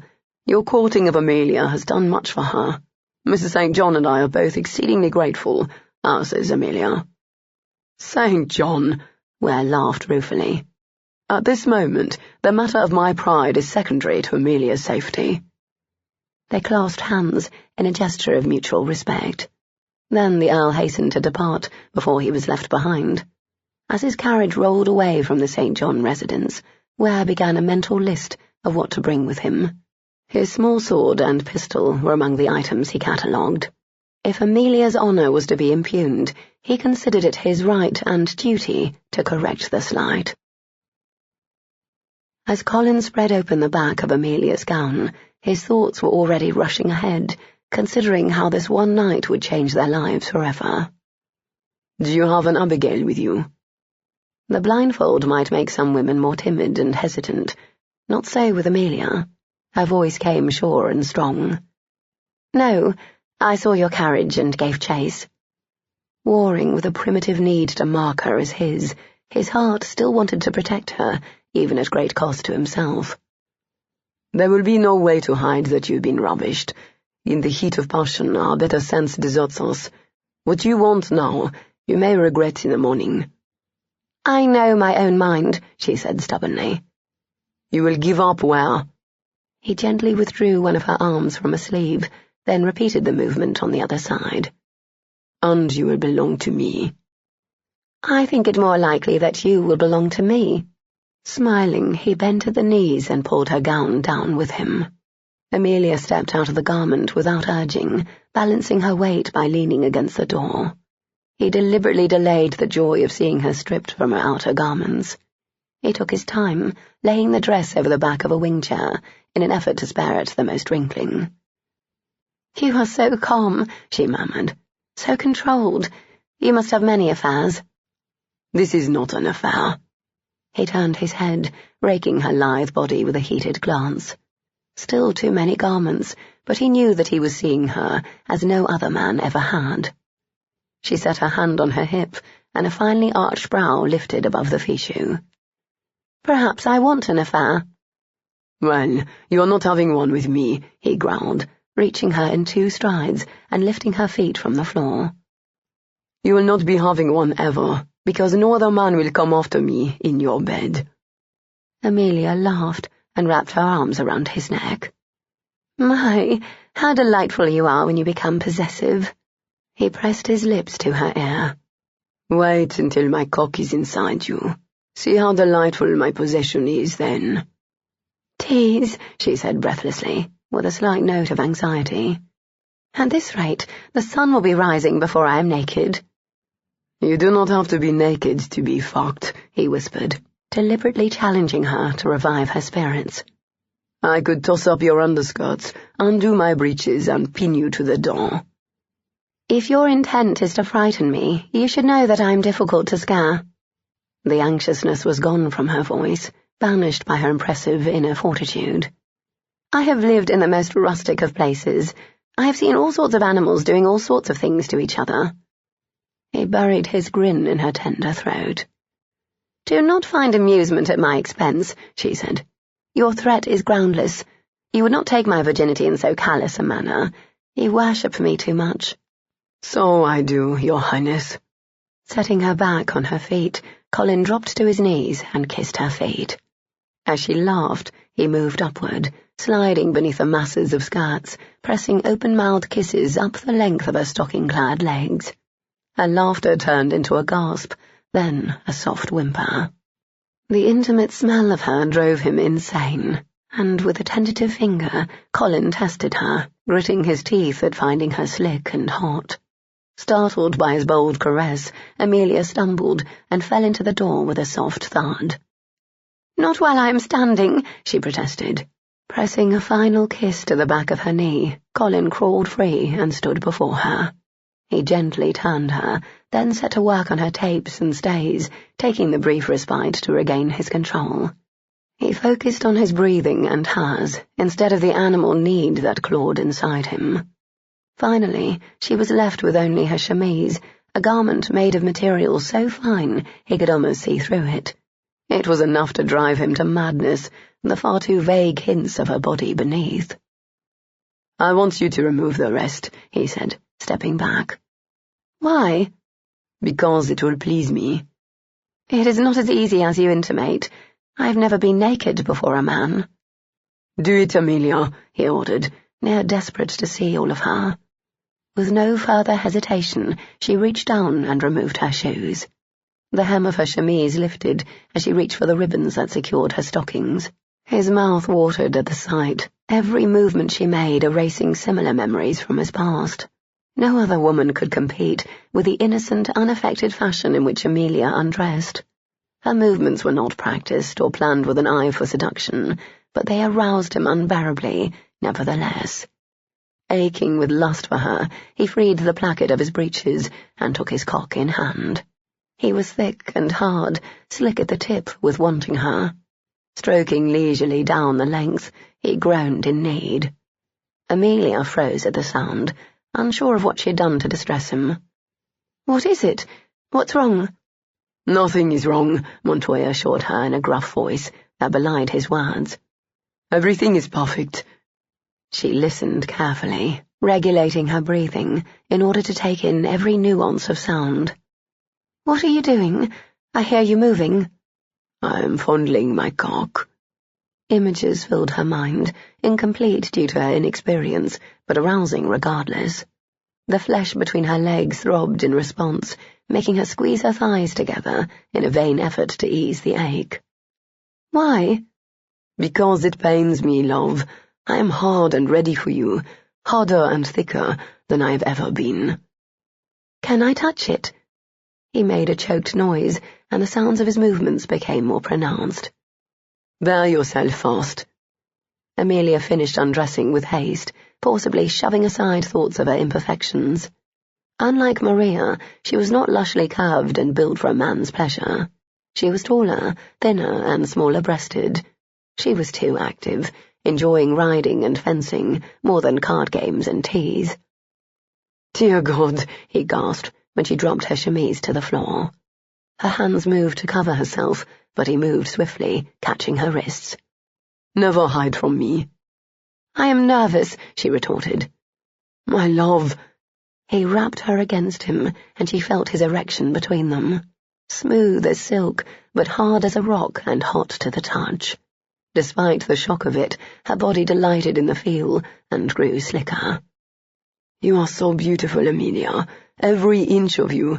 I dreamed of seeing you like this, naked and willing. How sorry those fantasies were, compared to the reality.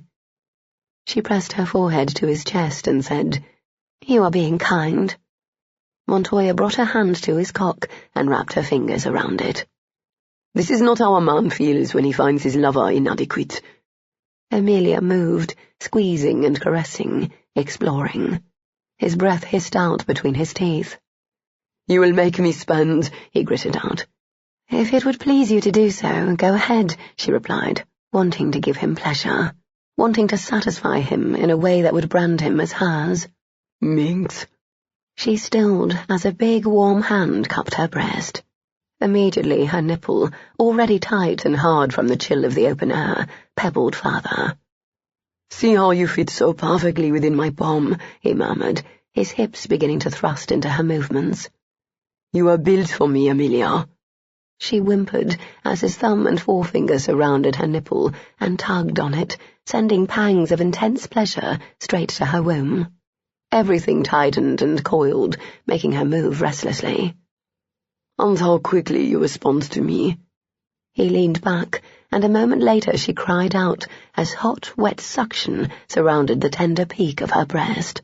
Her hands gripped his cock convulsively, and he growled against her skin, the vibration driving her wild. His powerful arms banded her waist, supporting her as he pushed her backward and worshipped her breast, his tongue curling around her nipple as his cheeks hollowed with drawing pulls. Just as he had said, every thought left her mind, leaving her a creature of lust and desire. The lack of reason bound her tighter to him. There was only one other man she'd ever considered sharing herself with in this way. That Montoya was scarred and haunted had no bearing on the emotions he aroused in her. Tell me you love this, he said, as he moved to her other breast. Let it out, Amelia. Do not be silent. His teeth nipped the hard peak, and she cried out. He began licking her, his tongue stroking with maddening leisure. It was not enough, not nearly. She began to writhe, whimpering, arching her back in an attempt to push deeper into his mouth. What do you need? He asked in a dark whisper. What do you want? Tell me, and I will give it to you. Desperate, she begged. Suck it, please. I need... She gasped as he obliged, his lips closing around her. In her hands his cock throbbed, and a hot trickle of moisture tickled the backs of her fingers. She touched it, found its source at the tiny hole at the head. The pad of her thumb smoothed it around, and he shuddered and suckled her harder. With her sight stolen from her, every other sense was heightened. As his skin heated, her nostrils filled with his unique scent, increasing her desire. Her sense of touch was painfully acute. Even the slight rustle of the air prickled across her flesh. "Please," she cried, wanting more. With one last lingering suck, Montoya straightened and pulled her up with him. Then he lifted her into his arms and moved toward the waiting bed.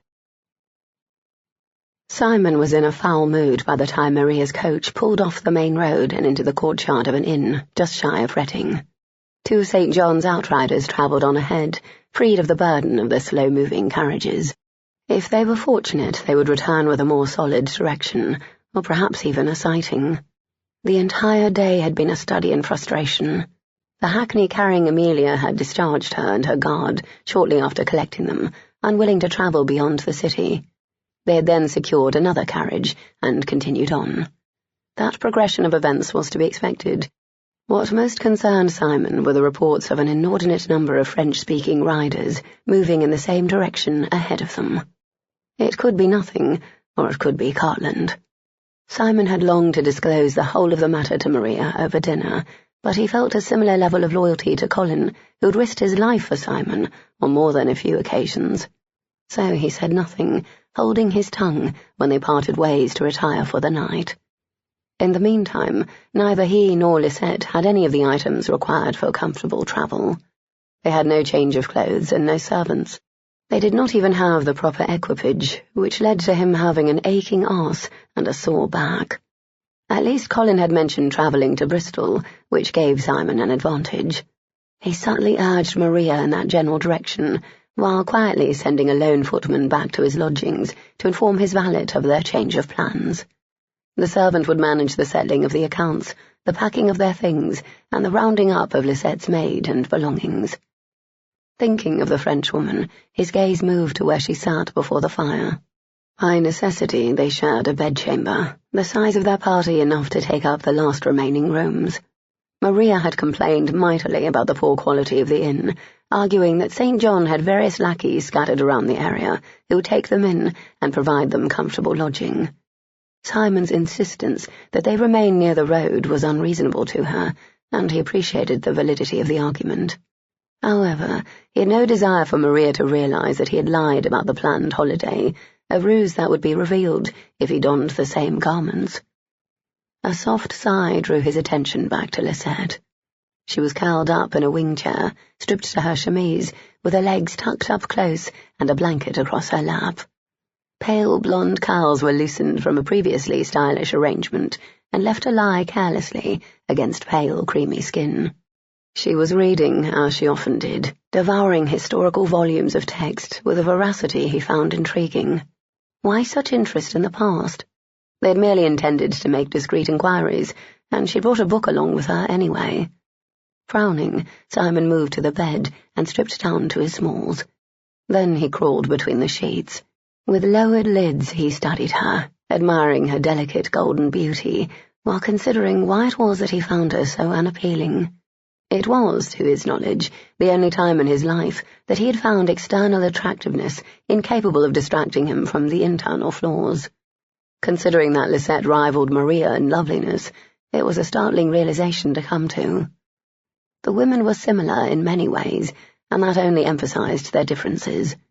Maria had a solid core within her, a spine of steel that was created by her unwavering determination. Lisette seemed sometimes as if she was uncertain of her life's path. He could not understand why she appeared to relish her role one moment and then despise it the next.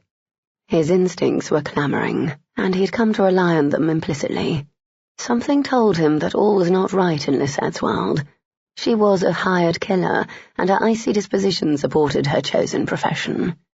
Yet her apathy for others was sometimes belied by brief flashes of confusion and remorse. He suspected she was a bit touched, and it was difficult to feel both sympathy and dislike toward the same woman. "Why did you come to work for Talleyrand?" he asked. She jumped and glared at him. "I thought you were sleeping."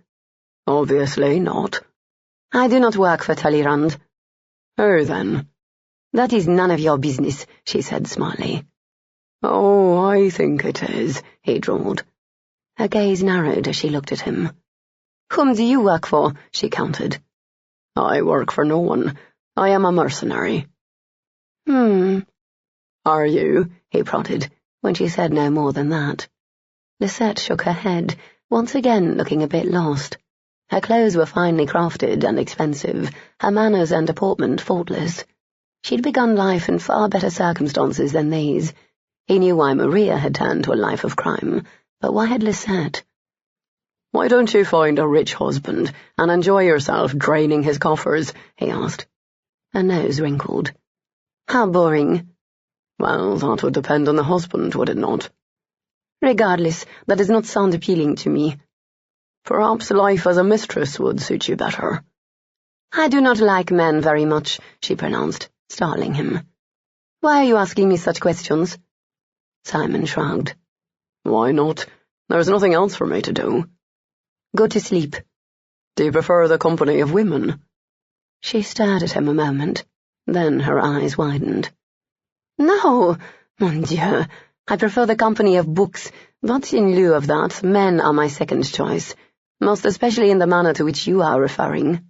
He smiled at her horror. Why don't you think about Cartland, she suggested, and leave me in peace? His humour fled. You think he will find Mitchell? I think it would be impossible for him not to, with this larger number of pursuers. He was given a sizable contingent of men. I would be surprised if he was not watching all the major roads in and out of London. Her beautiful features lost all traces of humanity. I would not have come with you if I thought of this as merely a family affair. Of course not, he murmured, the tiny flare of warmth he'd felt for her fading as rapidly as it had come. Such was the way of their relations. 1 minute he found her marginally attractive, the next he could not abide her. And what of this man who rides with Cartland, Depardieu? Do you think about him? As little as possible. There was something more there, he could tell by the edge that had entered her voice. He is your rival, is he not? Her lips whitened then. No, he is not. If he succeeds, it does not reflect negatively on me. So why not allow him to proceed and spare yourself the blight on your soul? I do what I must, she said with a trace of defensiveness.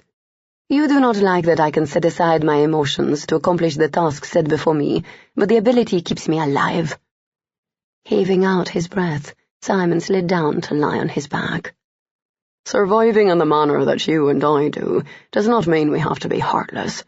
What would be the point of living if we have no heart? He had the book slammed shut. Do not seek to lecture me, she snapped. You have no notion of what my life has been like. So tell me, he said easily. Why do you care? I told you, there is nothing else to do. Do you want to have sex? His head shot up in surprise. She stared back, with both brows raised. With you? He asked, incredulous. Who else is here? She retorted. To his chagrin, Simon realized that as much as he enjoyed a quick, meaningless tumble, he had no real desire to tumble Lisette. However, damned if he wouldn't rise to the occasion. I suppose we could. Her eyes widened at his obvious reluctance. Then she laughed, a sweet, lilting sound that he found enchanting. Who knew such a cold creature could have such a warm laugh? You don't want to sleep with me? She asked, grinning. Simon scowled. I can manage the task, he bit out. Lisette looked pointedly at the general area of his cock. It does not look that way to me. Never cast aspersions on a man's virility. You force him to prove it by fucking you raw. A shadow passed over her features. She swallowed hard and looked away. His irritation fled. Sitting up, he said, I was jesting. Of course. Scrubbing a hand over his jaw, Simon cursed inwardly. He did not understand the woman at all. She was too mutable. Perhaps we should restrain our conversations to safer subjects. She looked at him. Yes, I think you are right. He waited for her to say something, then finally he took the lead. I intend to capture Cartland and bring him together with Mitchell. Then you can see for yourself the differences between the two. If I know Cartland at all, he hopes to eliminate Mitchell before his secret is revealed. If there is such a secret to tell. Why do you not believe us? Do not take offense, she said easily. I do not believe Cartland either. Who do you believe, then? He snapped. No one. Her chin lifted. Tell me you would do differently in my place. You met Mitchell. He is an earnest young man with a good heart. Her gaze hardened. I am certain there are those who would laud Monsieur Cartland as well. Cartland is a lying murderer. So you say, but did he not once work for you? Do you not have a grievance against him for revealing your traitorous activities in France? You have motive to want him dead, which leaves anything you say against him suspect. Cursing under his breath, Simon plopped back onto the pillow and yanked up the counterpane. Are you going to sleep now? She asked. Yes. Bonne nuit. His response was a frustrated growl. Chapter 10. Amelia shivered as her bare back touched the cool counterpane, and Montoya's warmth left her. If she kept her gaze trained downward, she could see a tiny sliver of the room and the glow of the fire in the grate. But she did not want to see, so she squeezed her lids shut. In her mind's eye, she pictured Montoya as a rather exotic-looking man, strong, handsome, and rather severe. The desire she felt to lighten his burdens and bring him some comfort was a goading force. She wanted to hear him laugh and press kisses to the dimples she saw far too rarely. Suddenly, an image of Colin burst forth in all its glory, vivid and powerful. She stiffened in surprise. "What is it?" Montoya murmured, the cessation of sound telling her that he had stopped undressing. Inhaling sharply, Amelia brought her thoughts back to the present. Perhaps it was to be expected that she would think fondly of her first love at this moment, the one where she embarked on a similar journey with another. She lacked the experience to know. "I am cold without you," she lied, holding her arms out to him. "In a moment you will be hot and damp," he purred, the bed dipping as he joined her atop it. She felt the warmth of him along her side, and then the gentle press of his firm lips to her shoulder. His hand drifted along the length of her, following the slight curves and valleys of her figure. "I fear I'm dreaming," he said softly. "I'm afraid to blink, in case I open my eyes and find you gone." Amelia's hand came to rest on the flat plane of her belly, just below her navel. "I feel flutters here," she confessed. His hand covered hers and squeezed gently. "I will be there soon, deep inside you." His fingertips tiptoed across her skin and touched the curls between her legs. It tickled, making her laugh. When he pressed his lips to hers, she felt his returning smile. "I love you," he breathed, before taking her mouth. Her heart stopped, delaying her reaction to the deepening intrusion of his fingers. A calloused fingertip parted her, and her thighs squeezed together instinctively. Gasping, Amelia turned her head away, the reaction to those whispered words hitting her with stunning force. She'd never thought to hear those words again, not from the lips of a lover. Tears welled, burning her eyes. "Open your legs," he urged, kissing her throat. "Allow me to pleasure you." She began to quiver, the assault to both her senses and her heart rattling her to the core. "Ronaldo!" "No." He came over her then, kissing her hard. "Call me anything but that. Lover or darling." "Sweetheart." "Yes." His tongue thrust deep, caressing hers, making her moan into his mouth. "Open," he said ardently. "Let me see you, touch you." Unable to deny him when he spoke with such passion, Amelia spread her legs and then arched upward as he stroked against a tender, throbbing point that begged for his attention. "Oh!" Montoya's kisses became more luxurious as he continued to fondle her with devastating skill. His calloused fingertips rubbed her slick, aching sex, in time to the rhythmic plunges of his tongue. Awash in pleasure, yet struggling against the building tension that strained her body, she writhed and clutched at him. Beneath her grip, his forearm muscles flexed with his movements, increasing her erotic awareness of how intimately he touched her. Then one finger dipped lower, circling the clenching opening to her sex. "How slick you are," he breathed reverently. "How greedily you suck at my fingertip." To prove his point, he pushed in the tiniest bit. Amelia cried out as her body spasmed around the gentle invasion. "Dear God, you are so tight and hot," he praised gruffly. "You will kill me when I push inside you." Amelia reached for his cock, wondering how she would accommodate him. He was so thick and hard. Her untried body was burning from the press of one finger. Montoya groaned when she wrapped her hand around him. He was slick too, with need and desire for her. "You are ready to come," he said. "Feel how hard your clitoris is." The pad of his thumb pressed lightly against the swollen protrusion and circled. In response, her body tightened around the single finger, slowly easing into it. She whimpered as he stepped up the pace, his finger thrusting in and out, deeper and deeper. His expert manipulation of her clitoris caused her skin to dampen with sweat and her breasts to ache. Desperate mewling poured from her throat, and she clung to him, trying to bring him closer. "Tell me what you need," he whispered, his lips to her ear. "Tell me how to please you." "My nipples—" "They are beautiful, puckered so wantonly, eager to be sucked." "Yes." Amelia arched upward in blatant invitation. "Say it, my love." His finger pushed deeper and touched her maidenhead. "Say what you want." "I want—" "Yes." He continued to rub inside her.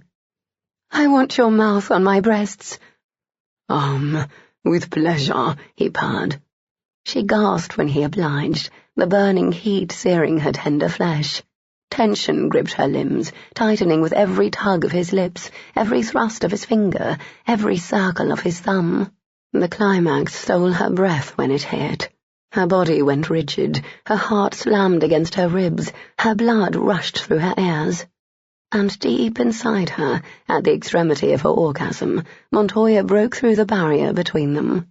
Amidst the onslaught of sensation, the loss of her virginity was barely noticed, and the tear that leaked from the corner of her eye was not from pain, but pleasure, so intense she could hardly bear it. As awareness returned after the rush, she heard his hoarsely voiced endearments and praise. Her first thought was of how grateful she was to share the sexual act with a man who felt such passion for her and inspired a returning desire for him. What might have been an act of duty was instead a joy. There were 100 emotions warring for dominance within her, all struggling to be freed through words, but her throat was too tight to release them. Instead, she wrapped her arms around him and held him to her breast. Colin listened to the sound of Amelia's heart slowing, and knew he had never loved her more. She was a goddess in her passion, a creature of lust and longing, her beautiful body flushed and glistening. Earthy, wild and hot, as she'd longed to be, built for sex, with him. No other man could unlock her. She said she felt nothing when he was gone. She felt alive when he was near, warm and soft, wet and willing, eager to be touched. That was— she gave a soft, breathy sigh. Wonderful. He rubbed his face against her breast and laughed, his heart filled with joy. He too felt reawakened after being dormant too long. She had pursued him, needing his desire to set free her own. "Your whiskers burn," she complained, pushing at his head. The image in his mind of such an obvious sexual mark on her made his cock throb in frustrated protest at its deprivation. But the fantasy he'd nurtured over the years was not of his own gratification. He wanted hers, needed it. Before the night was over, he would bind her to him with pleasure, enslave her with desire, teach her all the many facets of sexual culmination. Her love was the ultimate prize, but her lust was vital too. "Can I burn you in other places?" he asked, lifting his head. Her tongue darted out to wet her lower lip. Colin took over the task, licking across the plump curve with the very tip of his tongue. It was an enticement, an imitation, a hint. From the way her breath caught, she comprehended his intent. "You jest." "Never. I want to taste you, Amelia, on the outside and on the inside." He could almost hear her brain working, considering. "I find it easier to conceive of my tasting you in that fashion," she said slowly. "More so than I can the reverse." His arms shook at the thought, and he rolled to his back to avoid collapsing atop her. "You would like that," she mused aloud, noting his reaction. "Does a woman's mouth feel so different from her quim?" "I love that you are inquisitive. I pray you will always be." "One day I should like to teach you something." "Siren, you already have me bewitched. Must you reduce me further?" Her hand brushed lightly across the ridges of his abdomen and circled his upthrust cock. He exhaled harshly as she sat up and turned to face him. Reaching out, he caught her shoulder and stayed her. Despite her inability to see, she turned her head toward him. Her free hand reached for the fichu. "Not yet," he said. "I am ready now." "I am not." She seemed prepared to protest, then changed her mind. Instead, she stroked gently up the length of his shaft. He grit his teeth and fisted the counterpane. "I want to do to you," she murmured, "what you did to me." "You know men are less fastidious than women when we reach orgasm."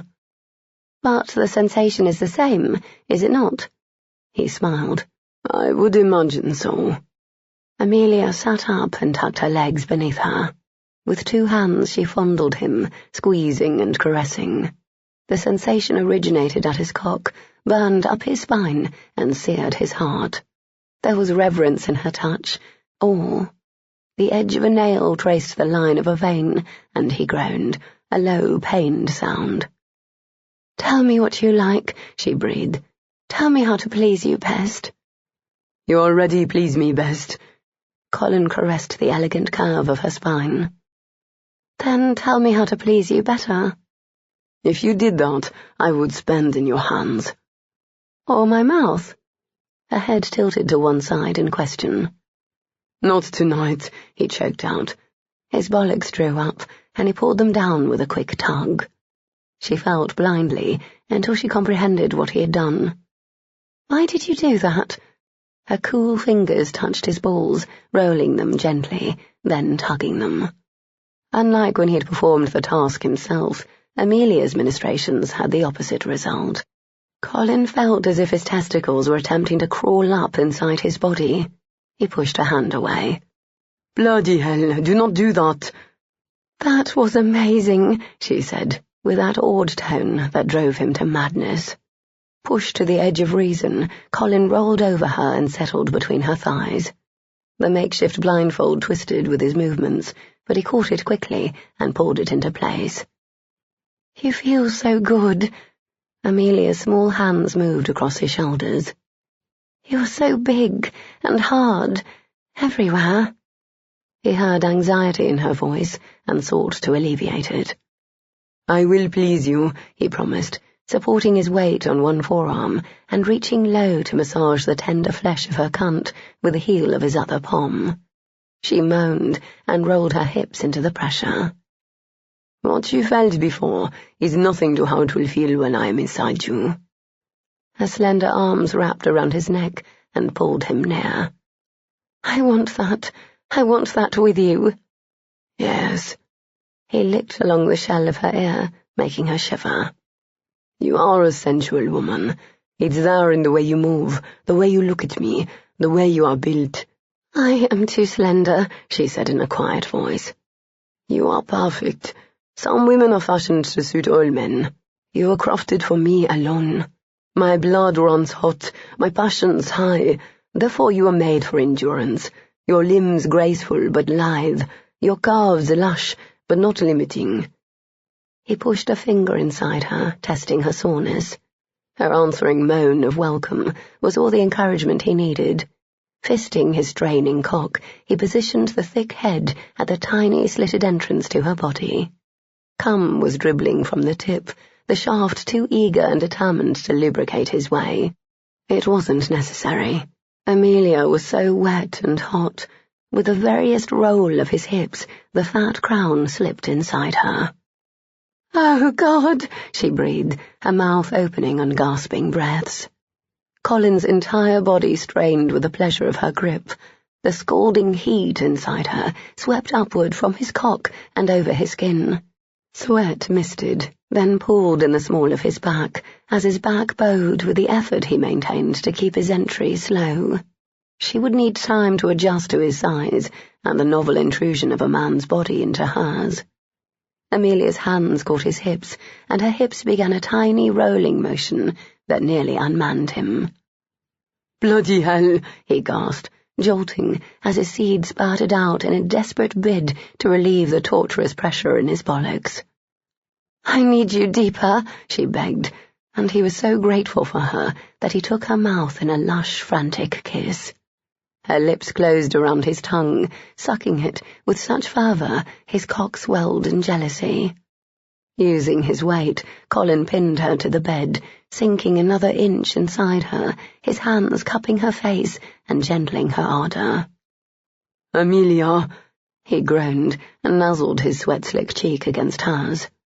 "You are making it impossible for me to initiate you, as you deserve."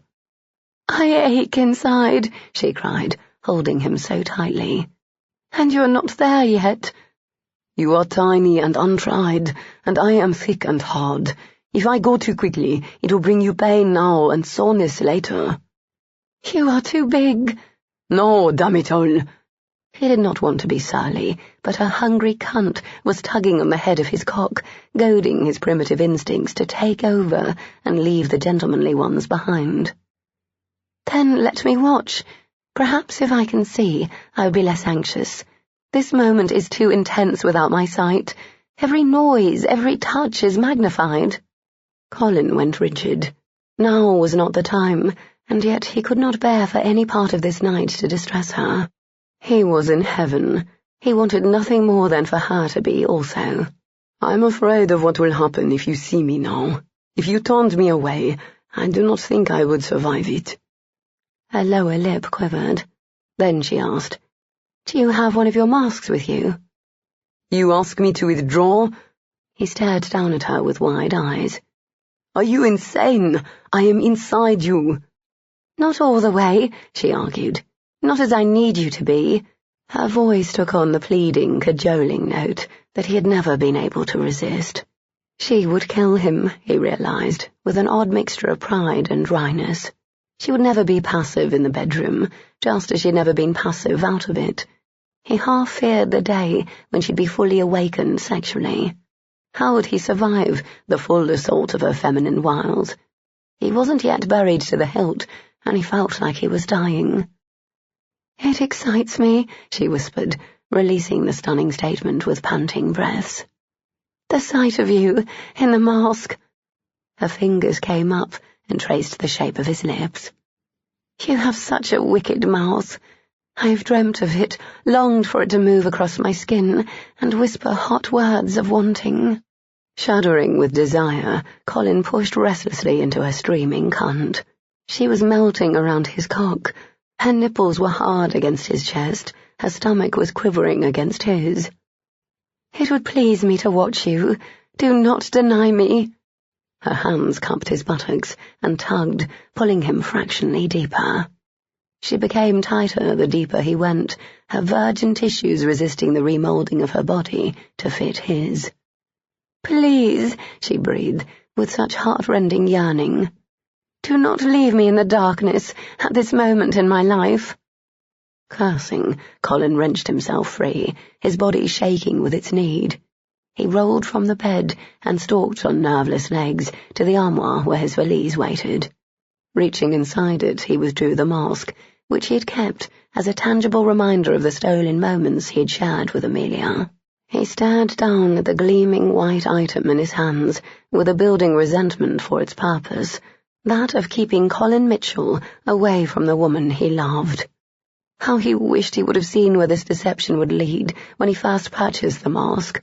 One look at Amelia, a sip of water for a man dying of thirst, was all he had expected the ruse to provide. "Hurry," she urged, in the throaty voice of a consummate seductress. The feminine allure so practiced and studied in other women was simply innate to her. Colin lifted the half-mask to his face and tied the black satin ribbons that would hold it in place, then retied the ribbon that restrained his cue. Turning his head, he looked at her, and knew he would not leave this room as the same man who had entered it. She reclined against the piled pillows, her legs and arms crossed modestly, the blindfold gone. In her verdant gaze he saw lust, longing, and appreciation of such magnitude that he could scarcely breathe. Pivoting on his heel, he faced her directly, affording her a clear view of his raging cock and taut musculature. He watched her swallow hard, and understood how intimidating the sight of him must be. She was a tall woman, but he was still much taller. He was more than twice her size, his body hardened by both his common lineage and frequent physical activity. And he was in full rut.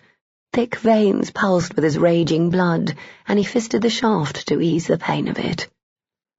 "Does the sight of me this way arouse you?" he asked. "Or frighten you?" Amelia licked her lips. "I am not frightened," she whispered. "I am nervous, and perhaps apprehensive, but I do not fear you." "You are a strong woman," he praised, striding swiftly toward her. Without preliminaries, he kneeled on the bed and climbed over her, tugging her arm out of the way so he could claim a nipple with his mouth. He attended the stiff peak with hard, rhythmic suction, urging her silently to make some sound of her delight. Her hands cupped the back of his head and held him to her breast. "Come inside me," she whispered. "I hate this feeling of uncertainty and ignorance." Sitting back on his heels, Colin pulled her legs over either side of his own, spreading her thighs wide to expose her cunt to his gaze. With the angle of the pillows and her semi-reclined position, she had a clear view. Before she could register the size of a tiny pink slit compared to the girth and length of his cock, he was in her, pushing the thick head into the tender opening. She whimpered and dug her nails into his thighs. Holding her hips, he took her, rocking gently but relentlessly deeper and deeper. His gaze moved between the place of their joining and her beautiful face. With his back shadowing her from the rapidly dwindling glow of the fading fire, he could not discern colour, but he saw the telltale shimmer of sweat on her brow, and her eyes glistened with the sheen of tears. "Am I hurting you?" he gasped, his fingers bruising her as she responded to his voice by rippling along the buried length of his cock. She was so damn tight and hot, it felt as if he were fucking into a tightly closed fist. "No." Her voice was thready and far away sounding. Colin lifted one of her hands from his skin and set it over her distended clitoris. "Stroke yourself," he instructed. To his utter delight, she obliged without embarrassment, her long, slender fingers circling the slick flesh, with only slight hesitation. Her lovely cunt responded, as he had known it would, clenching and grasping at him with renewed fervour. With every suck, he pushed deeper, groaning with the ecstasy of it, gulping in desperate breaths of air filled with a sense of sex and honeysuckle. She began to writhe and mewl in a show of such wanton craving, he would wonder later how he managed to work inside her completely without coming at the midway point. Finally, with a last desperate plunge, he hit the end of her, the sensation of being balls deep inside her, enough to make his eyes tear. Amelia cried out as Montoya's hot, heavy length finally struck deep. A flare of torturous relief spread outward from the aching spot inside her that begged to be rubbed and then coiled tight again. When he held still, she struggled, circling her hips, grinding against the root of his shaft. The growl that left him was more animal than human, and her body shivered in response, spurred to greater lust by the sound. He held her still, with powerful hands, his gaze burning from within the eye-holes of the mask. His beautiful mouth was hard, his jaw taut. "Why won't you move?" she cried. "Because I'm about to blow, and I refuse to go without you." "I am ready." Her voice was high with her distress, her womb clenching and tightening in a way that was nearly painful. With effortless strength, he scooped her up and lifted to his knees, impaling her deeper on the rock-hard length of his cock. Amelia clung to his broad shoulders, her mouth suckling across the salty, whisker-roughened expanse of his throat. The room spun as he rearranged their positions, every movement sliding her over him until she bit him in retaliation for her sexual frustration. Montoya cursed and pushed her away from him. "Ride," he said roughly. He sat on the edge of the bed, her legs astride his erection buried deep. So deep. Canting his arms back, he supported his torso and gave her full access to use him as she willed. The display he made was searingly erotic, his abdomen laced tight with muscle, his furred chest damp with sweat. And the mask, dear God, the mask added a dark, alluring mystery that urged her to recklessness. "No," he barked, making her jump. Her shoulders went back, and her chin lifted in answer to his challenge. She thought This must be difficult for him, for reasons she had not considered before.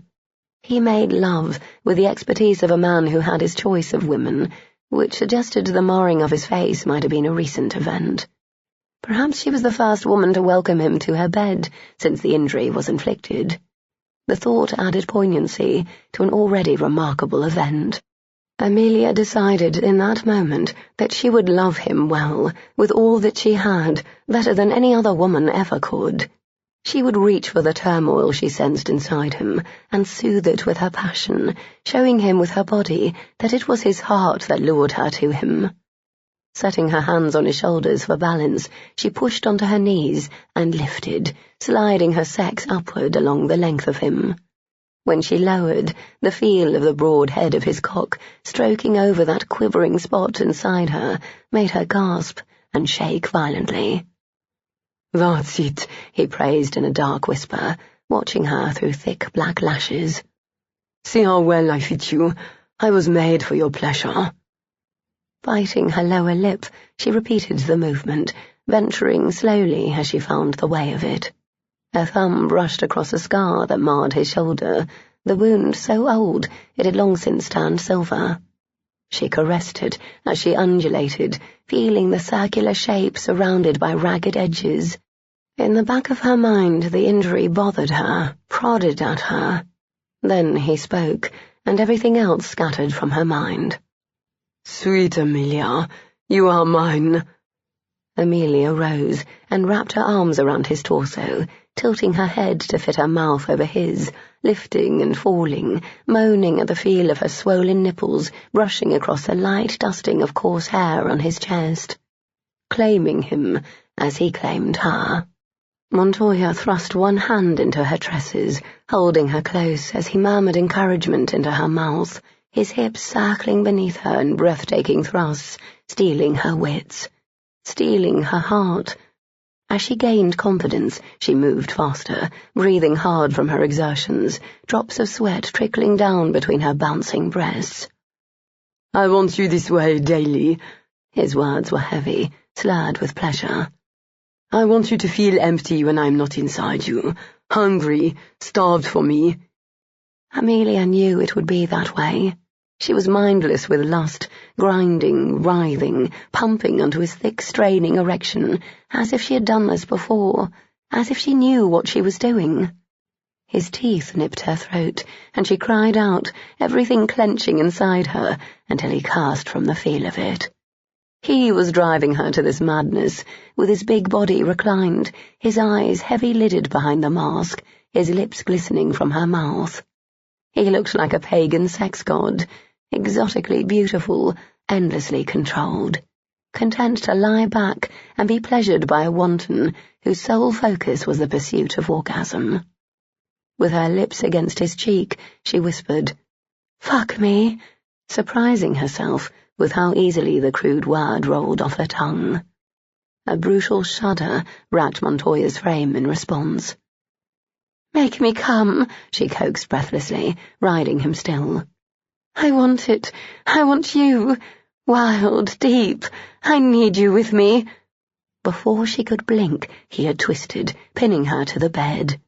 Feet on the floor and fists in the counterpane, he drove powerfully into her, every perfect downstroke wrenching a cry of rapture from her throat. He loomed over her, watching her through the mask, his chest heaving, his abdomen lacing, his buttocks clenching beneath her calves as she lifted to meet his every plunge. His body was a study in sexual power, built to fuck a woman into addiction. The coiling tension in her womb tightened, forming a hard knot that made her head thrash against the brutal pleasure. And then it broke free in a riot of sensation, burning across her skin, seizing her lungs, spasming inside her in endless rapid ripples that worshipped his straining cock. The guttural roar that ripped from his throat brought tears to her eyes and a name to her lips. He paused in mid-stroke, rigid, and she mewled a protest, undulating beneath him in delirious pleasure. He resumed, increasing the strength and speed of his thrusts until he swelled inside her, groaning through gritted teeth. Embedded in her to the deepest point, his body jerked in time to the hot, thick wash of his ejaculations inside her. It was savage and primitive and beautiful. He curled around her, his weight supported on his forearms beneath her back, his skin sticking to hers with their mingled sweat. "I love you," he whispered ardently, his tongue licking the trails of her tears. "I love you." Amelia reached for the ribbons that secured the mask. Chapter 11. It was dark in the room, the banked fire incapable of casting a shadow more than a foot away from the grate. Sight was difficult, and yet Simon's instincts urged him to heed their warning. Moving cautiously, he turned his head and found the space in the bed beside him to be empty. He exhaled carefully, maintaining the deep, even rhythm of sleep. Something had woken him, and since he was sleeping with a woman who would kill him if necessary, he knew ignoring the disturbance would not be wise. He looked toward the window and saw the gleam of silver moonlight on strands of golden hair. Lisette had the drapes parted a scant inch or two and was presently staring out the window. "What are you doing?" he whispered, sitting up. Her head might have turned toward him, but he could not be sure. "I heard noises outside." "What do you see?" The curtain closed. 3 riders. One went inside briefly, I assumed to wake the innkeeper. Then they continued on. Shivering, Simon threw off the covers and moved to the grate. "I doubt anyone would go to such trouble for directions at this time of night." "My thoughts exactly." "Could you hear them? Were they French?" There was a brief flare of light as she lit a match, then the wick of a single taper took over the illumination. "I think they were English." He frowned into the flickering fire. "Perhaps I should wake Maria." "No need. They rode forward, not backward. Whatever they are looking for, it is yet to be found." As heat began to radiate outward from the grate, Simon stood and faced Lisette. She looked tired, and a crease marred the side of her lovely face. She wore her cloak over her chemise and clutched it to her chest with white-knuckled fingers. He gestured toward the bed. "Fine, let's go back to sleep. I'm still sore from that blasted carriage, and could use a bit more time on my back instead of my arse." Lisette nodded wearily and sank into the chair she'd been reading in earlier. "Bonne nuit." "Bloody hell." Scowling, he asked, "Did you fall asleep there?" She blinked up at him. "Oui?" "On purpose?" "Oui." Simon ran a hand through his hair and prayed for patience. "I do not bite or snore or drool. I mean no offense when I say that I have no interest in tumbling you. The bed is perfectly safe." "The bed may be," she said, watching him impassively. "But I have some doubts as to whether you are." He opened his mouth to argue, then threw up his hands. "Bah, rot in the chair, then." Freezing, he hurried back to the bed and crawled between now cooled linens. Curling into a ball, he prayed the warmth of the renewed fire would reach the bed soon. "Curse you," he grumbled, glaring down the length of the bed at her. "It'll be much warmer if there were 2 of us in here." "You have more reason to want me dead than alive," she pointed out, in a far too reasonable tone. "At this moment, truer words were never spoken," he snapped. "The only reason I am not strangling you is because killing you would rob me of your body heat." Her pretty lips thinned primly. "This is ridiculous, Lisette." He sat up, too frustrated to even attempt sleep. The impracticality of sleeping in the cramped wing chair after a long day of travel was so out of character for her. She was faultlessly practical, as was everyone who lived by their wits.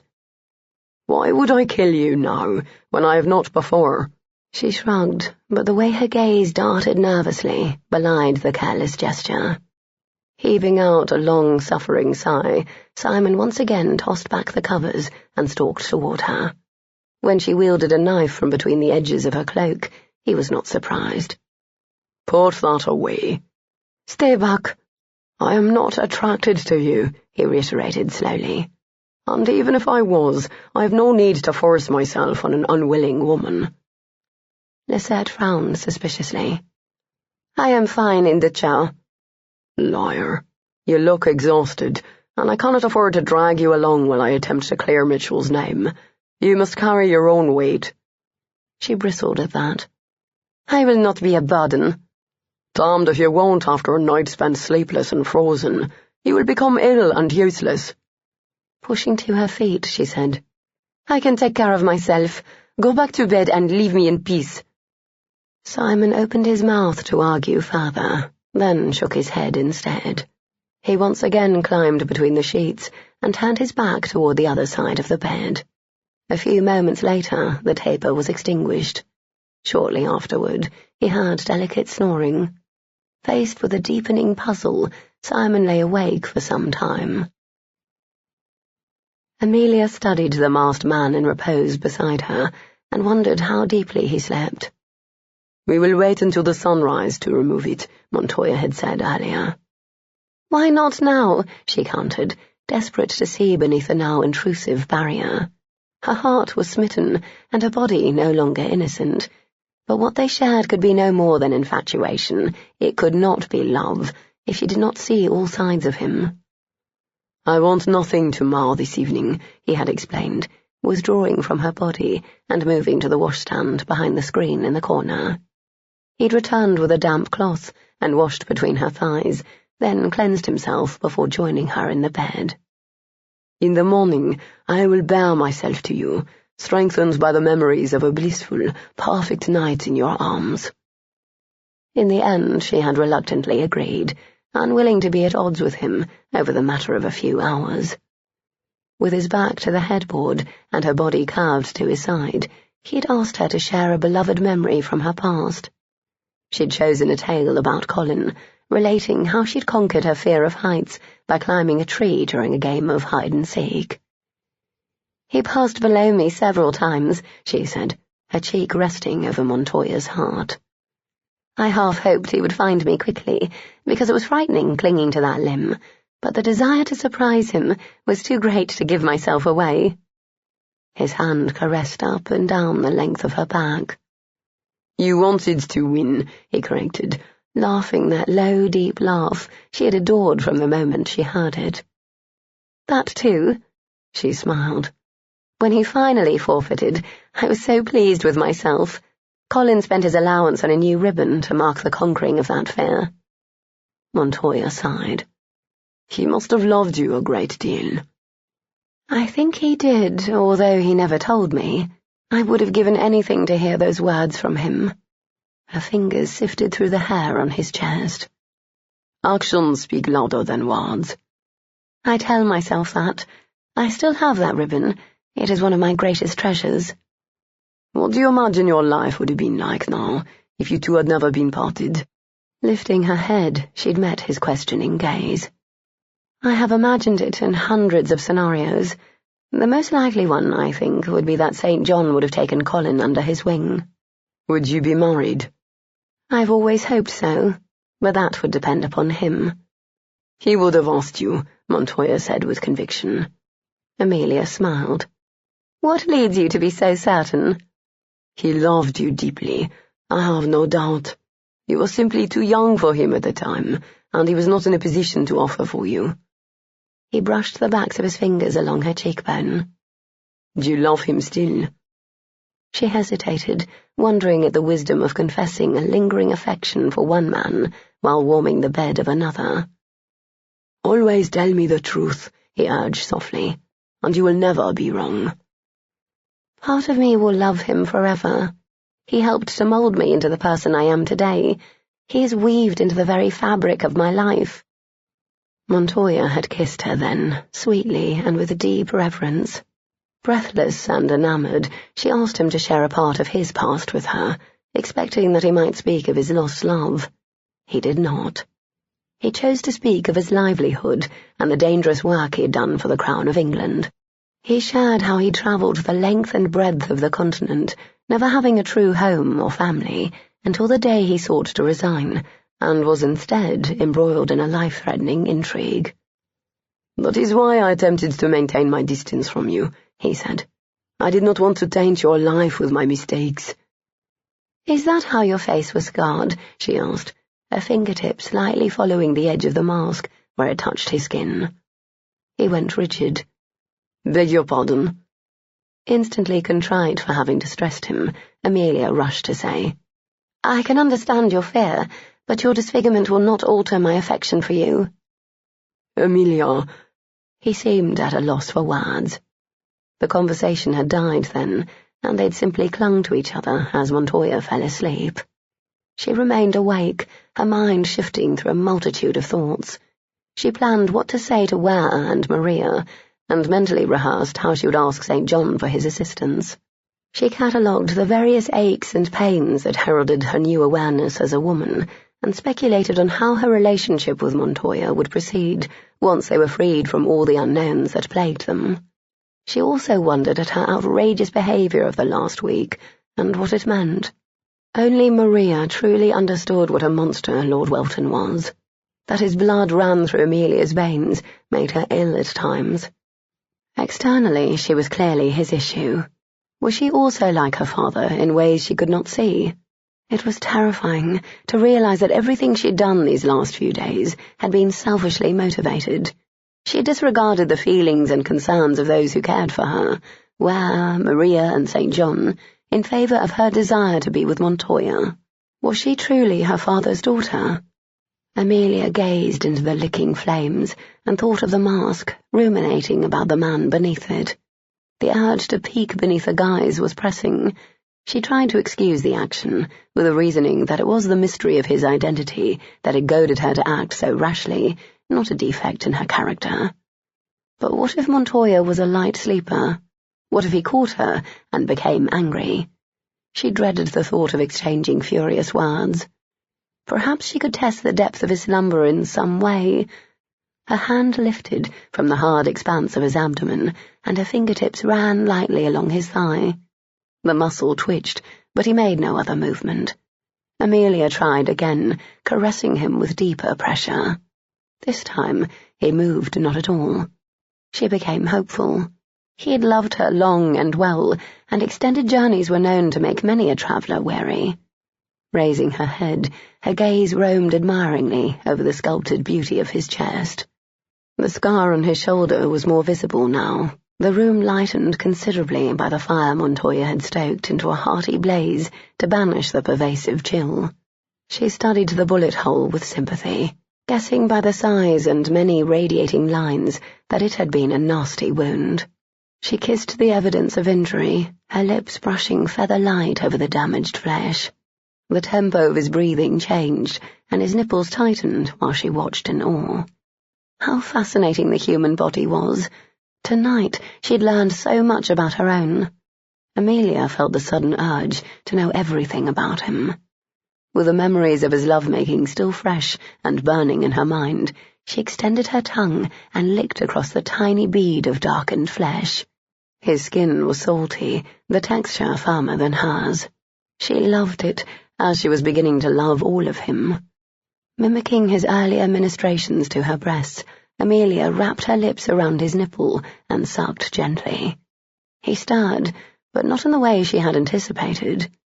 Her thigh was draped over his, her knee bent and leg raised. As his cock swelled, she felt it, and she turned her head to see the thickening outline of his erection beneath the bedclothes.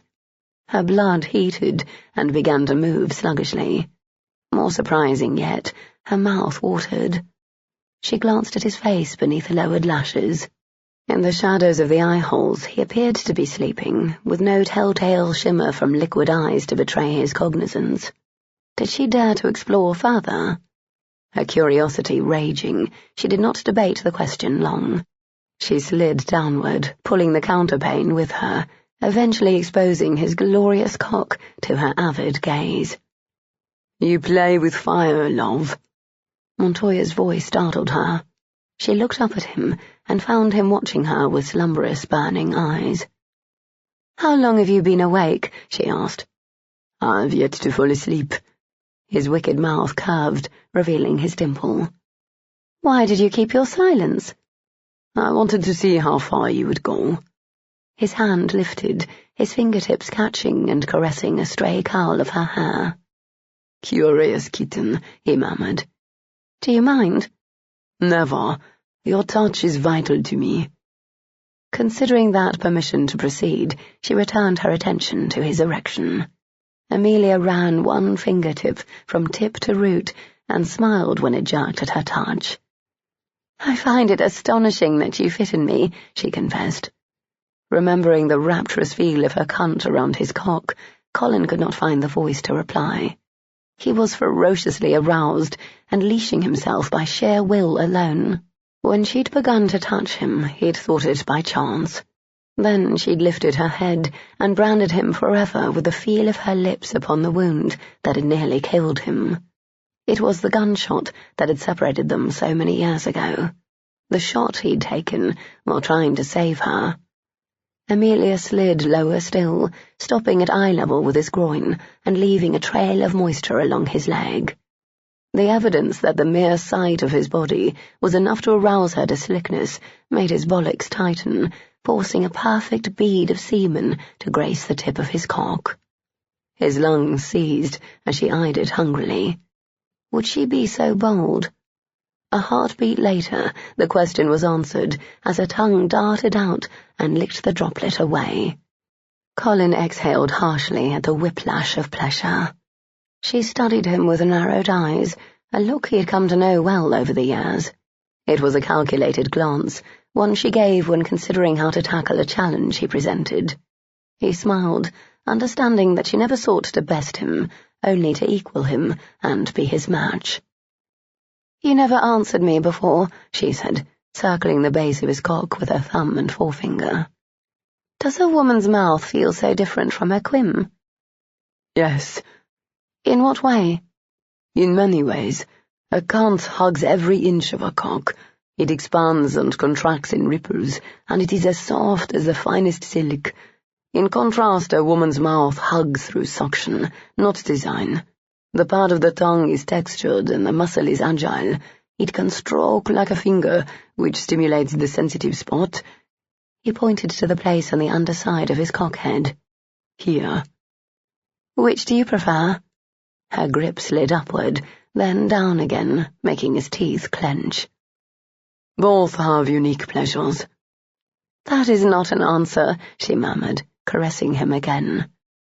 It is difficult to think when you are fondling me, he managed. She ceased and waited impatiently for him to gather his wits. My preference changes with my mood. There will be occasions when I will want to lose myself in you. I will want to hold you close and feel your body moving beneath mine. I will want to suck on your nipples and feast at your mouth. I will want to watch your face as you orgasm and hold you in the aftermath.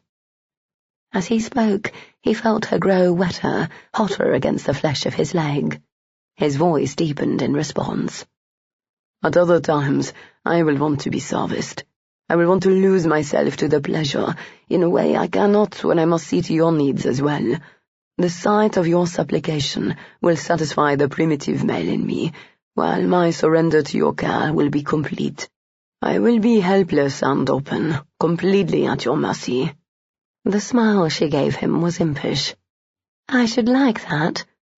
You might, or you might not. Many women do not. They fail to see the power in the act. They feel demeaned and used. Others simply do not like the taste of a man's seed. He knew that hum and its portent. She wanted to know which type of woman she would be.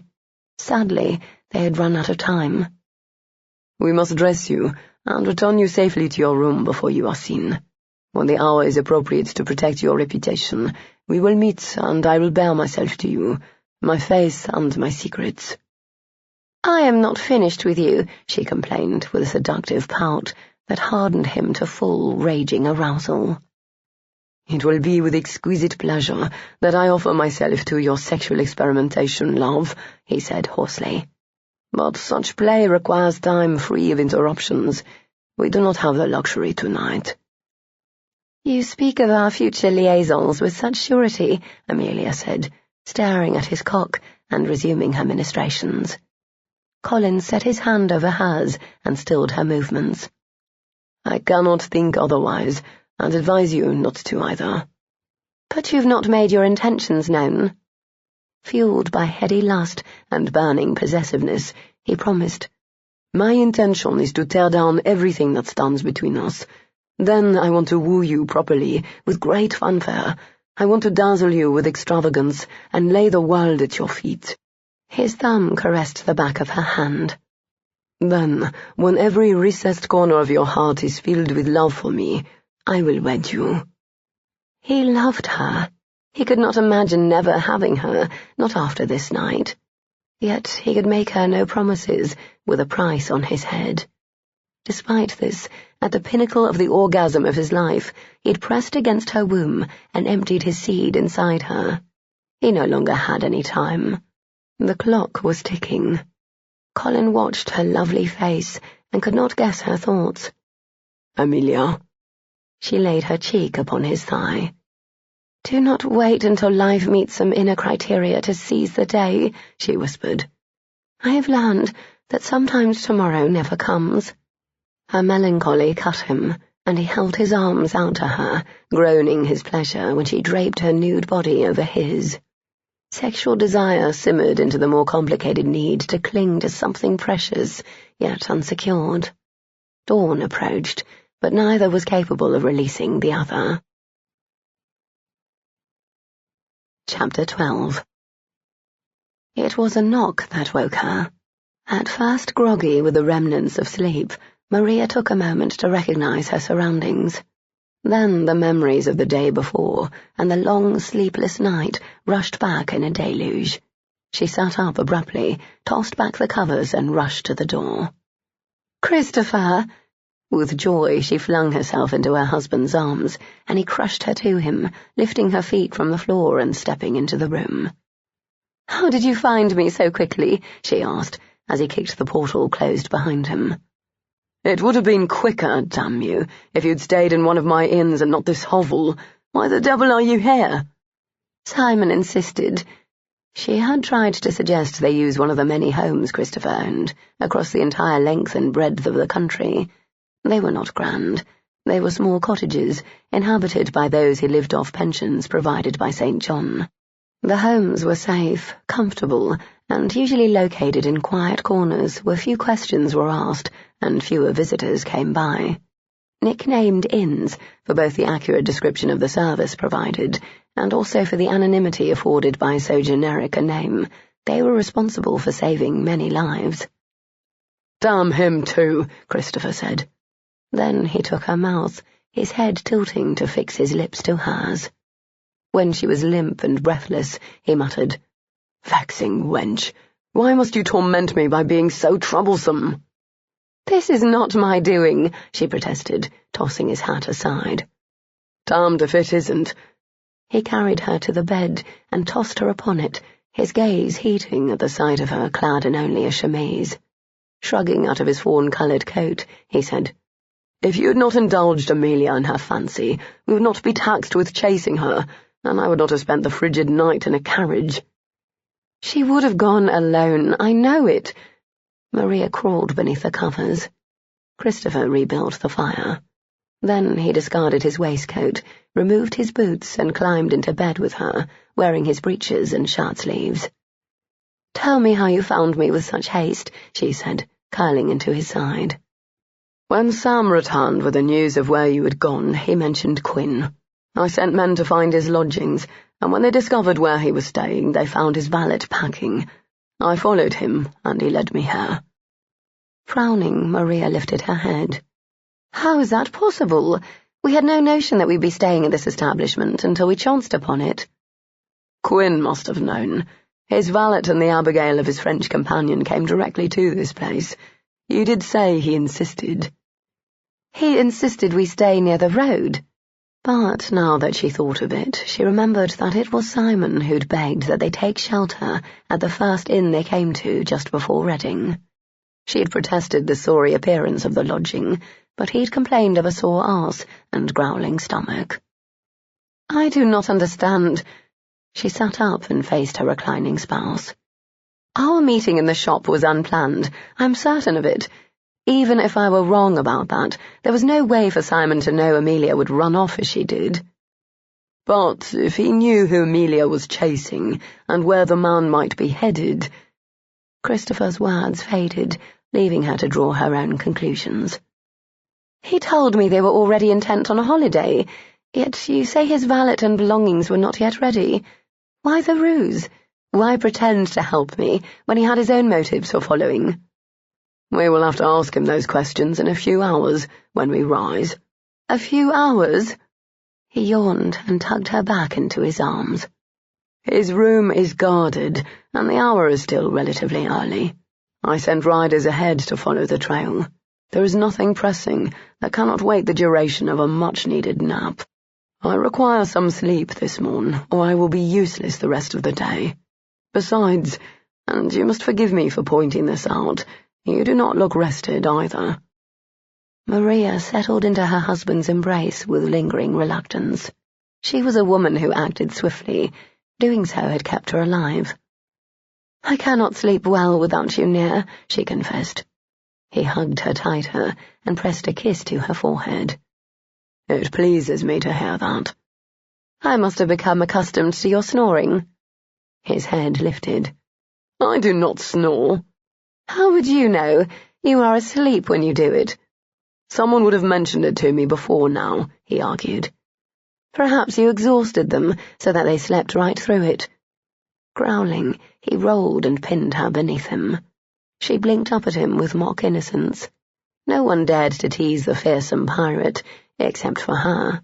Goading his ire was a delicious temptation she could not resist, because the more she agitated him, the more sexually focused he became. If you need exhausting, madam, he bit out, reaching between them to unfasten his breeches. I am more than capable of managing that task. You said you were useless and required a nap. He shoved up the hem of her chemise and cupped her sex in his hand. Instantly, she was wet for him, hot and creamy with desire. She moaned as he stroked her, and he smiled arrogantly, pulling away to position his cock. Does this feel useless to you? He purred, pushing the hard length into her. Oh, Christopher, she breathed, awash in heated delight. After nearly 6 years of marriage, her ardour for him had not lessened one bit. I love you so. Please don't fall asleep before I come. You will pay for that, he said, in a voice slurred with pleasure. He made certain she did, and it was wonderful. Colin was rinsing off his razor when a stray noise caught his attention and arrested his movements. He listened carefully, his nerves already stretched by the upcoming confrontation. Amelia had returned to her chamber some time ago, but he doubted she slept. She was too curious, too impatient by nature. Knowing her as well as he did, he imagined she paced her room and glanced repeatedly at the clock, counting down the minutes to the time when he would reveal his identity to her. There, it came again, the perceptible sound of scratching at the door. Setting his blade on the washstand, he grabbed a cloth and was drying his face when his valet opened the door. Jacques entered, bearing a grim expression. Miss Benbridge has been found, mon ami. Colin stilled. By whom? Riders this morning. They spoke with the giant who came with her, and then turned about. Heaving out his breath, Colin nodded. Did you arrange the private dining room as I requested? Mais oui. Thank you. I will be down in a moment. The door shut with a quiet click, and Colin hastened his toilette. He had promised Amelia an explanation, and he intended to give it to her without interruption. Nodding to his valet, he presented his pack and shrugged into the coat he had selected that morning.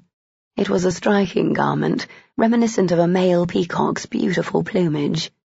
The cost of the intricately embroidered ensemble, which included breeches and silver-threaded waistcoat, was obvious. The Colin Mitchell, who Amelia remembered so fondly, would never have been able to purchase clothing so expensive. He wore it now as an outward display of his rise in the world. His dream of becoming a man capable of affording her was now a reality, and he wanted her to see that straight away. Suitably attired and inwardly certain, Colin left his bedchamber and took the stairs to the main room. It took only a moment to find the large man who had accompanied Amelia. The giant sat with his back to the wall and his eyes trained on his surroundings. As Colin approached him, the man's gaze sharpened with examining intensity. "Good morning," Colin greeted, coming to a halt directly before the table. "Morning," came the deep, rumbling reply. "I am Count Montoya. I gathered as much. There is much I need to explain to her. Will you give me the time and opportunity to do so?" The man pursed his lips and leaned back in his chair. "What do you have in mind?" "I have reserved the private dining room. I will keep the door ajar, but I beg you to remain outside." The man pushed to his feet, towering over Colin's not inconsiderable height. "That will suit both me and my blade." Colin nodded and stepped aside, but as the giant moved to pass him, he said, "Please, give her this." He handed over the items in his hand. After a brief pause, they were taken from him. Colin waited until Amelia's guard had ascended the stairs. Then he moved to the private dining room and mentally prepared for the most difficult conversation of his life. The moment Maria entered the main room of the inn, Simon knew he was in trouble. She bore the glow of a woman well fucked, but if that had not given away the end of his gambit, a change of clothes would have. Confirmation came when Christopher St. John entered the space a few steps behind his wife. "What a lovely way to begin the day," Lisette said, with laughter in her voice. Much as he usually detested her enjoyment of drama, today it was a relief after her odd behavior the night before. Simon heaved a resigned sigh and pushed to his feet. "Good morning," he greeted, bowing to the striking couple. The combination of St. John's golden colouring and Maria's Spanish blood was an attractive one. "Quinn," St. John said. "Simon," Maria murmured. She lowered into the chair her husband held out for her and linked her hands primly atop the table. "You know the identity of the man behind the mask. Who is he?" Resuming his seat, Simon said, "He is Count Ronaldo Montoya. He was in my employ for several years." "Was?" the pirate asked. "No longer." Simon related the events with Carland. "Dear God," Maria breathed, her dark eyes wide with horror. "When Amelia said the man was in danger, I never imagined it would be to this degree. Why did you not tell me? Why the lie?" "It is complicated, Maria," he said, hating that he'd betrayed the trust she bestowed so rarely. "I am not at liberty to divulge Montoya's secrets. He has saved my life many times over. I owe him at least my silence." "What of my sister?" she cried. "You know how much she means to me. To know that she was at risk and not warn me." Her voice broke. "I believed you and I were closer than that." St. John reached over and clasped his wife's hand. The gesture of comfort pained Simon deeply. Out of all the women in the world, Maria was the dearest to him. "I wanted to help you find her, and then send her to safety with you," Simon said, "leaving Montoya and I to finish this business." Maria's gaze narrowed in her fury. It radiated from her, belying the girlish image created by her delicate floral gown. "You should have told me, Simon. If I had known, I would have managed the situation far differently." "Yes," he agreed. "You would have tasked dozens of men with the search, which would have alerted Cartland and put her at greater risk." "You do not know that," she argued. "I know him. He worked for me. I know all his strengths. Finding lost people and items is his forte. Lucky scouring the countryside would attract the attention of a simpleton, and Cartland is far from that." It was the pirate's raspy drawl that cut through the building tension. "How do you signify, Mademoiselle Rousseau?" Lisette waved one delicate hand carelessly. "I am the judge." "And the executioner, if need be," Simon grumbled. St. John's brows rose. "Fascinating. Maria pushed back from the table and stood. Simon and St. John stood as well. "I have wasted enough time here," she snapped. "I must find Amelia before anyone else does." "Allow me to come with you," Simon asked. "I can help." "You have helped quite enough, thank you." Lisette witnessed 3 riders making inquiries in the dead of night. Simon's tone was grim. "You need all the assistance you can muster. Amelia's safety lies within your purview, but Cartland and Montoya lie within mine." "And mine," Lisette interjected. "I do not understand why we do not contact the man you work for, here in England. He would seem to be an untapped, valuable resource." "St. John likely has a larger, more reliable web of associates," Simon argued. "One more swiftly galvanized into action." "Maria." St. John set his hand at the small of her back. "Quinn knows the appearances of both men. We do not. We would be blind without him." She looked at Simon again. "Why does Montoya wear the mask?" Careful to keep his face impassive, Simon used the excuse that Colin gave him. "He wore the mask for the masquerade. Later, he wore it to make it more difficult for Miss Benbridge to pursue him. He did not want to jeopardize her. He cares for her." Maria lifted her hand to stem anything else he might say. "We have an added complication," the pirate said. All eyes turned to him. "Lord Ware may follow." "You jest," Maria cried. "Who is Lord Ware?" Lisette asked. "Bloody hell," Simon muttered. "The last thing we require is the injury of a peer." "He asked to accompany me," St. John said grimly. "But the departure of Quinn's valet made waiting impossible. Still, he asked for direction, and while I was deliberately vague in hopes that he would reconsider, he may prove more tenacious than other men of his station." Maria exhaled sharply. "Even more reason to keep moving, then." "I sent the town carriage back to London," the pirate said. "Pietro is loading the travel coach as we speak. We should make better time." Simon, unfortunately, did not have a change of equipage, but his bruised arse would have to make do. With the sunrise lighting their way, they hastened toward Reading. The moment the knock came to her bedroom door, Amelia ran to open it. "Tim!" she cried, startled at the sight of her visitor, and not very pleased. Perhaps he intended for them to leave now, which would necessitate her explaining about Montoya and her deception of the night before. He took one look at her wild hair and disarrayed clothing, and cursed with a viciousness that made her wince. "You lied to me last night," he accused, pushing his way inside. She blinked. How did he know? Then she saw the items in his hand, and the answer to the question lost importance. "Let me see," she said, her heart racing at the possibilities. Tim had the mask. How? Why? Tim stared at her for a long, taut moment, then offered her the mask and the missive with it.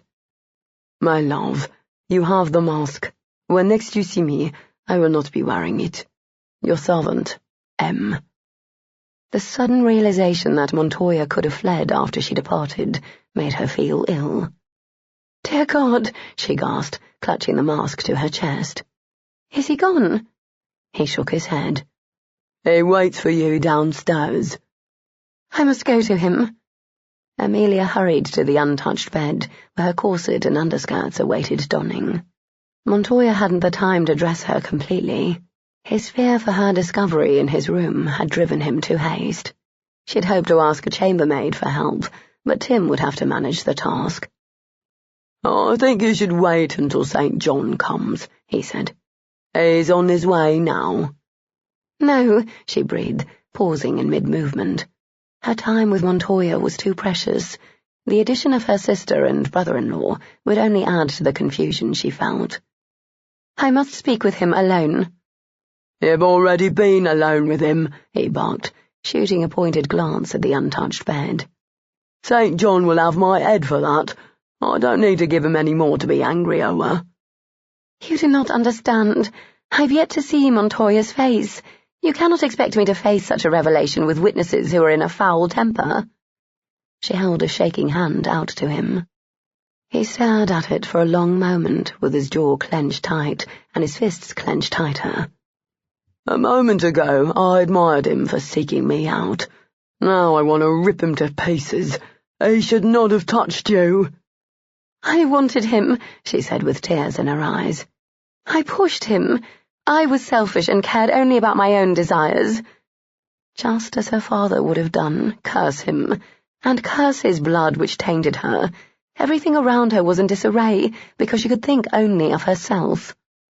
Don't cry, Tim complained, looking miserable. His discomfort was her fault. Somehow she had to make everything right. The starting point was Montoya, as he was the pivotal figure who had begun this descent into madness. I have to go to him before they arrive. She shrugged out of her unfastened gown, wiggled into her corset, and presented her back. I shall need your assistance to dress. Tim muttered something as he stalked toward her, and by the glower he wore, she thought herself fortunate to have missed it. I think I'll wed Sarah after all, he growled, yanking on her stays so tightly she lost her ability to breathe. I'm too old for this. Gasping, and lacking the air required to speak, she swatted at him to fix it. He scowled, then appeared to notice that she was about to faint, and why. He grumbled an apology and loosened the tapes. I hope you're happy, he snapped. You've driven me to the altar. Amelia pulled on her underskirts. After Tim tied them to her, she caught up her dress from where it pooled on the floor and thrust her arms into the sleeves. Tim's thick fingers fumbled with the tiny buttons that secured the gown. I love you. She looked over her shoulder. I do not know if I have ever told you that, but it's true. You are a good man. The flush of his skin spoke volumes. He'd best marry you if that's what you want, he said gruffly, his gaze on his task. Otherwise I'll string him up and gut him like a fish. It was some sort of peace offering, and she accepted it gratefully. I would help you, if it came to that. He snorted, but a quick glance over her shoulder revealed a wry curve to his lips. He doesn't know what trouble he's got himself into with you. Amelia shifted impatiently. I pray we can keep the man alive long enough to show him. The moment Tim announced he was done, she pulled on stockings and shoes and rushed toward the door. As she took the stairs, with all the decorum she could muster, her breath shortened until she felt dizzy. The next moments of her life would alter the future forever. She felt it in her bones. The feeling of portent was so strong she was almost inclined to flee, but could not. She needed Montoya, with a depth and strength she'd thought she would never feel again. Part of her heart screamed silently at the betrayal of her first, dear love for Colin. The other half was older, wiser, and understood that affection for one did not negate the affection she felt for the other. Her hand shook as she reached for the doorknob of the private dining room. In the best of circumstances she would be nervous. She was about to face the man who had seen her and touched her in ways no one else ever had. The added tension brought on by the revealing of his face only deepened her disquiet and concern. Taking a deep, shaky breath, Amelia knocked. Come in. Before she lost her courage, she entered with as confident a stride as she could effect. She paused just inside, taking in the lay of the room, with its cheerily blazing fire, large circular table draped in cloth, and walls covered in paintings of the countryside. He faced away from her before a window, his hands clasped at the small of his back, his broad shoulders covered in exquisite colourful silk, his silky black locks restrained in a queue that ended just between his shoulder blades. The sight of his richly clad form in the simple country room was glaring. Then he turned, and her body froze in shock. It cannot be him, she thought, with something akin to panic. It is impossible. Her heart ceased beating, her breath seized in her lungs, and her thoughts stuttered as if she'd taken a blow to the brain. Colin! How was it possible? As her knees gave way, she grappled blindly for a nearby chair, but missed. She crumpled to the rug, a loud gasp filling the highly charged air, as her instincts rushed to the fore and forced her to breathe. Amelia! He lunged toward her, but she held up a hand to stop him. Stay away, she managed, through her throat clenched painfully tight. The Colin Mitchell she knew and loved was dead. Then how is it, an insidious mental voice questioned, that he is here with you? It can't be him. It can't be him. She repeated that litany endlessly in her mind, unable to bear the thought of the years between them, the life he must have led, the days and nights, the smiles and laughter. The betrayal was so complete, she could not credit that Colin was capable of it.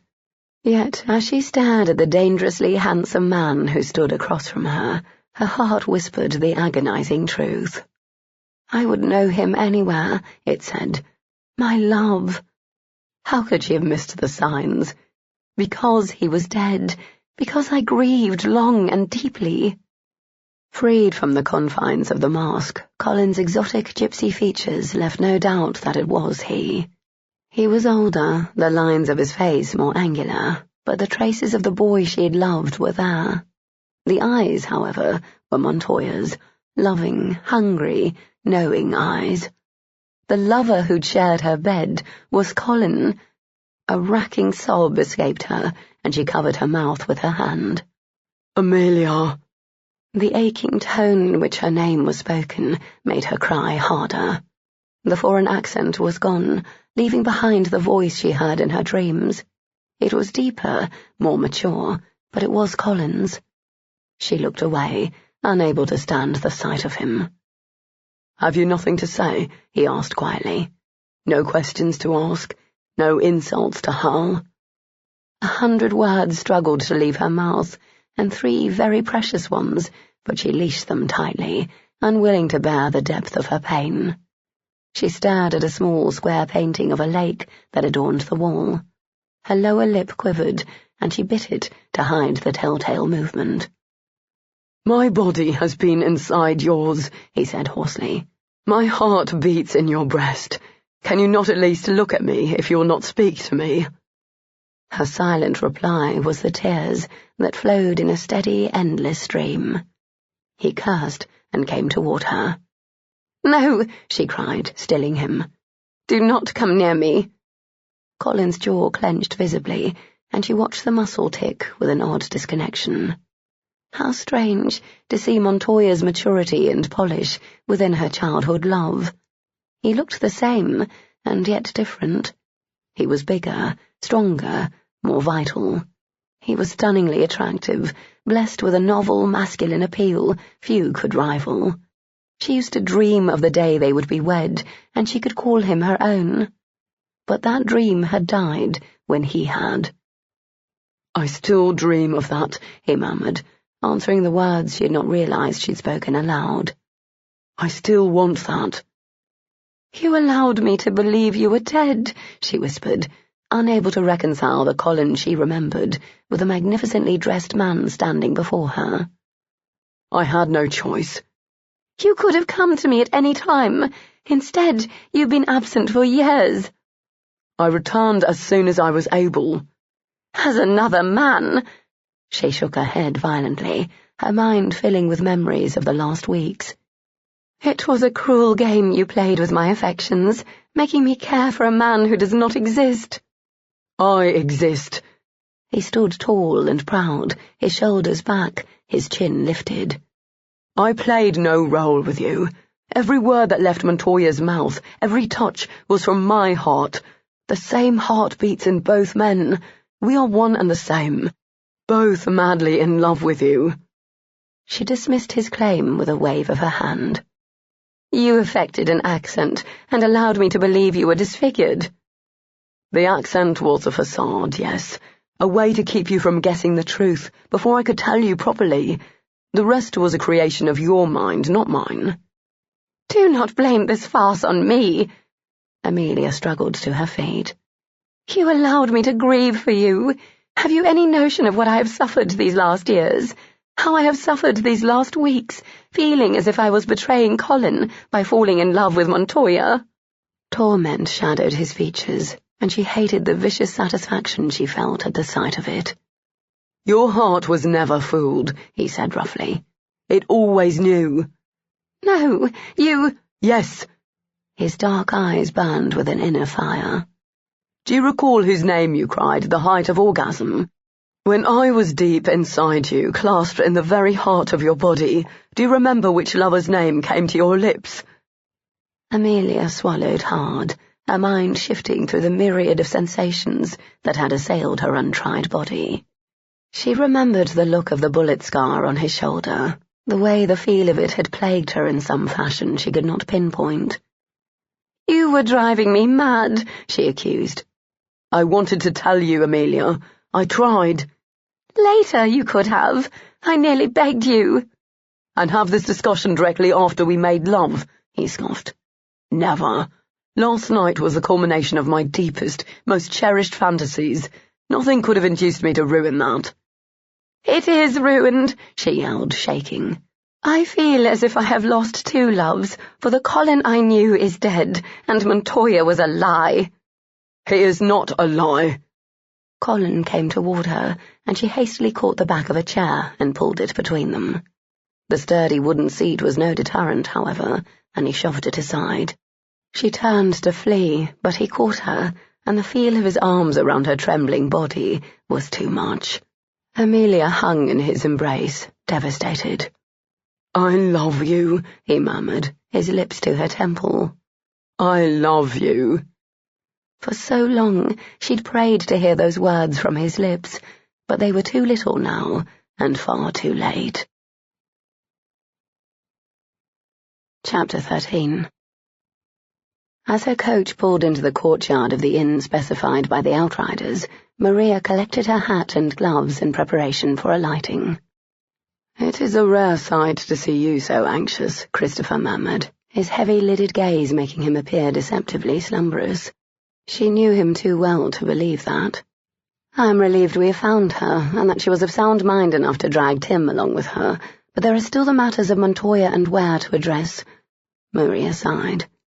"As miserable as my youth was, I am grateful to have been too busy to indulge in reckless love such as this." "You were waiting for me," Christopher purred, catching her hand before she gloved it and kissing the back. She cupped his cheek and smiled. "You were worth the wait." The coach rolled to a halt, and Christopher vaulted down. As she accepted his assistance, she said, "I'm surprised that Tim is not out here to greet us." "As am I," he agreed. He glanced up at the coachman. "Pietro, make arrangements for the horses, then unload Miss Benbridge's valise." Pietro nodded and pulled away, taking the carriage to the stables several yards away. "You think of everything," Maria praised, wrapping her arm around his. "No, I think of you," he corrected, looking down at her with a melting intensity that had shattered her defences so many years ago. They waited for Simon and Mademoiselle Rousseau to join them. Then they all entered the quiet inn. "I will inquire about him," Christopher said, striding to the counter. A moment later he gestured for one of the lackeys at her side to join him. Together, the two men followed the innkeeper out of the room. "What is going on?" Mademoiselle Rousseau wondered aloud. "Let us order food," Simon said. "I am half-starved." "You are always half-starved," she muttered. "It requires a great deal of energy to tolerate you, mademoiselle," he retorted. The bickering duo walked away, leaving Maria waiting with a lackey. She frowned as Christopher reappeared with Tim in tow. Maria noted the grim look on Tim's face and moved forward to meet them. "Where is Amelia?" "Apparently," Christopher drawled, "her phantom admirer has decided to step out from behind the mask." "Oh." She glanced at Tim, who looked both pained and furious. "What is it?" "They are speaking in the private dining room," Christopher explained, "with an open door for propriety's sake. From the sounds of it, it is not going well for the man." "Why not?" "When he approached me," Tim rumbled, "I thought he looked familiar, but I couldn't place his face. It came to me when I overheard them talking." "What came to you?" she asked, looking between both men. "Who is he? Do we know him?" Remember the pictures I drew for you in Brighton? Tim asked, hearkening back to the days of her courtship with Christopher. After a failed attempt to retrieve Amelia, Tim had put both his excellent memory and talent for rendering to good use by drawing images of the servants who had spirited Amelia away. Nodding, Maria recalled the stunningly beautiful drawings. Yes, of course. The man she's speaking to is one of them. Frowning, she tried to recall them all. There had been a drawing of Amelia and Pietro, as well as of a governess and a young groomsman. That is not possible, she said, shaking her head. That young man was Colin, the boy who died trying to save Amelia. Pietro's nephew, was he not? Christopher asked with one brow raised. If there are any doubts about the man's identity, I'm certain Pietro can help us to dispel them. Bloody hell, she breathed. Pivoting on her heel, she looked for Simon and found him sinking into a chair. She marched toward him.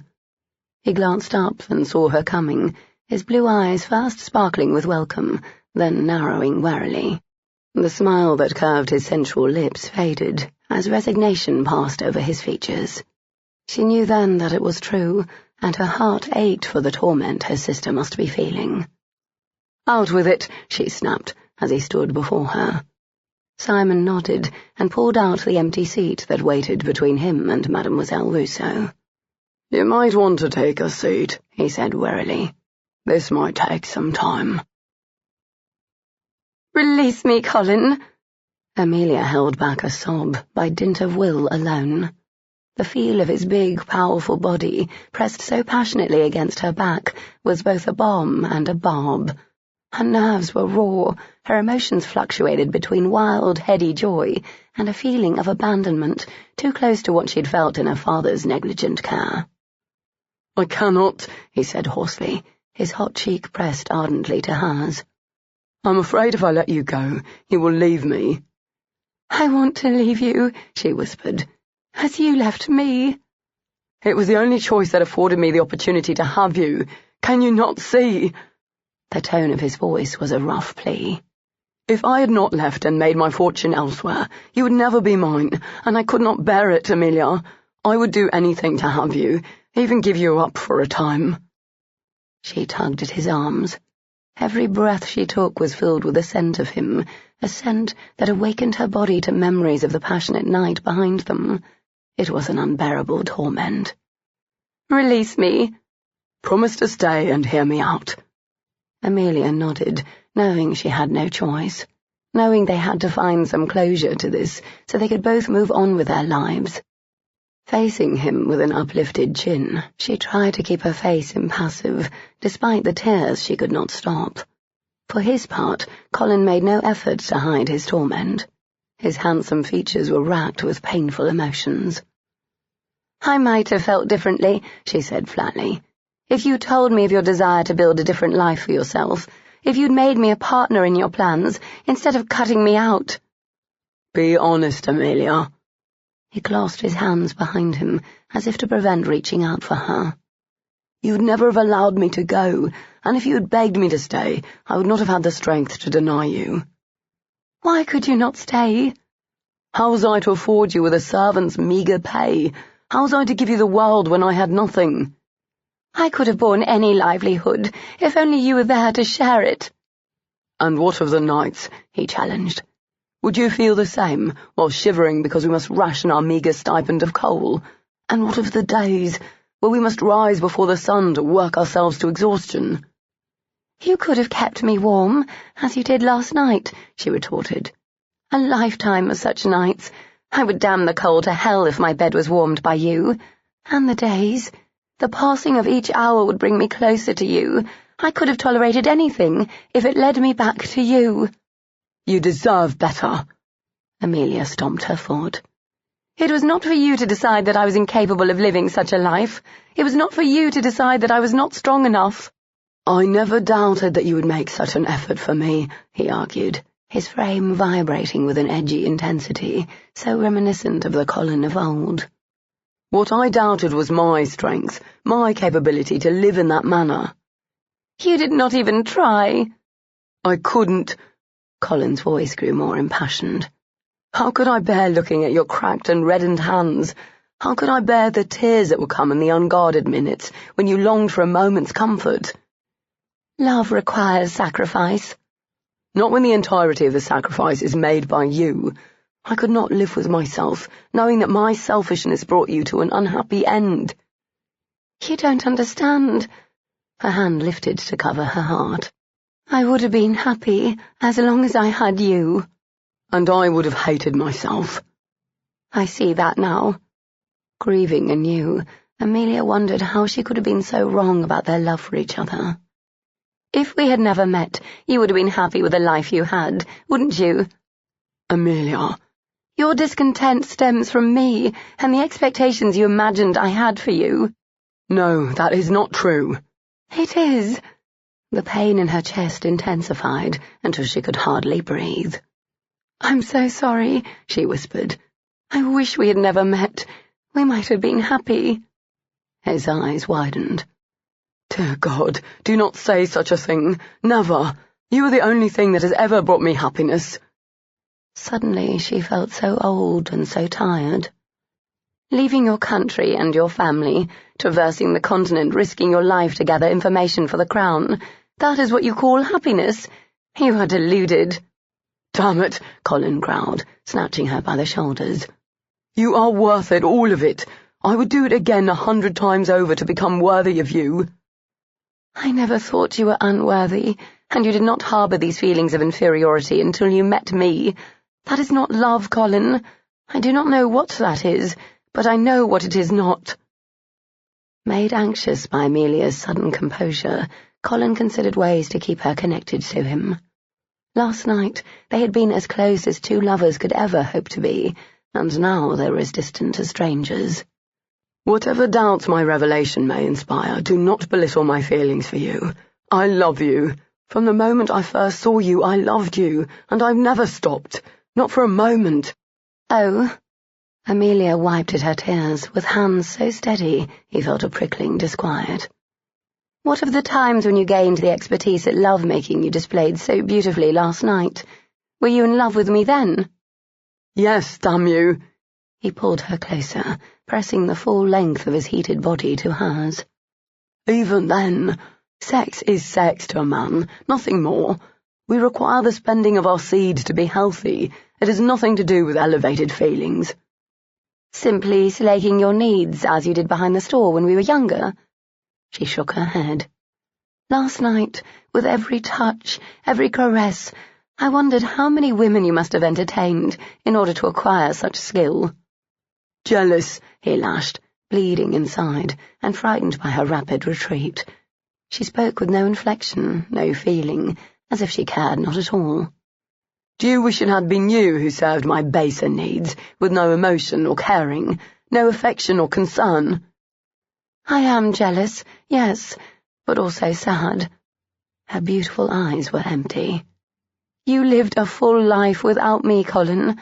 At times you were likely content with your lot. You should not have come back. Those women did not make you wish to be someone you are not, as I do. I never think of them, he vowed, cupping her beloved face in his hands. Never. All the while I thought of you, and how deeply I wanted you. I wished they were you. It was an ache that never faded. I learned, yes. I became skilled, yes. For you. So that I could be everything to you, so that I could satisfy you in every way.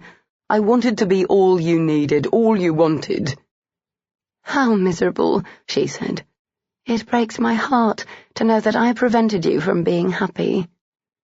Furious at his helplessness, and confused by the turns the conversation was taking, Colin held her still and took her mouth, thrusting strong and sure into the hot, moist depths.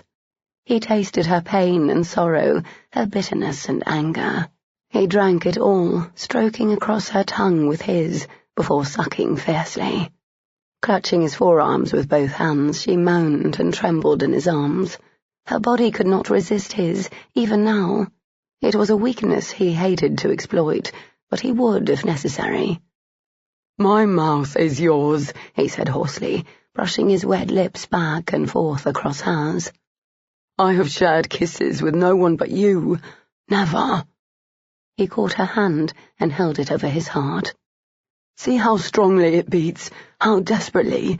Because of you. Everything I've ever done has been with you in mind. Stop, she panted, her breasts thrusting against his arm with her laboured breathing. And my dreams. He pressed his temple to hers. My dreams have always been yours. I aspire to be a better man, to be worthy of you. And when will that day come, Colin? He pulled back, frowning. All these years, and yet you still found reasons to put me aside, until last night, when I forced your hand. Amelia sighed, and he heard a note of finality in the forlorn sound. I think we saw in each other only what we wanted to see, but in the end, the gulf between us is too wide to cross with mere illusions. Colin's blood froze, a not inconsiderable feat, with her body pressed so tightly to his. What are you saying? I am saying that I am tired of being left behind and forgotten until some preordained time arrives. I have lived the whole of my life under such a cloud, and refuse to do so any longer. Amelia. I am saying that when we leave this room, Colin, it will be farewell between us. The slight scratching on the open door drew Simon's attention from the maps spread out across his desk. He looked up at the butler with both brows raised. Yes? There is a young man at the door asking for Lady Winter, sir. I did tell him that neither she nor you were at home, but he refuses to leave. Simon straightened. Oh, who is it? The servant cleared his throat. He appears to be a gypsy. Surprise held his tongue for the length of a heartbeat. Then Simon said, Show him in. He took a moment to clear away the sensitive documents on his desk. Then he sat and waited for the dark-haired youth who entered his study a moment later. Where is Lady Winter? The boy asked, the set of his shoulders and jaw betraying his mulish determination to get whatever it was he came for. Simon leaned back in his chair. She is travelling the continent, last I heard. The boy frowned. Is Miss Benbridge with her? How can I find them? Do you have their direction? Tell me your name. Colin Mitchell. Well, Mr. Mitchell, would you care for a drink? Simon stood and moved to the row of decanters that lined the table in front of the window. No. Hiding a smile, Simon poured 2 fingers of brandy into a glass and then turned around, leaning his hip against the console, with one heel crossed over the other. Mitchell stood in the same spot, his gaze searching the room, pausing occasionally on various objects with narrowed eyes, hunting for clues to the answers he sought. He was a finely built young man, and attractive, in an exotic way that Simon imagined the ladies found most appealing. What will you do if you find the fair Amelia? Simon asked. Work in the stables, care for her horses. Mitchell's eyes widened. Yes, I know who you are, though I was told you were dead. Simon lifted his glass and tossed back the contents. His belly warmed, making him smile. So do you intend to work as her underling, pining for her from afar? Or perhaps you hope to tumble her in the hay, as often as possible, until she either marries or grows fat with your child? Simon straightened and set down his glass, bracing himself for the expected, yet surprisingly impressive tackle that knocked him to the floor. He and the boy rolled, locked in combat, knocking over a small table and shattering the porcelain figurines that had graced its top. It took only a few moments for Simon to claim the upper hand. The time would have been shorter had he not been so concerned about hurting the lad. Cease, he ordered, and listen to me. He no longer drawled, his tone was now deadly earnest. Mitchell stilled, but his features remained stamped with fury. Don't ever speak of Amelia in that way. Pushing to his feet, Simon extended his hand to assist the young man up. I'm only pointing out the obvious. You have nothing to offer, nothing with which to support her, no title to give her prestige. The clenching of the young man's jaw and fists betrayed his hatred for the truth. I know all that. Good.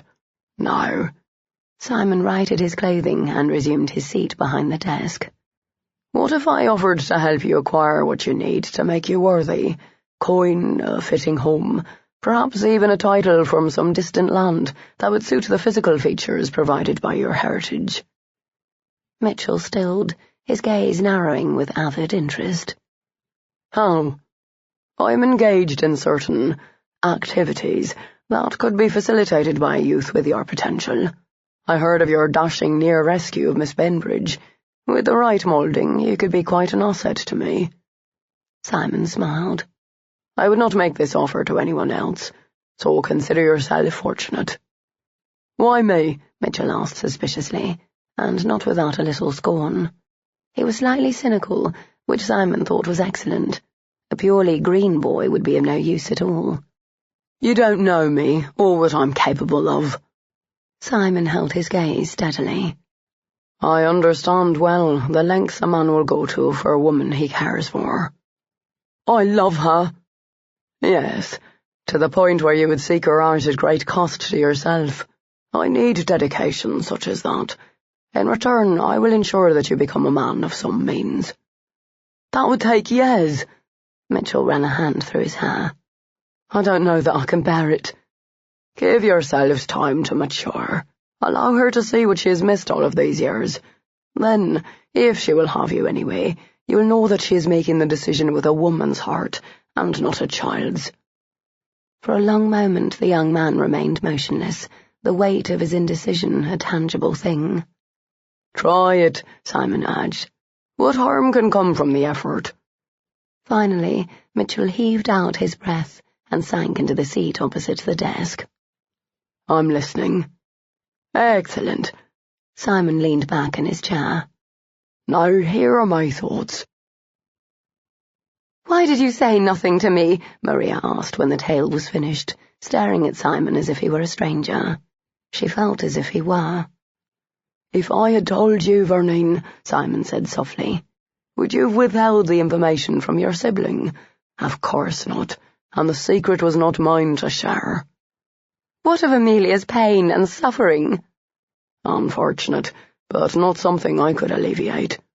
You could have told me he was alive, she argued.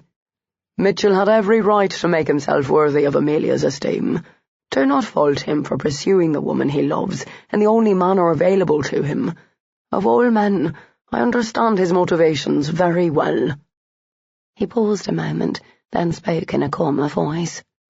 Besides, what he did with his life was no concern of yours. It is a concern of mine, drawled a voice from behind them. Now that it affects Miss Benbridge.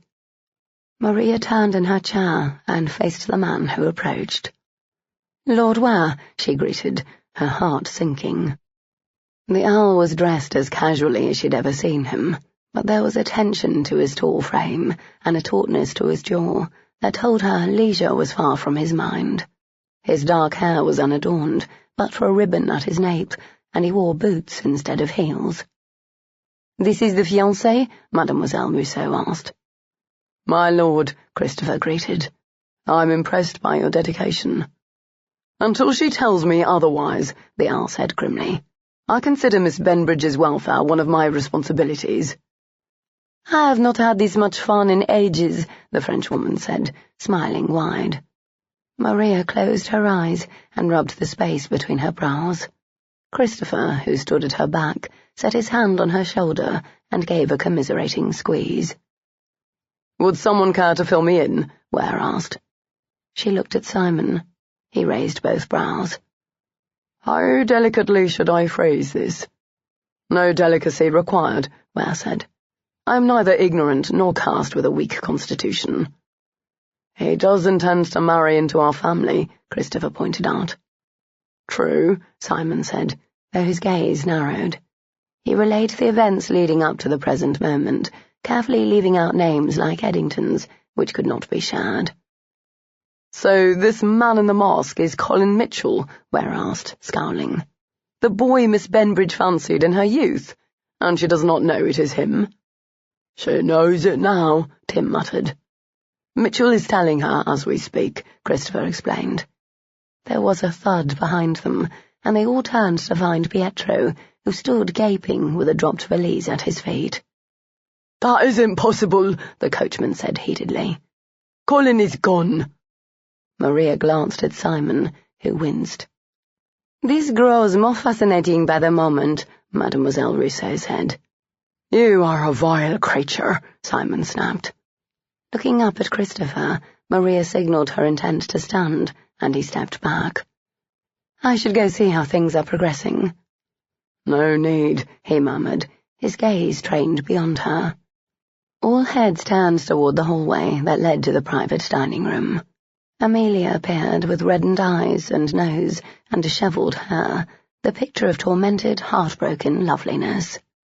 Mitchell came into view directly behind her, and the sight of him took Maria aback, as it did everyone who saw him. Elegantly attired and proud of bearing, he left no traces of servitude clinging to his tall frame. He was an arrestingly beautiful man, with dark, sensual eyes framed by long, thick lashes, and a voluptuary's mouth framed by a firm, determined jaw. He, too, looked devastated and gravely wounded, and Maria's heart went out to both of them. Amelia? Ware's cultured drawl was rough with concern. Her verdant gaze met his and filled with tears.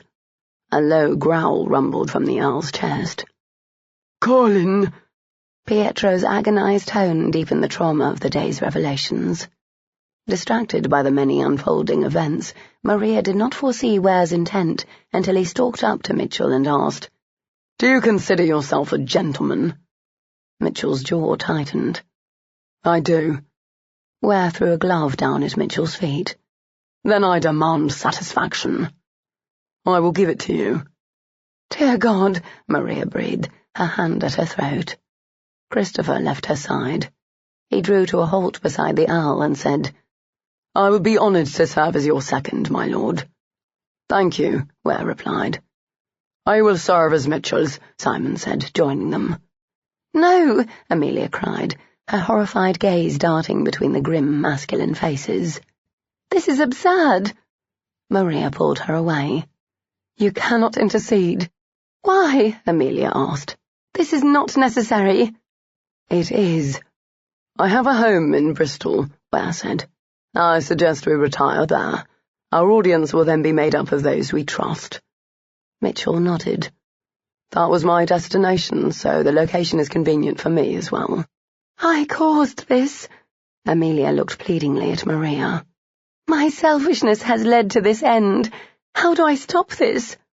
What is done, Maria said, rubbing her hand soothingly down Amelia's spine. I want to go with them. That would not be wise. Christopher turned to her, and she saw in his face that he disagreed. She did not understand why he would wish them to go, but she could learn his motives later. As it was, she trusted him implicitly, and knew that his first concern was always for her health and happiness. I want to go, Amelia said again, with more strength. Shh, Maria soothed.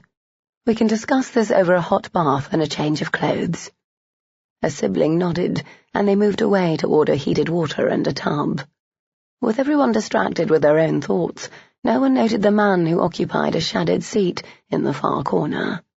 He attracted even less attention when he left. Stepping outside, Jacques tugged the brim of his hat down and sauntered across the drive toward the carriage that waited a short ways down the lane. He opened the door and looked inside.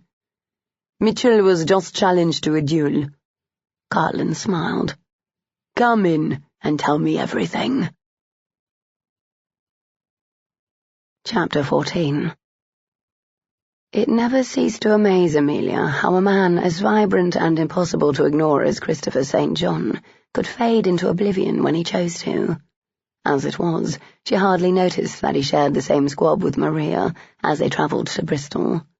He held his tongue as she poured out her heart, and she was grateful to him for his silence. Few would believe that the notorious criminal could tolerate hours upon hours of a weeping woman's lamentations over love, but he did, and he did it well. You told him you would not see him again, Maria asked gently. Until Ware challenged him, that had been my intent, Amelia said, from behind the handkerchief she held to her nose. She'd refused to talk about anything yesterday on the ride to Swindon. Only today did she feel capable of discussing Colin without crying too copiously to speak. "We will be happier apart." "You do not look happier." "I will be, over the duration of my life, as will Colin." She sighed. "No one can be happy, pretending day after day to be someone they are not." "Perhaps he is not pretending," Maria suggested softly. "Regardless, the new Colin harbours the same doubts as the old. Despite all that he has accomplished, he still believed Ware was the better choice until just days ago. He continues to make decisions regarding my welfare without consulting me. I had enough of such treatment in my childhood." "You are allowing your past to cloud your present." "You champion his actions?" Amelia asked with wide eyes. "How can you? I find nothing good in what he has done. He is wealthy, yes, that is obvious in the quality of everything he owns, but accepting that end as being worthy of my grief and heartache puts a price on my love, and I cannot abide that." "I do not champion his actions," Maria murmured, "but I do believe he loves you, and that he thought he was acting in your best interests. I also believe that you love him. Surely there is something good in that." Amelia ran a hand over her skirts and gazed out the window. Behind them, Colin rode in his carriage with Jacques, Mr. Quinn, and Mademoiselle Rousseau. Ware led their procession in his coach. She was trapped between the two, both figuratively and literally. "I have come to the realization that passion is not as the poets would have us believe," she said. There was a suspicious choking sound from the opposite squab, but when she shot a narrowed glance at St. John, his face was studiously impassive. "I am quite serious," she argued. "Prior to these last weeks, my life was orderly and comfortable. My equanimity was intact. Ware was content, as were both of you. Colin, too, had an existence that was progressing in its own fashion. Now all of our lives are in disarray. You've no notion of how it pains me to realize that my resemblance to Lord Welton is more than skin-deep." "Amelia, that is absolute nonsense." Maria's voice was stern. "Is it? Have I not done exactly as he would do, cared only for my own pleasure?" She shook her head. "I would rather be a woman who lives for duty than one who lives for her own indulgences. At least I would have honour then." Concern filled Maria's dark eyes. "You are overwrought.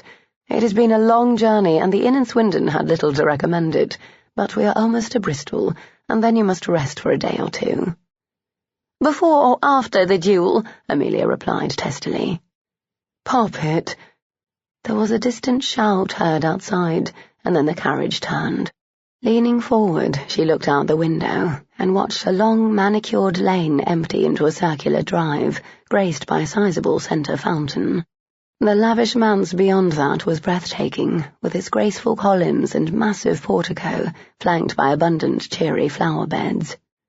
The line of carriages rolled to a halt before the steps, and the front door opened, allowing a veritable swarm of grey and black-liveried servants to flow out. St. John exited fast. He then assisted Maria and Amelia down to the gravelled drive. "Welcome," Ware said as he joined them.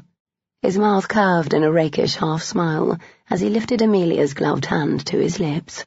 He looked dashing in his garb of pale blue breeches and coat, the exact colour of his eyes, and the strained smile she returned had true appreciation for his charm behind it. "Your home is lovely, my lord," Maria murmured.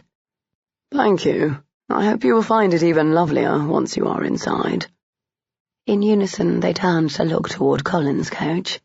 Amelia steeled herself inwardly for his appearance, expecting that he would look at her as he had done all of yesterday, with entreaty in his dark eyes. Sadly, no preparation on her part could mitigate the effect he had on her as he bolted down from his carriage and approached with an elegant stride that was entirely sensual. Damn the man! He'd always moved with an animal grace that made her tingle all over. Now that she knew how well that latent sexuality translated to bedplay, the response was worse. She looked away in an effort to hide the irresistible attraction she felt. "My lord," Colin said, his smooth voice roughened by obvious dislike. If someone could kindly provide direction to the nearest inn, I will be on my way. Mr. Quinn will return later to make the necessary arrangements. I would like you to stay here, Ware said, startling everyone. Amelia looked at him with mouth agape. That is impossible, Colin protested. Why? Ware challenged with both brows raised. Colin's jaw tightened. I have my reasons. What is it? St. John asked, a note in his voice alerting Amelia. Apparently he saw something in the exchange that she did not. Allow me to help you. That will not be necessary, Colin said stiffly. Keep Miss Benbridge safe. That is all the assistance I require. If you are in danger, Maria said, I would prefer to keep you close. Perhaps we should stay at the inn as well. Please, Ware said in his customary drawl, as composed as ever. Everyone will be safer here than in a public venue with frequent traffic. St. John, Colin said, if I could have a moment of your time. St. John nodded and excused himself. The two men moved a short distance away and spoke in tones too low to overhear. They became more animated, the conversation more heated. What is going on? Amelia asked Maria. I wish I knew, Maria replied. Allow Mrs. Barney to show you to your rooms, Ware said, gesturing to the housekeeper who waited on the lower step with a soft smile. I want to know what is happening, Amelia said. I know you do, Ware murmured, setting his hand at her lower back and leading her toward the manse. And I promise to tell you everything as soon as I know it. Truly? She looked up at him from beneath the brim of her hat. Of course. When have I ever lied to you? She understood the message. I am not Mitchell, it said. I have always been true to you.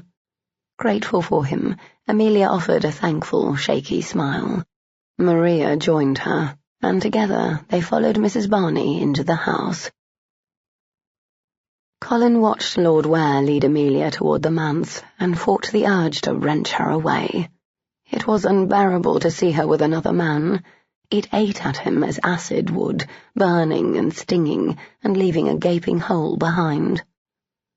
I think you should stay, St. John said, drawing Colin's attention away from Amelia's departing back. You do not understand, Colin argued. We have been followed ever since we left Reading. If I keep my distance from Miss Benbridge, I will draw the danger away from her.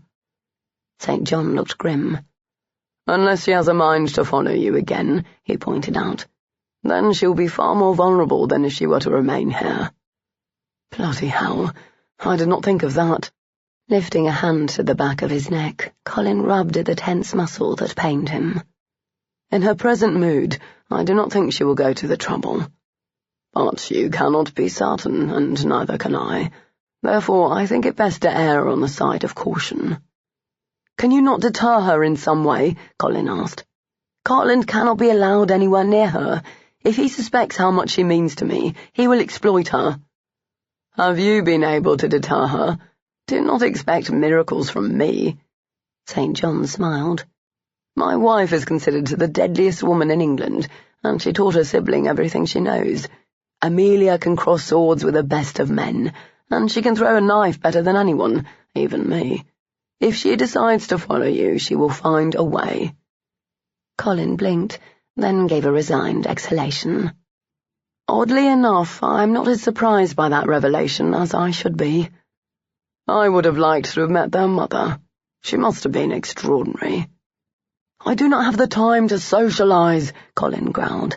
I must be either the hunter or the prey, and the latter role does not suit me. St. John nodded. I understand. I wish Mademoiselle Rousseau would believe Jacques' witness of the events of that night, but she refuses. I cannot collect why. Why dismiss him so completely? How can she trust Cartland's word over anyone else's? I do not know what it is she seeks, but I will lend you whatever support you need. There is little that requires your attention tonight. Allow my men to begin the search in town. You can pick it up tomorrow. I think one night of domesticity will soothe Amelia enough to keep her from herring after you. The thought of spending an intimate evening in the company of Amelia and Lord Ware was a torment unparalleled. Will you stay? The Earl asked, joining them. Rooms are being prepared for you and your acquaintances as we speak. Thank you. It was all Colin could manage. I will tell the others. He turned on his heel and walked away. St. John watched him go, noting the stiffness of his posture and the anger evident in his stride. He loves her. I see that. Turning his head, St. John found the Earl watching Mitchell with a narrowed glance. I know why I think he should remain. I cannot collect why you do.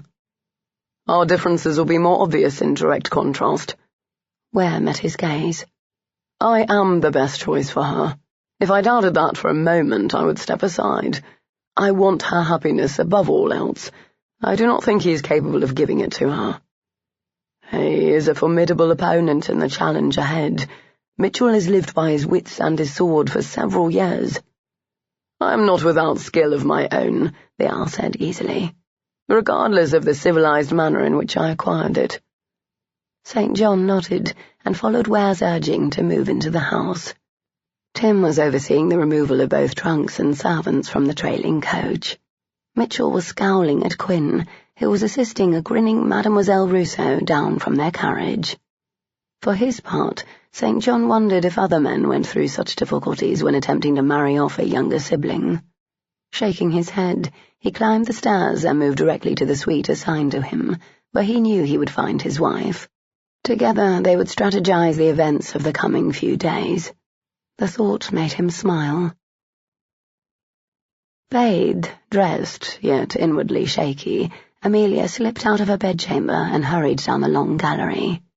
Maria had told her to nap in preparation for afternoon tea, but Amelia could not sleep. What she felt was the urge to roam, to stretch her legs, to breathe fresh air and clear her head. As a child, she had learned that a brisk walk was capable of alleviating many ills, and she felt in strong need of that now. Amelia. She paused at the sound of her name. Turning, she found Lord Ware exiting a room, a few doors behind her. She curtsied. "My lord?" He shot a pointed glance at her walking boots. "May I join you?" She briefly considered voicing a kind objection, then thought better of it. As much as she wished to be alone with her thoughts, Ware deserved an explanation, and the opportunity to chastise her if he so wished. "I would be honoured." He smiled his charming, dashing smile, and came toward her. He was dressed as a country gentleman, and the more leisurely appearance suited him well. It reminded her of their meeting in Lincolnshire, and the smile she returned to him was genuine. "How lovely you are," he murmured, "when your smiles reach your eyes." "It is because you look so handsome," she returned. Ware lifted Amelia's hand to his lips, and his gaze beyond her shoulder, where he saw Mitchell at the end of the hall, watching them both with daggers in his eyes. Tucking Amelia's hand around his arm, he led her away toward the stairs, which would take them to the lower floor in the rear garden. He felt his rival stare burning a hole in his back for the entire way. Colin watched Lord Ware's proprietary handling of Amelia with something so akin to blood rage it frightened him. He could not bear it. "You must find something to occupy yourself with, mon ami," Jacques said, startling Colin with his sudden, silent appearance. "You will act regrettably if you think endlessly of her." "I've always thought endlessly of her," he bit out. "I know of no other way to live." "She requires time. I admire your fortitude in giving it to her." Colin's fists clenched. "It is not fortitude. I simply do not wish to kill a man in front of her." "Allons, you must leave. Distract yourself with the task." Inhaling sharply, Colin nodded. He had been set upon that end when he chanced upon Amelia with Ware.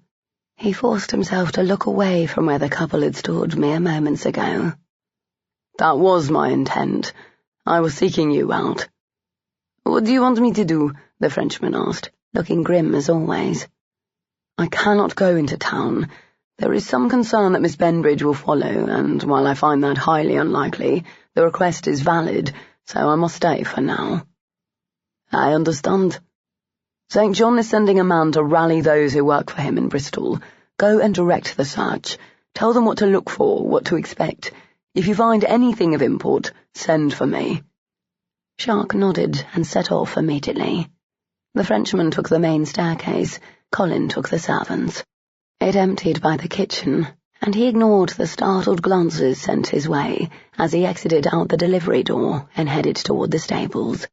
Every step he took grew heavier, his heart weighed upon by the upcoming confrontation that would cut him nigh as deeply as the one with Amelia had. He entered silently and inhaled deeply, finding the smells of hay and horses both familiar and soothing. The many beasts inside snorted and shifted restlessly as his scent filled the air and disturbed their equanimity. Glancing about, he looked for the groomsmen's quarters. His stride faltered when he found the doorway. A man leaned against the jamb, watching him with wounded, angry eyes. The years had been kind to Pietro. Aside from a slight pouch at the belly, the rest of his body was still fit and strong. Strands of silver accented his temples and beard, but his skin was smooth and free of wrinkles. "Uncle," Colin greeted, his throat tight with sorrow and affection. "My only nephew is dead," Pietro said coldly. Colin flinched at the repudiation. "I've missed you." "You lie! You let me think you were dead." "I was offered the chance at a different life." Colin held out his hands in a silent plea for understanding. "I had one chance to accept, and no time to second-guess." "And what of me?" Pietro demanded, straightening. "What of my grief? Was that nothing to you? You think I was not grieving?" Colin bit out, stung by the condemnation of yet another person he loved. "I might as well have been dead." "Then why did you do it?" Pietro came forward. "I've tried to see what would make you do such a thing, but I don't understand. I had nothing to offer anyone before, no way to create a life of comfort for those I loved." "Comfort from what? The only discomfort in my life has been my mourning for you." "What of freedom from work?" Colin challenged. "What of a life of travel and discovery? I can offer you these things now, when I could not before." Pain racked Pietro's handsome features. "I am a simple man, Colin. A roof over my head, food, family, those are all I need to be happy." "I wish my needs were as simple."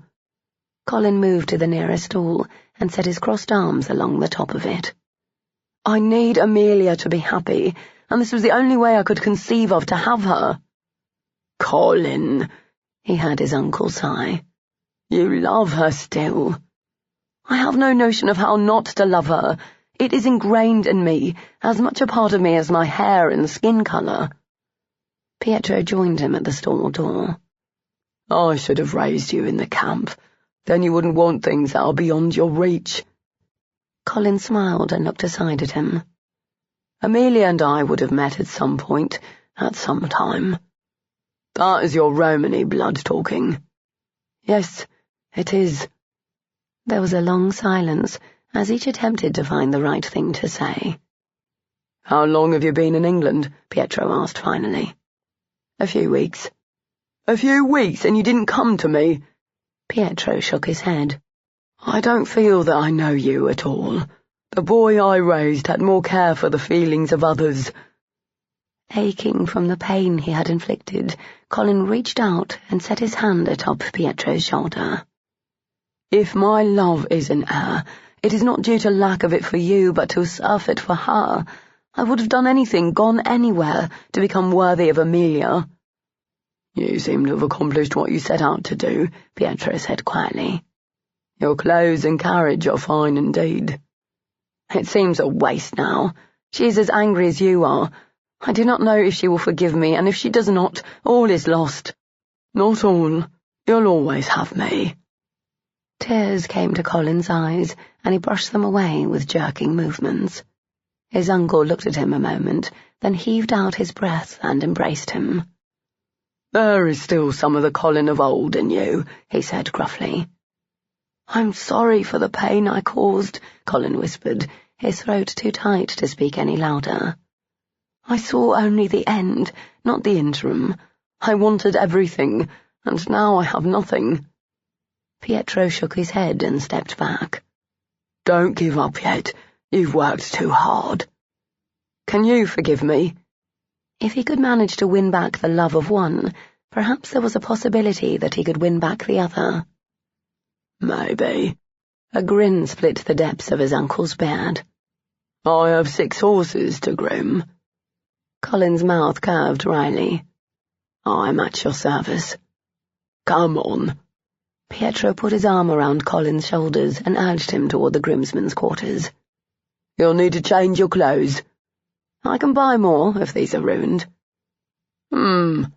His uncle looked at him consideringly. How wealthy are you? Obscenely. Pietro whistled. Tell me how you did it. Of course. Colin smiled. We have time. It was late afternoon. The sun was dipping to the west and supper was being prepared. Ware's guests would eat earlier tonight than they would in town, then spend the evening in the parlour, attempting to ignore the tension simmering between all parties. It would no doubt be unpleasant, but Ware understood the emotional undercurrents that were affecting everyone but him. He cared for Amelia and thought her the most suitable bride for his needs. That was his only tie to all of the rest. Mitchell stayed, he said to Amelia, as they strolled through the rear garden. Oh. She stared straight ahead. With a sigh, he drew to a halt, which forced her to do the same. Talk to me, Amelia. That has always been the core strength of our friendship. With a shaky smile, she canted her body to face his. I'm so sorry to have done this to you, she said remorsefully. If I could go back and alter the events of this last week, I would. I would go back years and have married you long ago. Would you? He tugged her closer and set his hands lightly on her hips. Behind her, a profusion of climbing roses hugged an archway that led to a pond. Dandelion seeds drifted in the breeze, creating an enchanting backdrop for an enchanting woman. Yes, all these years I mourned him, and he was thriving. Something deliciously like a growl escaped her. He finds it far too easy to leave me behind. I'm sick of being left behind. First my father, now Colin. Amelia wrenched away and began to pace, her long legs moving with a lithe, determined elegance. I have never left you, he said, pointing out what he knew to be his greatest strength. I enjoy your company far too much. There are precious few people in this world about whom I feel similarly. I know. Bless you. I love you for that. She managed a brief smile. That is what has decided my mind. You will be steadfast and supportive. You do not seek to be someone you are not. You inspire me to be decorous and deport myself in a manner befitting a lady. We rub along well together. Ware frowned, considering. Amelia, I should like to discuss your thoughts on decorum and deportment in greater detail. Forgive me, but I find it rather odd to mention those traits as being most attractive. I would think our friendship and ease of association would lure you most. She halted, her pale green skirts settling gently around her feet. I have come to realize something these past days, Ware. I have reckless tendencies, just as Welton did.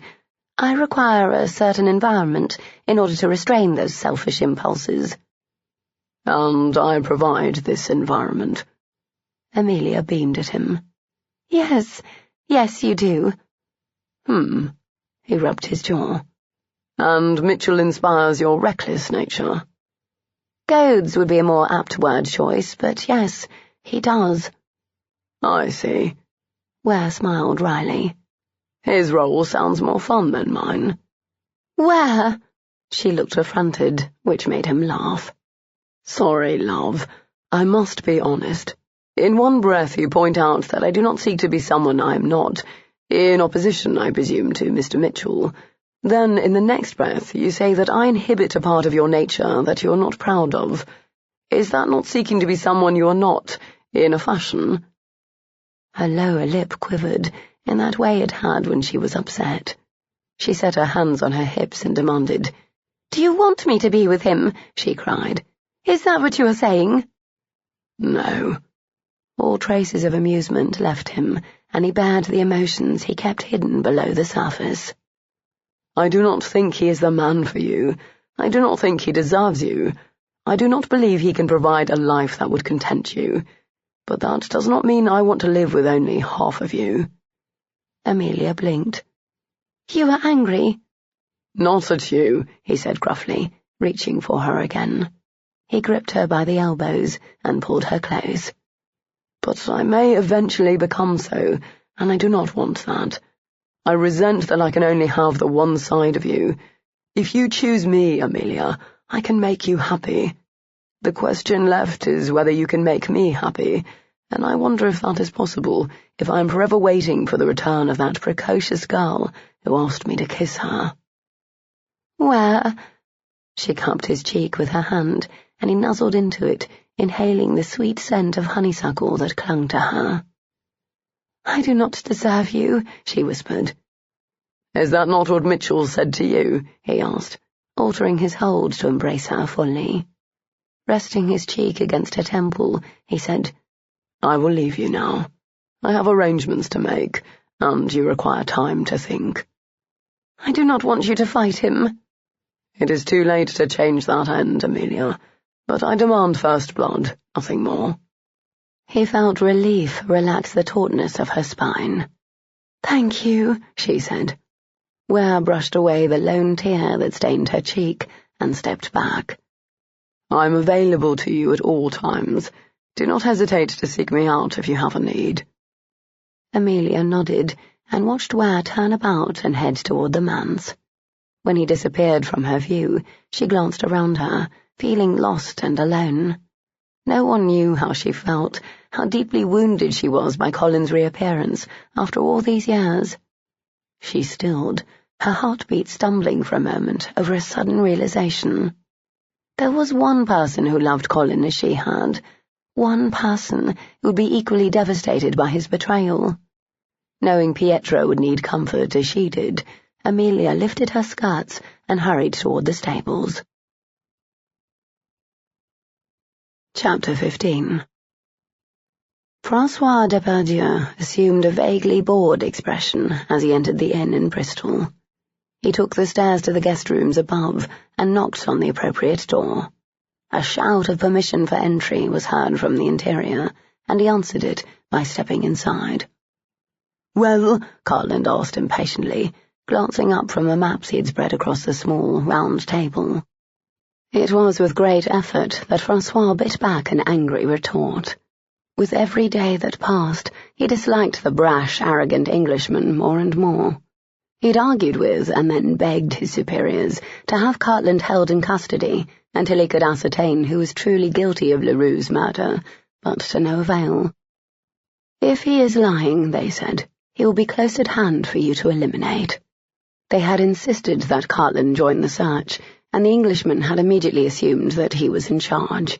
He was an excellent tracker, and even better killer, but those skills were tempered by his mistaken belief in his own superiority. "It appears that Mitchell will be staying with Lord Ware. The manse is heavily guarded for some distance around. I would guess that it is due to the presence of Christopher St. John." Cartland smiled. "The Earl is likely concerned that Mitchell will flee, like the coward he is, before the challenge can be met." "So you see," François said. The Englishman's features darkened. "I think the presence of Mademoiselle Rousseau has spoiled your temper." Lisette. François smiled at the thought of her. Once she had been harmless, but he and his men had ensured that she would never be harmless or innocent again. Aside from his sincere desire to see justice brought to Leroux's killer, his one pleasure in this miserable assignment was the thought of crossing paths with Lisette again. His blood heated in anticipation. She would fight him, she always did, and she improved with every encounter. The harder she resisted him, the more he enjoyed it. Now that the Illuminés, on whose behalf she worked, had tasked her with ensuring either Cartland or Mitchell paid for Leroux's death, he imagined his inevitable domination of her body would be that much sweeter. Perhaps the Illuminés thought he would welcome their assistance, but he did not like being second-guessed, which was how he viewed their interference. "Do you have any suggestions for how we should proceed?" Francois asked. "We could possibly lure the bulk of the guards away, using me as bait. Then we can attack the manse at night and kill him. But that will not tell me who is guilty, will it?" Pushing to his feet, Cartland snapped.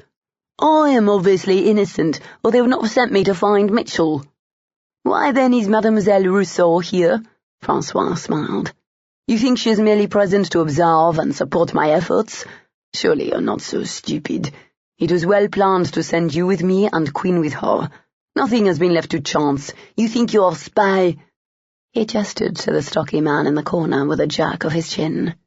"Gives you an advantage, but you are wrong. What do you suggest we do?" Cartland's face flushed. Francois debated a moment, then shrugged. "Mitchell is dueling over a woman. Perhaps she is the key to his confession." The Englishman paled. "You think to take St. John's sister-in-law? Are you insane?" "Surely he cannot be as fearsome as is rumoured," Francois scoffed. "You've no notion," Cartland muttered. Then his features took on a mien of wily determination. "Then again, perhaps you are right." He smiled smugly. "I will think of a way. Give me time." Francois shrugged, but inwardly he was making his own plans. "Fine. I will go eat downstairs. Either of you care to join me?" "No, we both have work to do." "As you wish." Cartland watched Depardieu leave with a narrowed glance. "He is becoming more trouble than he is worth," he muttered. "Since killing him myself is out of the question, we must find another way to hasten the man to his reward." "Send him to capture the girl, then," Jacques replied easily. "Since it was his idea, he should not object." Grinning, Cartland considered the beauty of the plan. If Mitchell or St. John took care of Depardieu for him, it would only strengthen his own protestations of innocence. "Can you arrange for him to gain entry?" "Mais oui." "Excellent. See to it." Amelia found Pietro leading a bridled horse from the nearby corral to the stable yard. For a long moment she was struck dumb by the resemblance he bore to Colin. With her memories of her childhood love arrested in the past, she had not noticed before. Now that she had seen him as a man, the similarities were unavoidable and agonizing. Tears welled, and though she tried to blink them back, they were plentiful and blurred her vision. She wiped them angrily away. "Miss Benbridge." Pietro looked at her with commiseration in his dark eyes. "It hurts, I know." She nodded. "How are you faring?" "I'm angry," he admitted, "but grateful to have him back. If you still love the boy he was, perhaps you feel the same." "I am glad he is alive," she managed. "Is there anything you need?" A smile lifted the corner of his mouth. "It is sweet of you to think of me during this time. I can see why he adores you as he does." Her face heated at the gentle praise. "He has loved you a long time, Miss Benbridge." Pietro's deep, slightly accented voice soothed her, though his words did not. "From the beginning I tried to discourage him, but he wouldn't listen. I think it says a great deal that you both care so deeply for each other after all these years apart." "That does not change the fact that he feels inferior to me." She released a shaky breath. "Oh, but I do not like the person I become, trying to convince him of his worth." He watched her for a long moment, then nodded. "Will you help me?" "Of course." Amelia stepped closer. "What do you need?" "Can you lead this horse into the stable for me? I have a few more to round up before the sun sets." She accepted the proffered reins. The smile he gave her was strange, but presently everything in her life felt odd. "Thank you," he murmured, then walked away. Amelia turned and moved through the open stable door. The moment she stepped inside, she realized Pietro's intent. She paused, her breath caught in a mixture of surprise and volatile lust. Colin worked with his back to her, but his identity was never in question. His torso was bare, his legs clad in worn, coarse breeches, his calves hugged lovingly by polished Hessians. Powerful muscles bunched and flexed beneath sweat-sheened skin as he stroked a brush rapidly over a horse's flanks. The sudden assailment of memories from their youth almost brought her to her knees. The sight of scratches left by her nails in the golden flesh added a carnal claim to his beautiful body that she longed to enforce. As she watched, he stilled.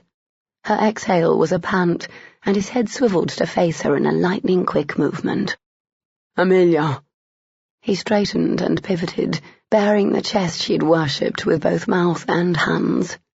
Dear God, he was divine, so handsome and virile, he made her heart ache. Are you alone? He asked. Utterly. Colin flinched and stepped toward her. Please do not come closer, she said. His jaw tightened, and he halted. Stay. Talk to me. What is there to say? I heard your reasons. I understand why you acted as you did. Is there hope for us? Any at all? She shook her head. Agony transformed his features. Look at me, he said in a broken voice. Look at where we are. This is where I would be if I had not left, tending St. John's horses, while you lived your life in a manse I'm not allowed to enter. How could we have been together? Tell me that. Amelia covered her mouth to stifle a sob. What if I gave it all away? His words were laced with a desperation that broke her heart into even smaller pieces. What if I resumed my place as a servant in your household? Would you have me then? Damn you, she cried, her shoulders straightening in self-defense. Why must you change yourself to suit me? Why can you not simply be who you are? This is who I am. He spread his arms wide. This is the man I have become, but he's still not what you want. Who cares what I want? She stalked toward him. What about what you want? I want you. Then why are you so quick to leave my side? She snapped. If you want me, fight for me. Do it for you, not for me. Amelia thrust the reins at him. He caught her hand and held it. I love you. Not enough, she whispered, yanking free. Then she turned and ran from the stable in a flurry of skirts and lace. Colin stared after her for long moments, attempting to reason what more he could do, what more he could say to win her love back. He had done everything, lost everything. A dark shape filled the doorway, and he pushed his roiling emotions aside. St. John. The pirate stared at him with knowing eyes. There was a lone rider spotted on a hill nearby. He is being followed back to town. Colin nodded. Thank you.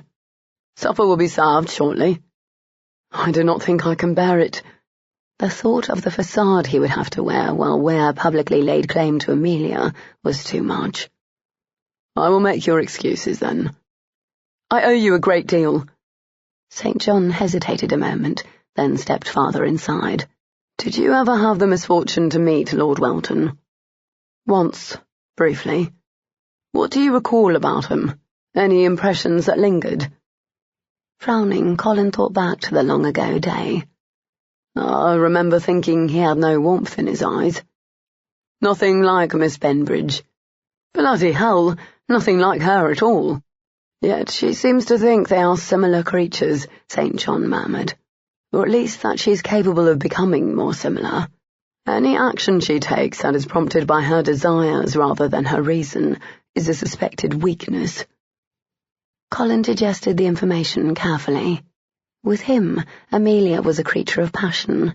She always had been. But they had been separated at the same time she'd learned of her father's treacherous nature.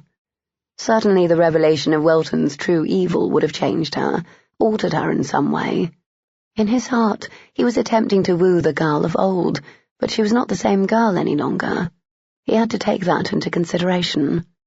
Where is the reasonable choice? Colin said. But he no longer thought the owl was the best choice. Amelia's vitality came from the passionate fire within her. It needed to be celebrated, as it would be with Colin, not extinguished by the decorum society would demand from Ware's wife. Yes, St. John agreed. He is. The pirate made his egress as silently as he'd arrived, leaving Colin with a great deal to consider. Amelia sat stiffly during dinner, highly conscious of the fact that Colin took his meal in his room. The discussion she'd had with him in the stables prodded at her and gave her no rest. She was poor company, speaking little and casting a dark cloud over everyone's already sombre mood. Despite her best efforts, she could not forget the sight of Colin working in the stable, a station he might still occupy if he had stayed in her employ. It was a shocking revelation to her, and she did not know what to think of it. She retired early and hoped exhaustion would claim her, but fate was not so merciful. Unable to sleep, Amelia spent long hours tossing about in her bed. She finally abandoned the effort and left the confines of her dishevelled linens. Donning her robe over her night rail, she slipped downstairs to the library. The hour was late, all parties abed, leaving her the massive manse to herself. There were many times she roamed the St. John house at night, finding comfort in the silence and feeling of aloneness so reminiscent of her youth. Her imagination wandered, creating stories and tales in her mind, her memories picking up various passages from favourite books, until she found herself at the library. The door was slightly ajar, the flickering light of a blazing fire betraying the presence of someone inside. A shiver of awareness coursed over her skin in a wave of gooseflesh, urging her to forsake thoughts of reading and return to the safety of her bed. She debated a moment, internally examining why she would proceed when she valued stability so highly. Ever since Colin had returned to her life, she'd been acting with reckless disregard for anything but her own wants and needs. The correlation to her pater could not be ignored, and her jaw clenched with determination. It was most likely Ware in the library, and his presence would ground her and mitigate the riot of emotions she did not know how to deal with. She pushed open the door. Entering on silent feet, she noted the shirt-sleeve-clad arm hanging over the side of a wing chair and the large hand holding a crystal goblet at a careless angle. From the darkened colour of the skin, she knew she had incorrectly guessed the occupant's identity, but she did not retreat. Something about the way the glass was held alarmed her. The amber liquid inside was tilted perilously close to the rim, threatening to spill onto the English rug. The room was warm and comfortable, the walls lined floor to ceiling with bookcases, displaying a mixture of worn volumes and priceless artifacts. Overstuffed furniture was scattered around the space, as were many side tables. It was a library that was actually used, rather than serving as merely an ostentatious display of wealth. Despite the inevitable upcoming confrontation with the man in the chair, she was soothed by the smells of parchment and leather, and took comfort in the silence inherent in a place of learning and discovery. Amelia rounded the wing-pack and found Colin sprawled within its cradle, his long legs stretched out to rest his booted feet atop a footstool, his torso sans a coat and waistcoat, his throat bared by a missing cravat. He looked at her with heavy-lidded, emotionless eyes and lifted the goblet to sculpted lips. There was a scratch near his brow, and a trail of dried blood below it. "What's wrong?" she asked softly. "How are you hurt?" "Stay away," he said in a low, rough tone. "I am in a dark place, Amelia, and I've consumed more liquor than is wise. I cannot say what I will do if you come too close." Draped on the carved wooden arm of a nearby chair were his waistcoat, coat, and weapons, a small sword and dagger. "Where did you go?" "I have yet to leave." He turned his head to look into the fire. She heard the sadness and despair beneath the words, and her heart hurt for him, for her. "I'm glad you did not go out." "Are you?" Colin's head turned. In the light of the flickering fire, his beautiful face was hard, his dark eyes cold. "I am not." "What could you have done in this condition?" "There is no reason for me to evade Cartland. I should turn myself over to him and spare everyone the jeopardy my presence creates." "Your life is the reason," she protested. "If you concede, you will die."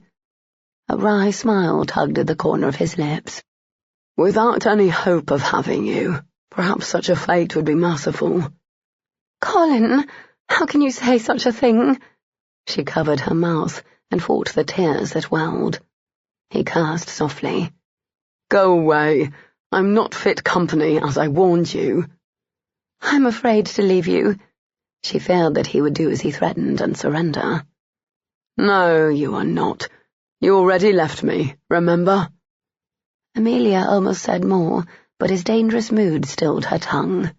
She had seen St. John in similar moods at times, and had always wondered at Maria's fortitude in seeking him out when he was so afflicted. He needs me, Maria would say in explanation. It was obvious that Colin needed comfort too, and Amelia had distanced herself from him, which left him only the bottle to turn to for solace. She approached him, with shoulders squared, lifting the hem of her robe to her lips, where she wetted. Reaching him, Amelia raised his chin with one hand and used the other to smooth away the blood. He was still, his eyes watchful, the tension that gripped him reaching out and surrounding her as well, making every nerve-ending tingle and every breath a pant. With an edgy snarl, Colin turned his head and pressed his lips to the sensitive skin of her wrist. She froze, unable to move, as his tongue stroked over her now madly fluttering vein. His glass hit the rug with a soft thud and a splash, and then he was on her, wrapping his big body around her and pulling her to the floor. I want you. His hot, open mouth moved ravenously over the tender flesh of her throat. So badly, it's eating me alive. Colin!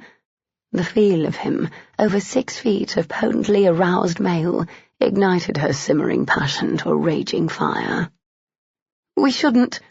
Nothing can stop it, he said, his hand pushing open the halves of her robe and cupping her breast. You belong to me. Her gaze turned to the door she'd left open when she entered. The door! His lips surrounded her nipple through her night rail. Amelia gasped and clutched his hair. Remember that night, he whispered against her breast. Remember how I felt inside you. Remember how deep, how I filled you. She quivered in longing, her blood hot, her breasts heavy and aching. His calloused fingertips rolled and tugged at her nipple, sending waves of pleasure along the length of her body. Colin! He came over her and took her mouth, inundating her senses with a taste of brandy and the exotic spice that was uniquely his. She moaned in delight, sucking at his thrusting tongue, in a desperate effort to drink in more of him. Distantly, she felt his hands on her thighs. The chill of the evening air over feverish skin betrayed the lifting of her gown. As everything tightened and coiled in anticipation of his touch, Amelia whimpered into his mouth. His knee intruded between hers, urging her legs apart.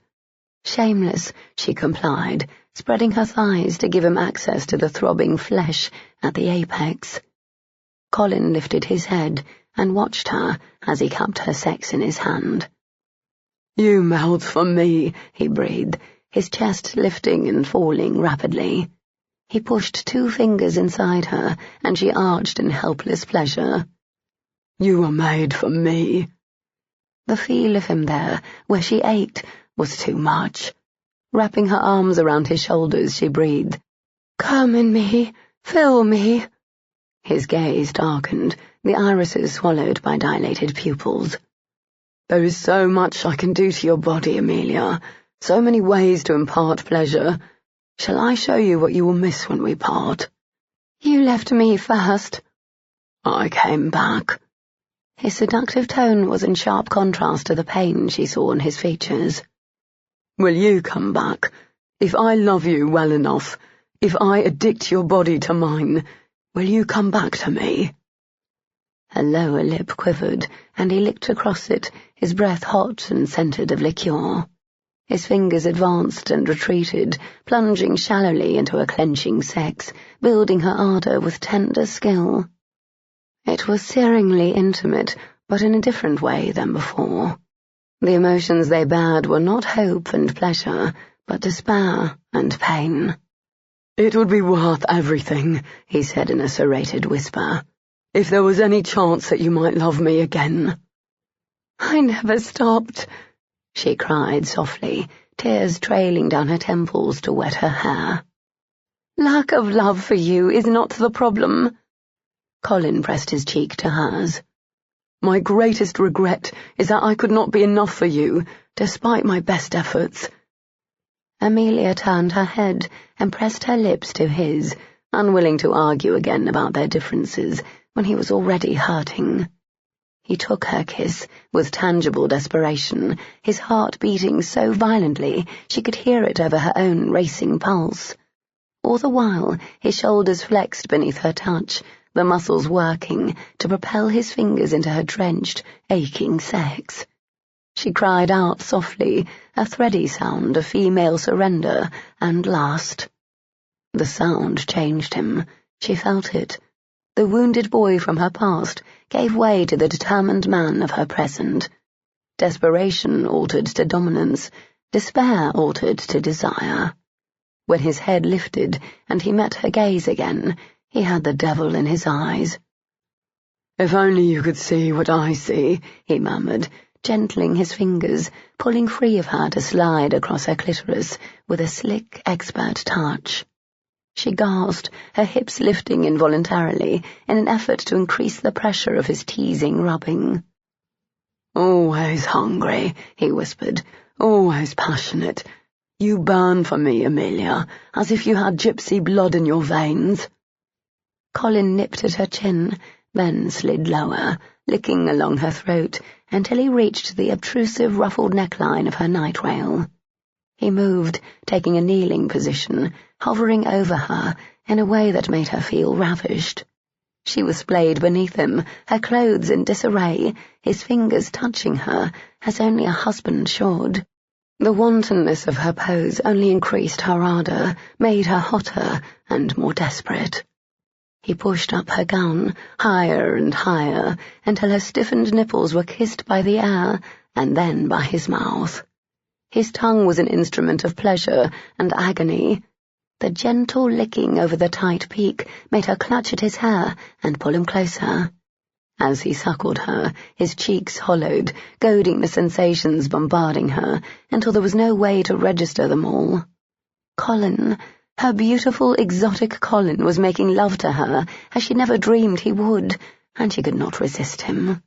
His need and longing tapped into her own, freeing her of her inhibitions, making her a willing supplicant to his demands. "Such beautiful breasts," he praised, kissing across the valley between them to pay a like service to her neglected, jealous nipple. Colin cupped the swollen flesh with his hand, plumping it with gentle kneading, rolling the beaded point between thumb and forefinger.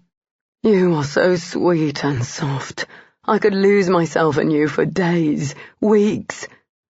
The thought of being the recipient of the full force of his desires was as arousing as his touch, and Amelia rode his hand, the need to orgasm becoming a driving urge. "Please." His teeth bit into her nipple, eliciting a gasp of surprise. Then he travelled lower to circle her navel with the point of his tongue. "Not yet." "No," she begged, her need so intense she could hear how wet she was. "Please, now." Colin reared up to a kneeling position, leaving her bereft of his warmth and touch. He smiled as she protested, revealing the rakish dimples she had always loved. His shirt sleeves were tugged from the confinement of his breeches and pulled over his head, bearing a sculpted chest and abdomen that made her mouth water. His skin was dark and stretched tightly over a highly defined musculature. She loved his body, always had. She adored the way hard labor made him powerful and strong. "The way you look at me will keep us up all night," he said with darkly sensual promise. He reached for the placket of his breeches and freed the straining length of his erection. Whatever arguments of reason she might have uttered died a fiery end, her entire focus narrowing to encompass only the man before her. He was a sensual fantasy come to life, with his glistening torso bared to the waist, and his thick, hungry cock curving upward in proud enticement. Licking her lips, she sat up and reached for him. Amelia! His tone was a warning, but he made no move to deter her as she angled him down to meet her waiting mouth. "Just a taste," she whispered, licking her lips. "One taste." Her tongue swept across the tiny hole at the tip. Colin's breath hissed out between his teeth. The skin was softer than anything she'd ever touched before, and the taste of him, salty and primitively male, was an aphrodisiac. With a moan, Amelia circled the wide, flared head with her lips and gave a tentative suck. "Dear God," he groaned, shuddering. His hands came up to cup the back of her head. Emboldened by his response and a wild desire to have him at her mercy, Amelia tilted her head and licked the pulsing length from top to bottom. The point of her tongue followed the path of a pulsing vein to the thick crest. She licked around and around, tasting the thick essence of his seed. Colin was certain he would die of the pleasure Amelia bestowed with such enthusiasm. She seemed lost in the act, less focused on him and more on her own enjoyment. Her beautiful face was flushed, her green eyes glassy with arousal, her lips red and swollen and stretched tightly around his girth. "Yes," he whispered as she moaned and sucked harder. "Your mouth is heaven. Take me deeper. Yes." His body ached with the force under which he leashed it.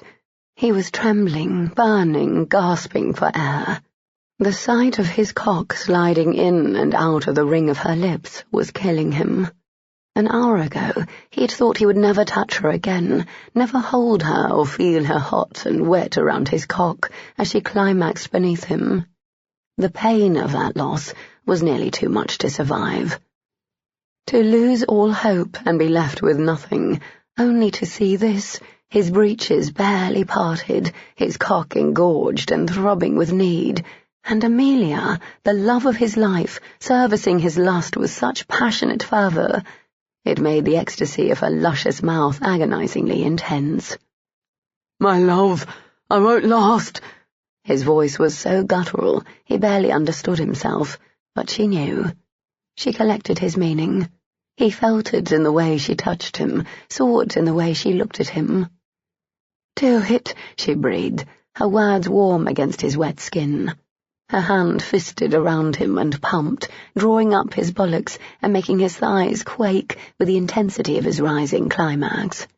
She cupped him there, her fingers sliding through the rough hair and fondling his sack. He cursed, the tension in his spine painfully acute. "I will flood you. Damn it!" Her eager mouth flowed over the aching head of his cock in a burning caress of drenching heat and hungry suction. His lungs seized, his vision darkened, his fingers tightened on her scalp. He was moving on instinct alone, his hips bucked and thrust, running his cock over her flickering tongue and against the back of her throat. Her clenched hand prevented him from moving too deep, kept him from taking too much. Amelia moaned in sensual supplication, the vibration tingling up the length of his erection and freeing his coiling orgasm. Colin growled as he erupted, his cock jerking with every wrenching pulse of semen, his fingers tangling in her hair.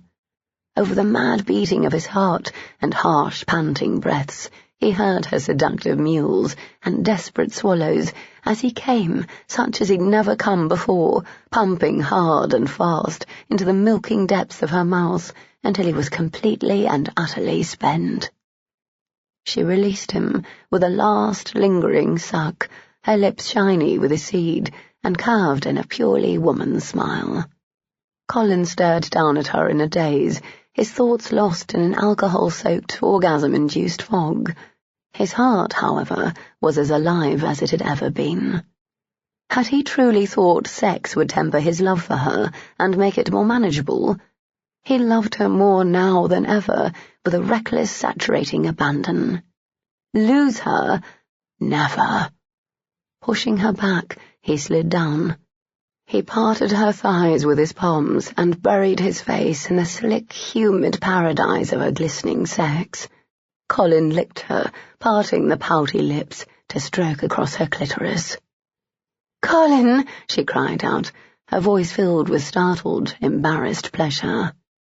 He smiled against her, then kissed her deeply, turning his head to push his tongue inside the tiny, clenching slit that was made to hold his cock. The taste of her intoxicated him, addicted him. "No, please!" There was something in her voice, a note of panic that urged him to lift his head. He stared at her, saw the wild light in her eyes, and asked, "What is it?" "Please, stop." He frowned, noting the high flush on her cheeks and the trembling of her thighs beneath his hands. She was hopelessly aroused, yet she stayed him. "Why?" "I cannot think." Reason, conscious thought, she wanted it. Servicing him gave her power. Being serviced by him took it all away. "You think too much," he said hoarsely. "Give in. Free the woman who took me to her bed without care for anything or anyone." She struggled beneath him. "You want too much." "Yes," he growled. "All of you. Every piece." He was in her then, giving her pleasure with avid lips and tongue, eating at her, drinking her in, inhaling the primal scent of her deep into his lungs. The innate hunger he felt for her stirred in response, rousing and climbing, swelling his cock, as if she had not just drained him. Amelia twisted beneath Colin, clawing at his shoulders, begging for mercy, in a voice roughened by pure female lust.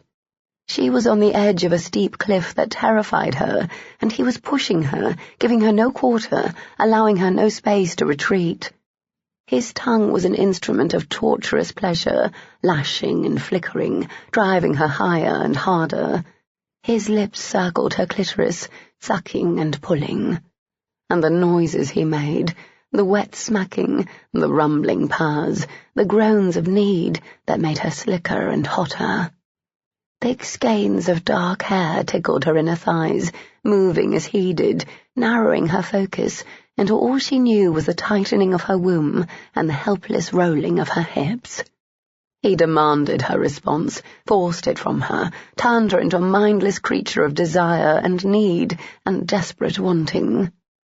"No, no, no," she gasped, fighting him, even as her fingers tangled in his locks and pulled him closer, so that he could not leave her again.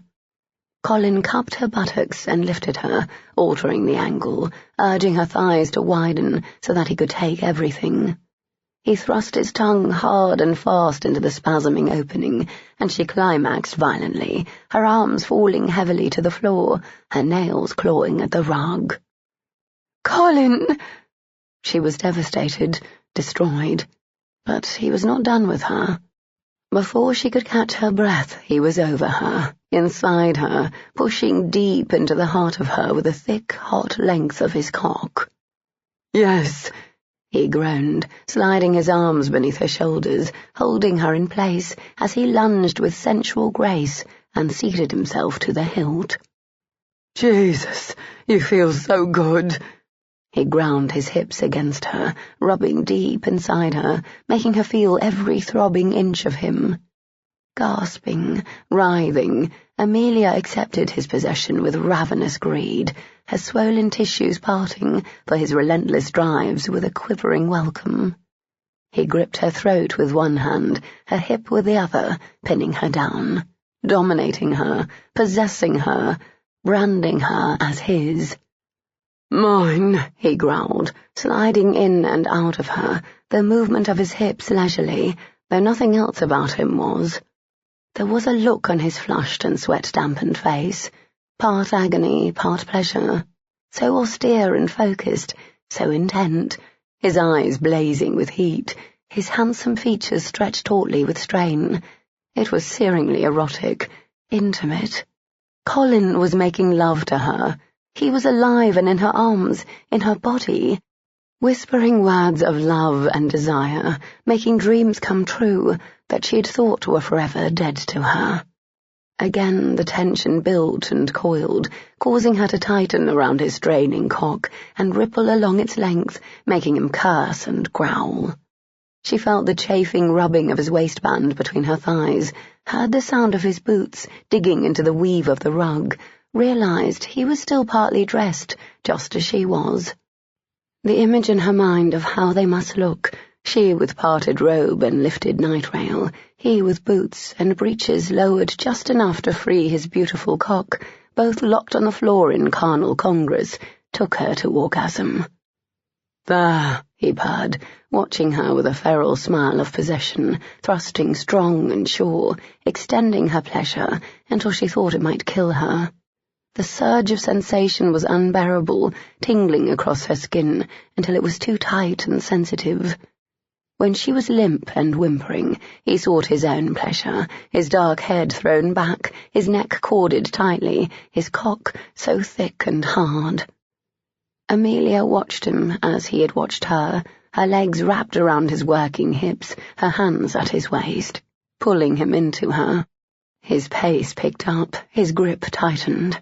She felt the climax coming, felt it grip him in a fist, felt it tighten his lungs.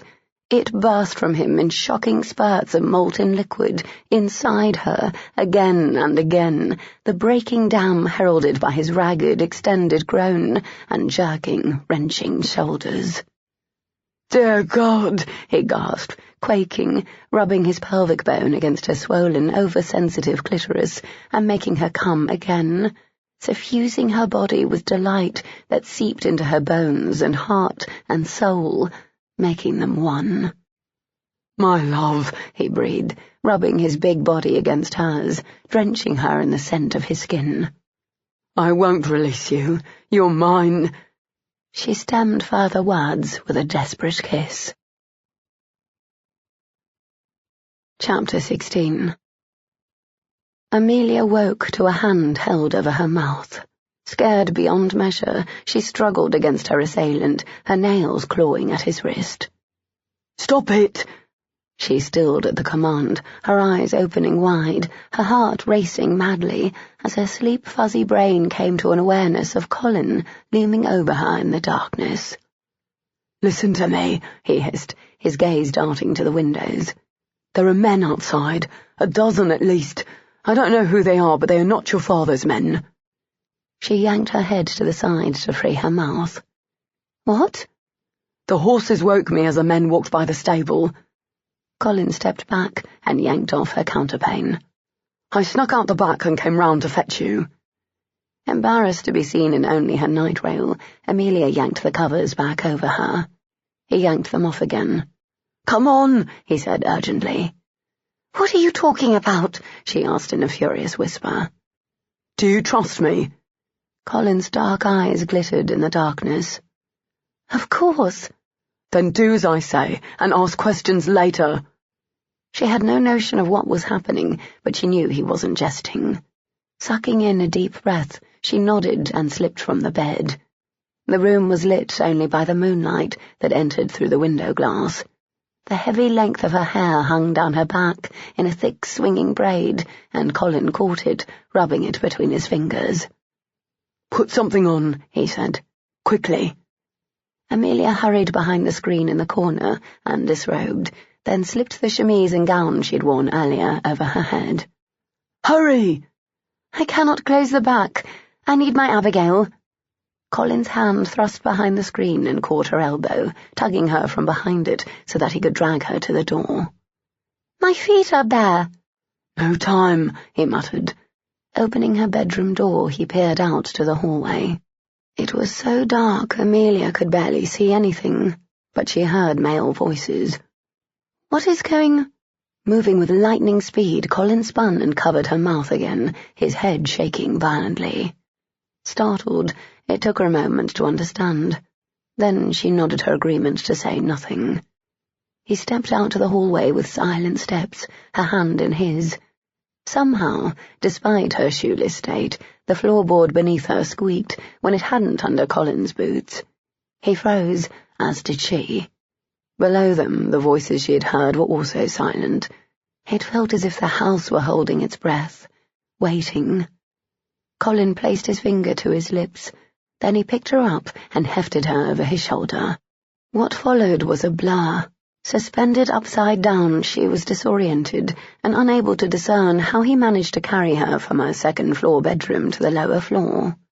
Then a shout was heard upstairs as she was discovered missing, and pounding feet thundered above them. Colin cursed and ran, jostling her so that her teeth ached, and her braid whipped his legs so hard she feared hurting him. Her arms wrapped around his lean hips, and his pace picked up. They burst out the front door and down the steps. More shouting, more running, swords clashed, and Miss Poole's screams pierced the night. "There she is!" someone shouted. The ground rushed by beneath her. "Over here!"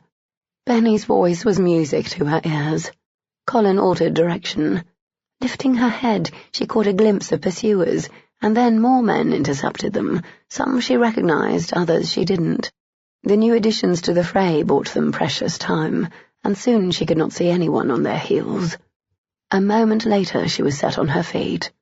Wild-eyed, she glanced around to catch her bearings, and found Benny on horseback and Colin mounting the back of another beast.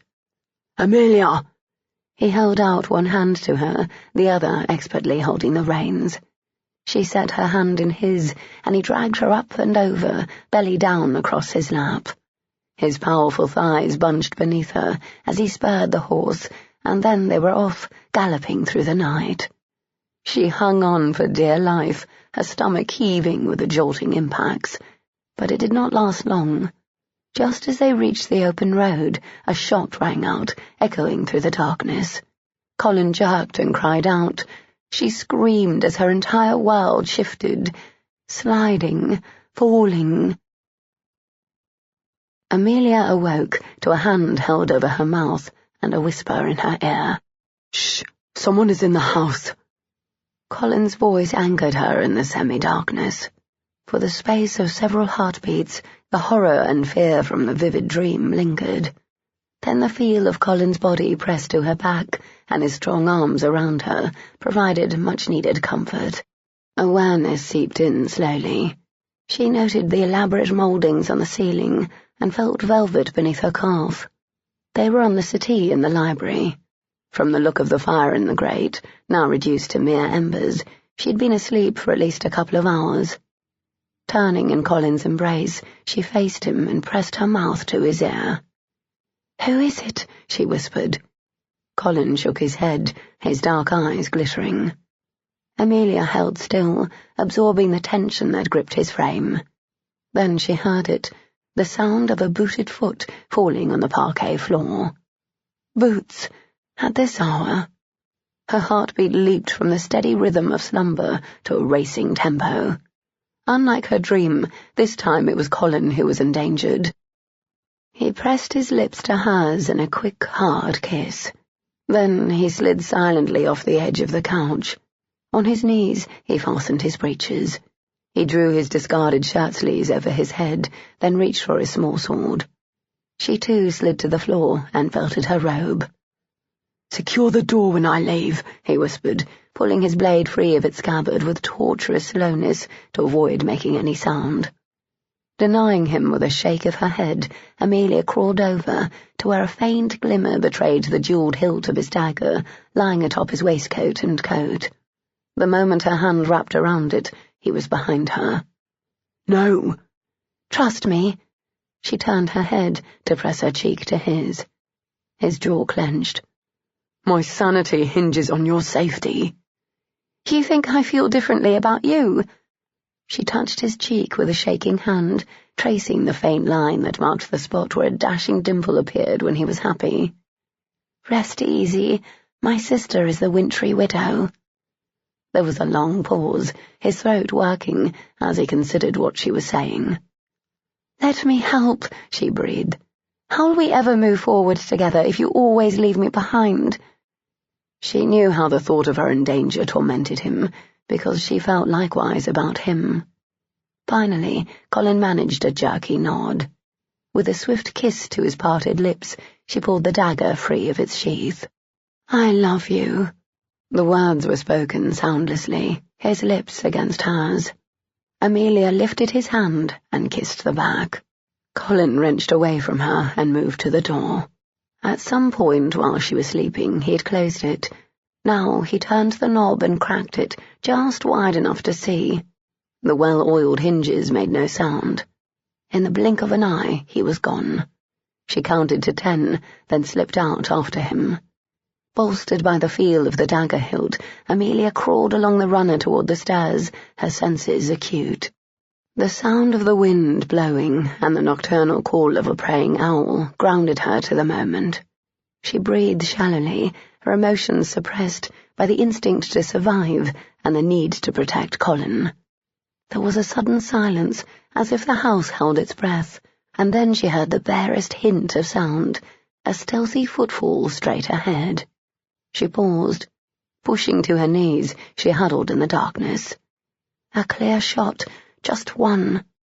To her right, a movement caught her eye. Holding the blade and aiming the hilt, Amelia prepared to throw. Her arm was steady, her nerves taut but manageable. She had never killed before, but if it became necessary, she would act first and face the consequences later.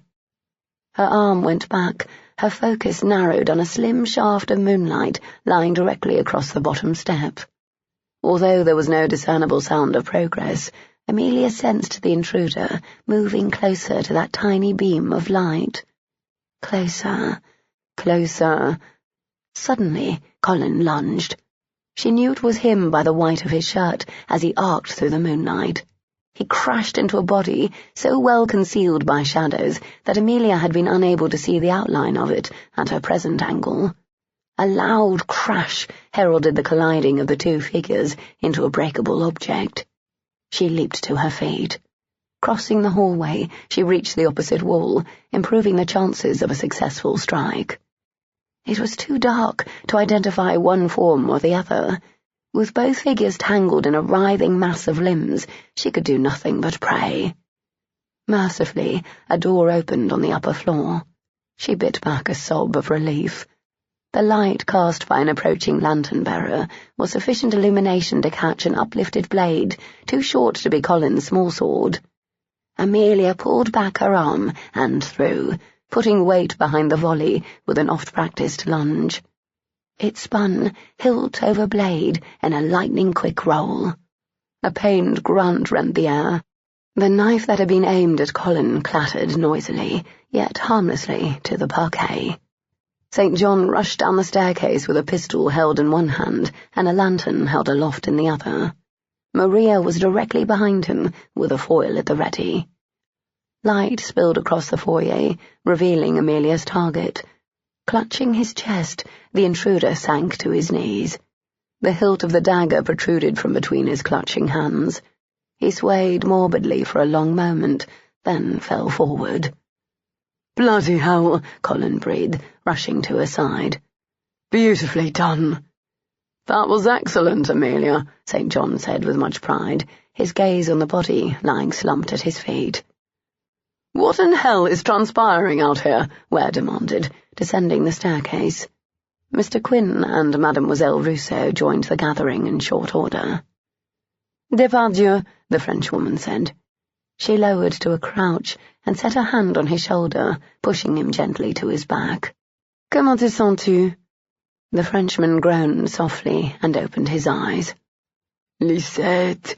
She reached for the dagger and withdrew it, then stabbed him again, this time through the heart. The sound of the blade scraping across a rib bone and a sharp, abbreviated cry from Depardieu made Amelia shudder violently. "Good God!" she cried, feeling ill. The Frenchwoman's arm lifted and fell again. Mr. Quinn lunged and yanked her back, the dagger pulling free with her retreat and hitting the floor.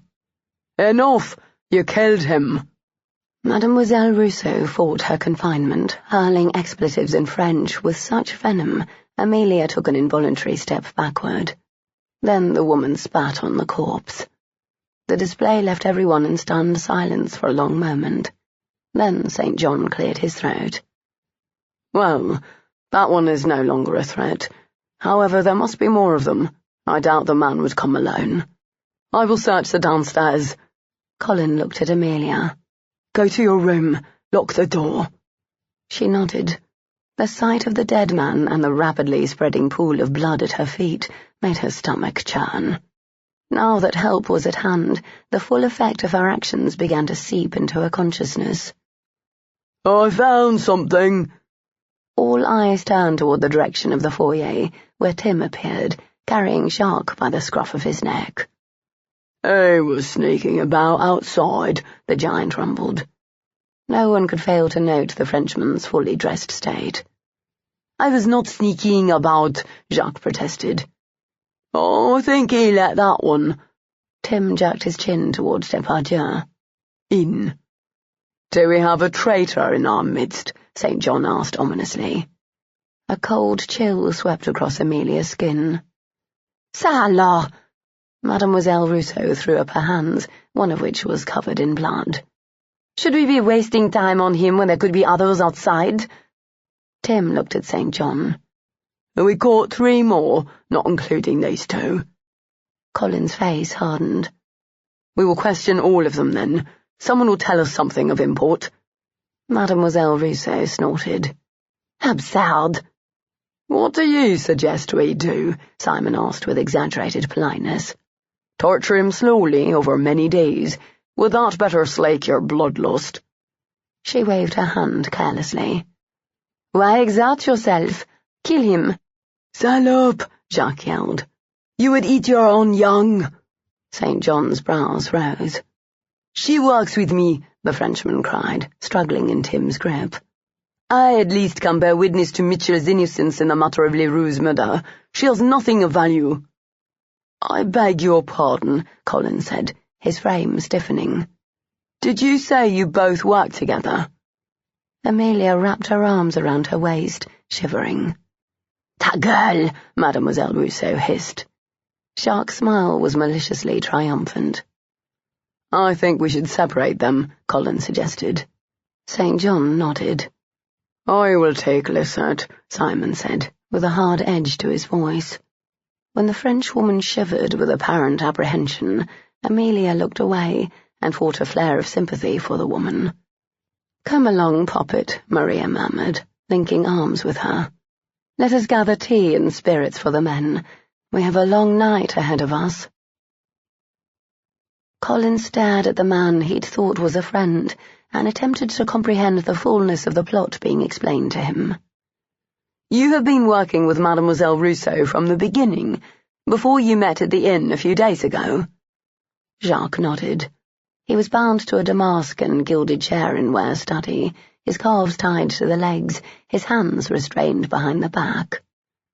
We did not meet at the inn. I've known her for some time now. But you both acted as if you'd just become acquainted, Simon argued.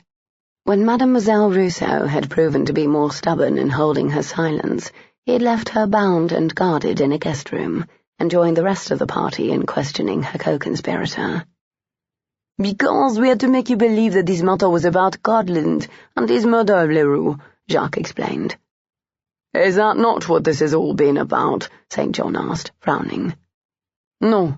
The Illuminés sought to end your inquiries and activities in France, which had become increasingly troublesome. I was sent to discover the identity of your superior. Colin froze. The Illuminés? He had heard whispers of a secret society of enlightened members who sought power through hidden channels, but the rumors were unsubstantiated. Until now. What do they have to do with Leroux? None of this had anything to do with Leroux, the Frenchman snapped. In fact, Codlin's murder of Leroux has been a complication. How so? Simon asked from his position on the settee. Dressed in his evening robe and holding a cheroot in one hand, he looked the part of a man at leisure, which was definitely not the case. The Illuminés learned that Mitchell was returning to England, Jacques said. I secured a cabin aboard the same ship, with the intent to befriend him on the journey. It was hoped that our association would eventually lead to a disclosure of the identity of the man you work for, here in England. I followed Mitchell the night we were to set sail, and I took advantage of the opportunity presented to me. I used the situation to build a friendship with Mitchell." "Fascinating," St. John murmured. "And what of Lisette?" Simon asked. "Mitchell was my target," the Frenchman said. "You were hers. The Illuminés do not like to leave anything to chance." "Bloody hell!" Colin growled his frustration. "And what of tonight? What role did Depardieu play?" "He was responsible for discovering the truth regarding Leroux's death, which is a personal matter to the Agent General." "So I am still wanted in France," Colin said, "and someone must pay for Leroux's death. My predicament has not changed, merely your and Mademoiselle Rousseau's role in it." Jacques smiled grimly. "Yes. And now Depardieu's dead. Do not regret that outcome, mon ami. As Mademoiselle Rousseau can attest, he was a far from honorable man. I would never allow you to suffer for his crimes. I assured you of that from the beginning." "But you allowed Depardieu into my house," Ware pointed out. "Why?" "Cartland sent him to find Miss Benbridge," Jacques explained. "I agreed to assist him, but my intent was not to let him succeed. I had hoped to be the one to discover him and kill him, thereby deepening your trust in me." "I do not understand." St. John stepped closer. "Why does Cartland trust you?" "Because of Depardieu. When Mitchell and I were still in London, I searched for Cartland. I found Depardieu and told him I was working with Lisette to apprehend Leroux's killer. Lisette's involvement made Depardieu wary. This created an opening with Cartland, who needed alternate French support because Depardieu did not believe him." "Where is Cartland now?" Colin asked. "At the inn, waiting for word." Colin looked at Quinn, who stirred. "I will change swiftly," Quinn said. St. John rose. "I shall come along as well." "I will stay here with the women," Ware offered. Then he smiled. "Though I doubt they need my protection." Colin left the room and moved toward the library with a rapid, eager stride. Quinn fell into step beside him. "It appears that your vindication is at hand," the Irishman said. "Yes, finally." Anticipation thrummed through Colin's veins and made his heart race. The divide separating him from Amelia still existed, but the scent of their lovemaking clung to his skin and gave him hope. She loved him. The rest would come in time. He and Quinn parted ways by the staircase, and Colin returned to the library to collect his coats. His fist curled around the empty sheath that normally held his dagger, and his mind returned to the moment when Amelia had come to his aid, defending him to the death. Earlier today, he'd thought it impossible to love her more than he did. Now he realized he was falling in love with her all over again, with the woman Amelia had grown into. For the first time, Colin was absolutely certain there was no other man in the world better for Amelia. And even if that were not the case, damn them all regardless. She belonged to him. With perseverance, he might convince her to believe that too. Resolute and determined, he shrugged into his garments and left the room. Ware was standing at the foot of the staircase, staring down at the location where Depardieu's body had lain not long ago. The scene was tidied now, but Colin suspected the memory would haunt the owl for years to come. At the sound of footfalls, Ware turned his head, and his gaze narrowed upon seeing Colin. "If you capture Cartland," Ware said, "you will have no further business here." His jaw tightened.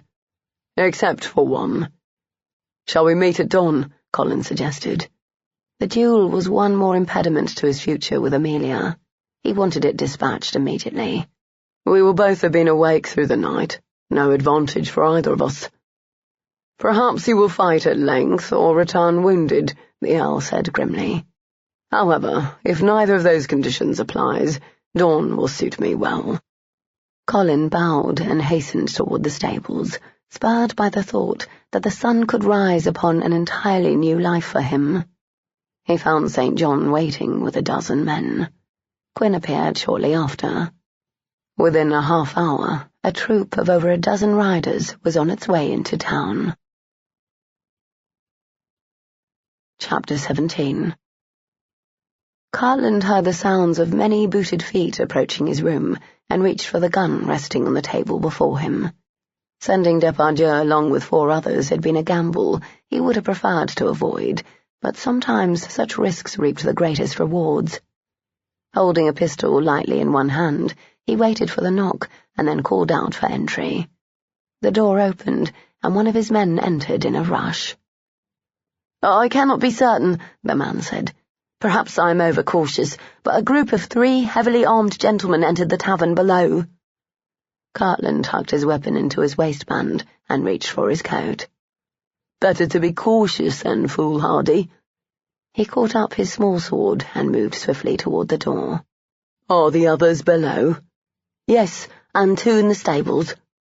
"Excellent. Come with me." Moving with long, rapid strides, Cartland made his egress by way of the servants' staircase. Straight ahead was the rear exit, but he turned left instead and went through the kitchen to the delivery door. It always paid to be careful. The door was ajar, allowing the cool night breeze into the hot kitchen. Cartland saw nothing but darkness beyond the small pool of spilling light, but he rushed outside to the alley in a near run to give himself a better chance of escape if a trap was set. Once he was shrouded by the enveloping moonlit night, he felt safer, until he heard the pained grunt of the lackey who ran just behind him. Startled, Cartland stumbled over a loose bit of gravel. He spun, pulling his gun free as he did so, his gaze wild and seeking.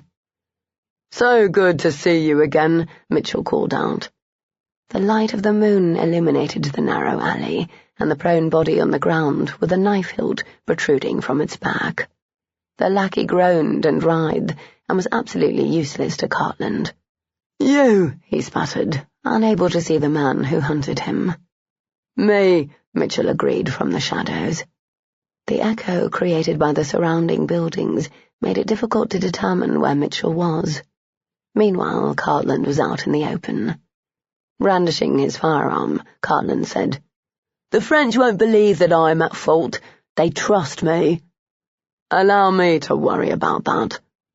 There was a thud to the left, and Cartland fired in that general direction. When a large round rock rolled down the shallow incline to rest against his booted foot, he knew he'd been tricked. Had he not been so panicked, he would have known better. His heart sank into his gut, frozen by terror. Mitchell's laughter filled the night. Then the gypsy appeared in a flurry of a swirling cape, like some phantom apparition. In each hand was a weapon. One was a pistol, which left Cartland with no options beyond death or surrender. His useless smoking gun fell from his nerveless fingers and clattered to the alley floor. "I can help you," he offered urgently. "I can speak on your behalf and clear your name." Mitchell's teeth flashed white in the darkness. "Yes, you will, by returning to France and paying for your crimes." Amelia jolted awake just before dawn. Her heart was racing, as if she'd run a great distance, but she could not discern why. She lay abed for a long moment, blinking up at the canopy above her. Her bleary gaze lingered upon the gold tassels that framed the edges, and she attempted to regulate her panting by concentrating on every breath. Then she heard an unmistakable noise that filled her with dread, the sound of swords clashing outside. For a moment she feared the men had not succeeded with their early morning capture of Cartland, but the lack of shouting and mayhem dispelled that thought. The duel! She called out for her Abigail as she leaped up from the bed. "Anne!" Hurrying to the window, she threw the drapes wide, cursing under her breath to see the pale grey and pink sky. Amelia rushed to her armoire and pulled out a shawl. "Anne!" The door opened, and she turned in an agitated flurry. "Why did you not wake me before? Maria!" "Amelia." The note of sympathy in Maria's voice caused gooseflesh to flare across Amelia's arms. "No," she breathed, rushing past her sister to the gallery. "Poppet, wait!" But she did not. She ran with all the strength she had, nearly crashing into an industrious chambermaid before skittering around the corner and stumbling down the stairs. As she approached the lower floor, the unmistakable ring of clashing foils iced her blood. Amelia was nearly to the French doors that led to the rear terrace and the lawn beyond that, when she was caught in a crushing embrace and restrained. She attempted a scream, but was gagged by a massive hand over her mouth. "Sorry," Tim muttered. "I can't let you distract them while they're fighting. That's how men are killed." She shuddered violently at the thought of either man being injured. Struggling like a madwoman, Amelia fought for freedom, but even grown men could not best Tim. As the sounds of fighting continued, tears welled and coursed freely. Every clang of steel clashing against steel struck her like a blow, causing her to jerk repeatedly in Tim's arms. He cursed and pressed his cheek to hers, murmuring things meant to soothe, but nothing could alleviate her distress. Then, silence. Amelia froze, afraid to breathe, in case the sound would overpower the heralds of whatever was transpiring outside. Tim carried her to a nearby window and pushed up the sash a bare inch. A damp, chilly breeze blew through the tiny gap, making her shiver. "You are the better man." Colin's voice drifted to her ears, and her lips quivered against Tim's palm. "You are the reasonable choice," he continued in a grim tone. "You've been steadfast and true to her. Unlike my estate, your wealth and title are long-standing. You can give her things that I cannot." Amelia hung limply in Tim's arms, sobbing silently. "Most importantly, her affection for me is not something she welcomes, while she gratefully embraces her future with you." Her head turned to the side, her tear-stained cheek pressing against Tim's thundering heart. Colin was leaving her, as he had so many times before. Tim's hand fell away from her mouth. "Release me," she whispered, her spirit broken. "I will not go outside."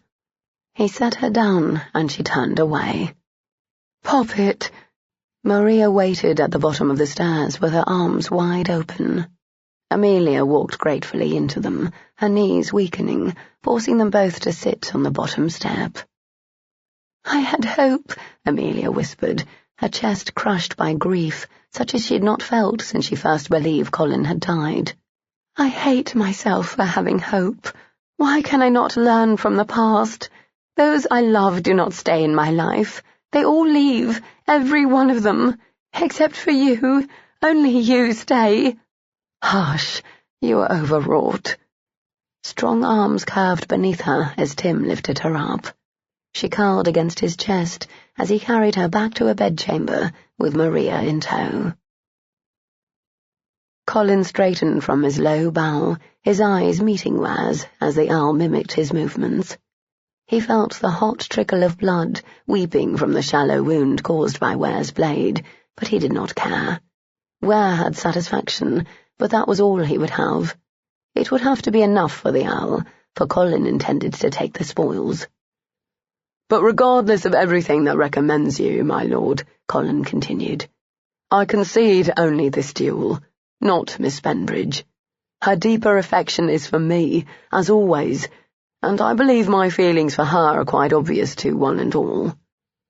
"Which is why you abandoned her for several years," the owl scoffed. "I cannot alter the past. However, I can assure you that from the present moment onward, nothing on earth can take her from me." Ware's blue eyes narrowed, and thick tension filled the air between them. Then the corner of the owl's mouth lifted. "Perhaps you are not the man I thought you were. Perhaps not." They bowed again, then quit the lawn, both men heading in the separate directions their lives would now take them. The next half-hour of Amelia's life, or was it an hour, passed in a daze. Maria forced tea upon her, as well as a hefty dose of laudanum. "It will calm you," her sister murmured. "Go away," she muttered, slapping at the many hands that sought to soothe her brow. "I will read quietly," Maria said, "and send your Abigail away." "No, you go too." Eventually they gave up and went away. leaving Amelia to curl into herself and fall back into a dreamless, drug-induced sleep. Sadly, the respite did not last long. Far too soon another hand brushed the curls back from her face. I suppose I have only myself to blame for your lack of faith. Colin's voice brushed across her skin like a tangible caress. She rolled into him, grasping with her hands. He caught them with his own and squeezed. You were supposed to sleep straight through this morning, he murmured, pulling the blankets back from her. I wanted to spare you any possibility of distress. She was lifted and cradled to a warm, hard chest. The scent of his skin, so alluringly masculine and uniquely Colin, urged her to bury her tear-streaked face in his cravat. She was distantly aware of being carried. It felt as if they descended a staircase, and then fresh air was drifting over her skin, making her shiver. There's a blanket in my carriage, he murmured. A minute more, and then you'll be comfortable again. A moment later she was jostled into a carriage, and it set off with a lurch, the wheels crunching across gravel. She was held securely in Colin's lap and covered warmly.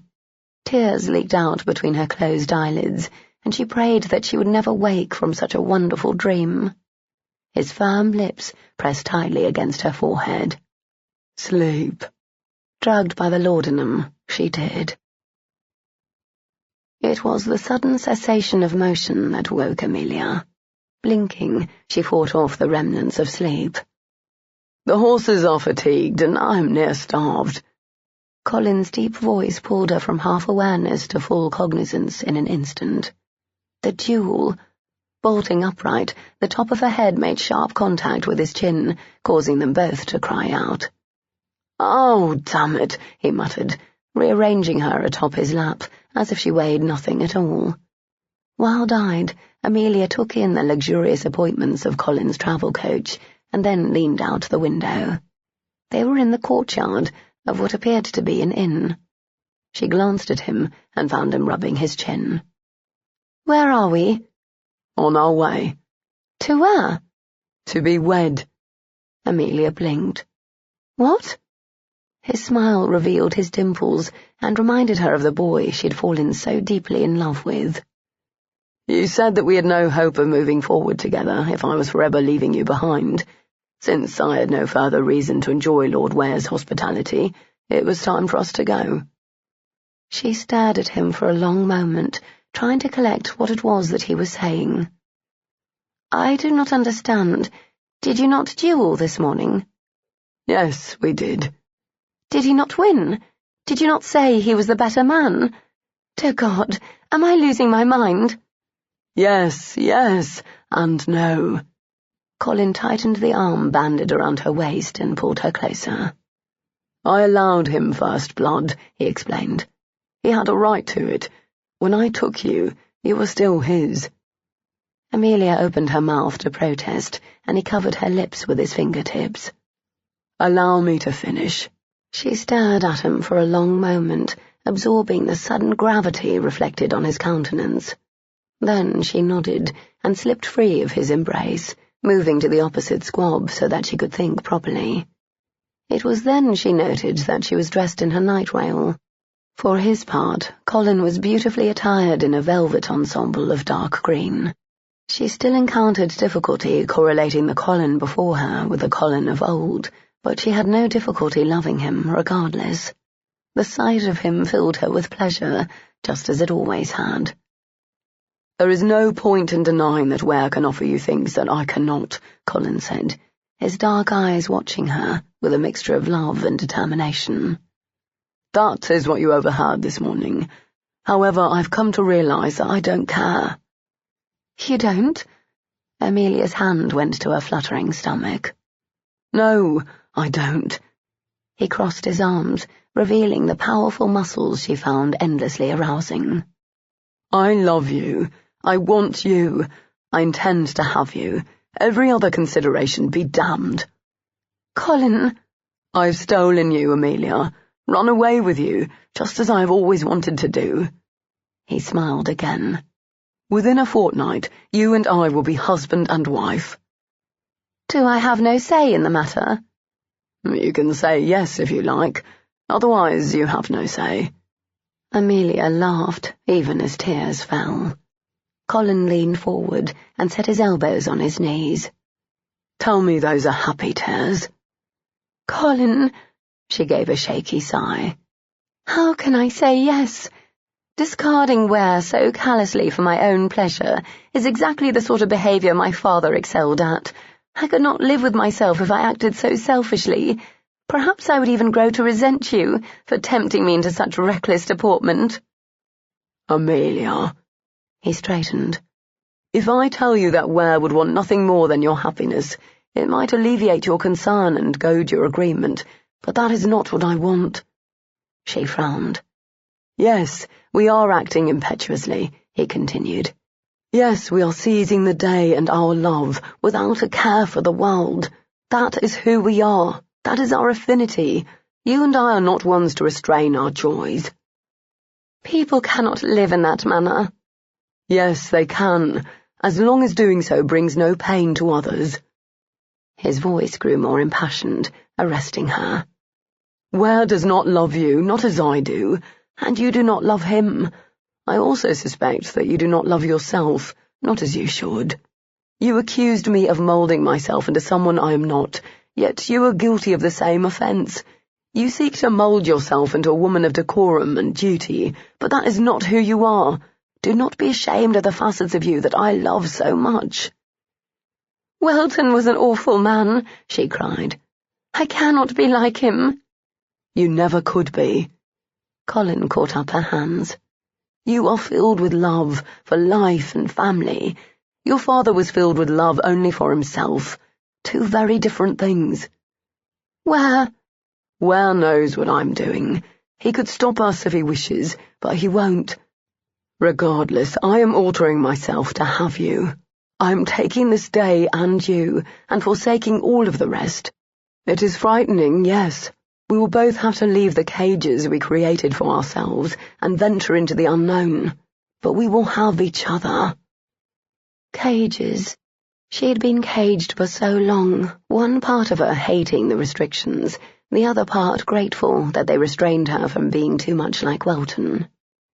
You know me so well, she whispered. Yes, I know you better than anyone. You told me to believe that I was worthy of you. Now it is your turn to believe that you are worthy of me. Trust that you are free from whatever defect of character your father suffered. Trust that I'm smart enough to love a wonderful woman. He pressed his lips to her knuckles. Make the leap with me, Amelia. I'm holding on to our love with both hands, despite all the reasons why I shouldn't. Do the same. Embrace your wild nature and run with me. Be free with me. We shall all be happier for it.